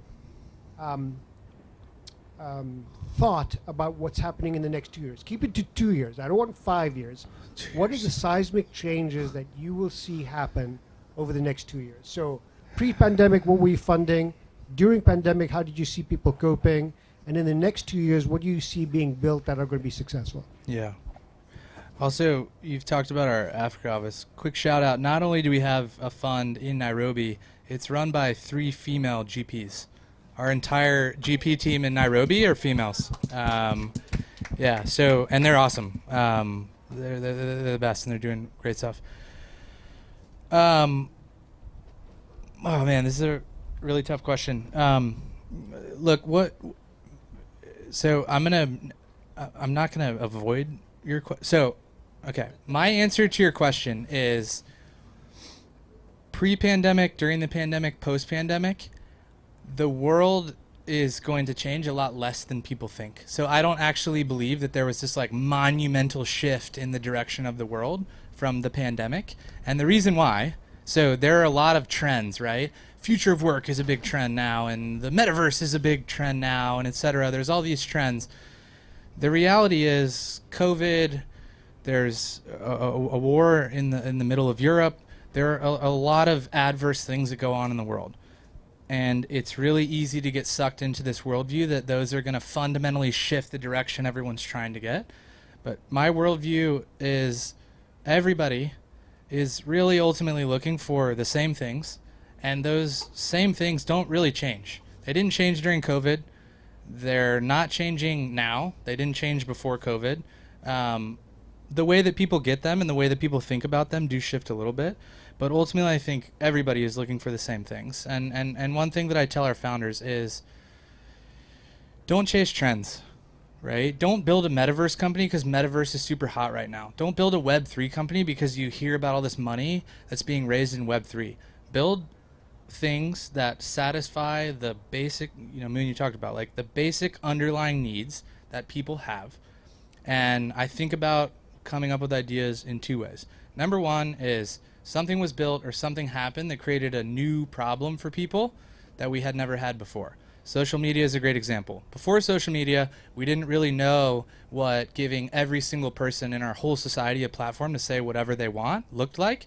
And now we realize that, hey, we did that. We democratized media, and now there's a bunch of new problems for us to solve, right? So as a founder, say, well, go solve those problems. Go figure out how do we rein in social media, right? How do we continue to protect free speech, but also solve some of the tricky things that are going on in these platforms? New problem created by an old solution. We could have never seen that was going to happen.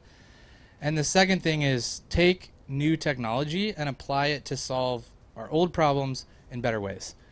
But don't chase trends. And so the answer to your question is continue to build things that people want. Continue to find ways to make the things that we want cheaper, easier to access for more people who haven't had access to it, etc. And so my final plug, hopefully the pandemic brought to light the fact that we do not need another startup that's going to get grocery deliveries in New York City from 8 minutes to 7 minutes, right? We do not need these marginal improvements on services for coastal urban populations. Pretty good. Living in New York City is pretty good. There's a lot of services, etc. There is not only an entire middle of the country, but there is a whole rest of the world that want the things that people in New York and people in California have access to. Very similar to what you're doing, right? So, and what Moon brought up, right, is thinking about what can I build that's going to be wanted by 80% of the population, not an incremental improvement for 20% of the population, not really thinking about how it applies to everybody else. So before you jump in, then I have a question for you, but I want to give you a very simple example of what Tyler was talking about when we were in Nairobi looking at the businesses that we're developing. So at that time, there was this huge infrastructure play for influencers and micro brands and brand influencer platforms. And so, in our mind, we're thinking, okay, influencer, brand, platform, how difficult can this be? Well, it turns out that it's much more difficult than you think, because the influencer that's talking to a particular region or even localize that to a particular town, that message is completely different from the guy in the next country, region, town, or language bias. One thing in one market does not mean the same thing in another market. So when you talk about a product that's improving what you do, it's really important to pay attention to what the market is. So that was a great example of being able to say, yes, you're an influencer marketplace and your platform, but how are you tackling the millions of people in the town next to you, the city next to you, or the country next to you? And this is especially relevant in Asia, South America, Latin America, and Africa. But let's talk, Kyle. I know you want to say something, but I do have a question for you. When you are looking at the motivating factors of the folks and the investors who are supporting you, help us understand who they are.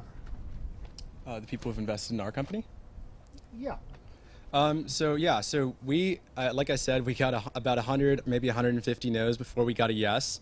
And our first yes was with a few partnerships. I'll shout out Alpaca Markets for partnering with us. We've also partnered with NASDAQ and Plaid. But along the journey, the first investor who backed us was On Deck. So their ODX Accelerator, we're in the first cohort of that. And when we were looking at building out our cap table, we were looking at a few things. One of them was we didn't exactly get in this business to make rich people richer. So involving as much of the community as possible, involving creators, getting alternative sources of funding was a big thing for us. So we do have VCs on our cap table, but these are all VCs that we were extremely selective. We turned down a lot of checks, and we turned down checks from people who wanted us to go in directions with our company that we didn't want to go in. So we had offers for instance, we had one offer for $1 million from a VC who wanted us to exclusively market to Wall Street Bets. And not to say that those people shouldn't be allowed on our platform because we're for everybody, but that's not what we set out to do. We set out to make a platform that was for everybody, and that requires community and authenticity and being able to build those in different contexts for different people. So the other main source of funding that we got was from creators. So we have creators on our cap table that have cumulative distribution of about 100 million followers, and these are a bunch of people. And I'll shout out the first one to invest in us was Liquidity, if you guys are familiar with him. And we have a very diverse group of creators who have backed us. And yeah, I mean, we just really focused on, let's get people who care about making the investing space more inclusive, more collaborative, who believe in our vision, and who are willing to back Gen Z founders who are trying to create real change. So the motivation for people who are backing us, because I mean, so we're looking to launch at the end of the month, and it's been a very long process, but when they were backing us, they were really looking at my co-founder and I. My co-founder's name is Yash Khandawal, so shout out him. Shout out. Yeah, shout out Yash. But the two of us, I mean, we were 21-year-old kids who had just recently got out of college, and I mean, we were young. So these investors were people who really believed in our mission. And I mean, I wanted to touch on something that you said. You said that the pandemic hasn't changed a ton of the world and people's base motivations are all the same. And I think I agree for the most part. But one thing that the pandemic, I think, did bring out was something that's been evolving over the last, so over the last 20 years, we've seen the evolution of consumer social change radically from MySpace to Instagram, Reddit, Facebook, now with TikTok. And TikTok was one of the things that was really born. And I think it was bringing to fruition, or to at least the next stage, of community-driven authenticity and the creator economy. And the creator economy has become, of course, kind of a buzzword. We have a lot of Web3 startups and new startups saying that they're creator economy focused. But I think what it really does drive home is this idea that you can come from anywhere and can be successful, which is, I mean, kind of a core idea of what we're building at Hedge. And so a little all over the map here. It's just generally how I do things. But yeah, I mean, community authenticity, and all of the investors who've backed us believed in that. And that's what we are. That's great. Moon, live streaming, what do you want to say to everybody who's looking out at you today? What do you want? What's your ask? Believe in yourself and get up and do what you want to do today. Great. Wonderful. Kyle?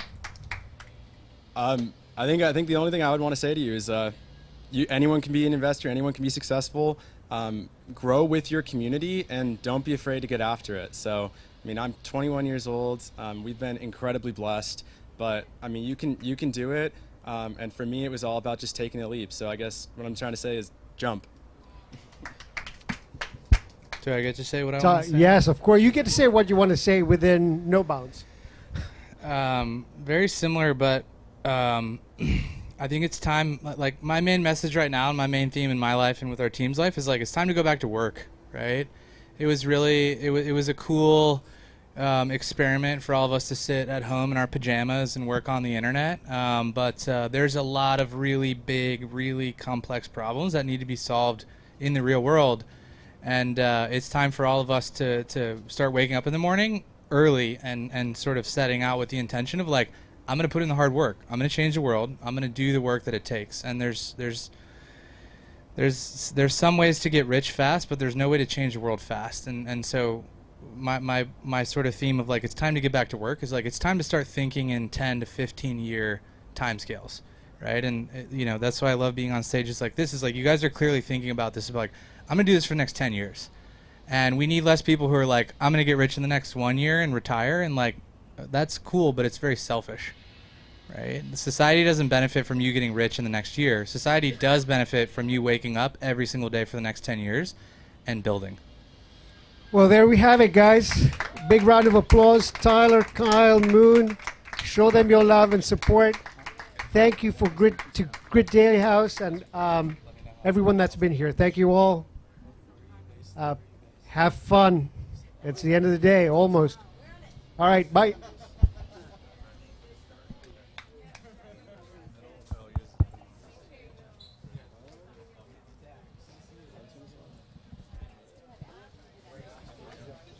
We kind of hop between LA and New York. Okay.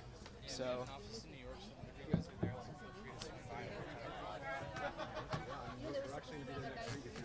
Yeah, I won't be there, but I'll introduce you to my team, and Jeff will be there. So You're like completely exhausted. Okay, that's fine.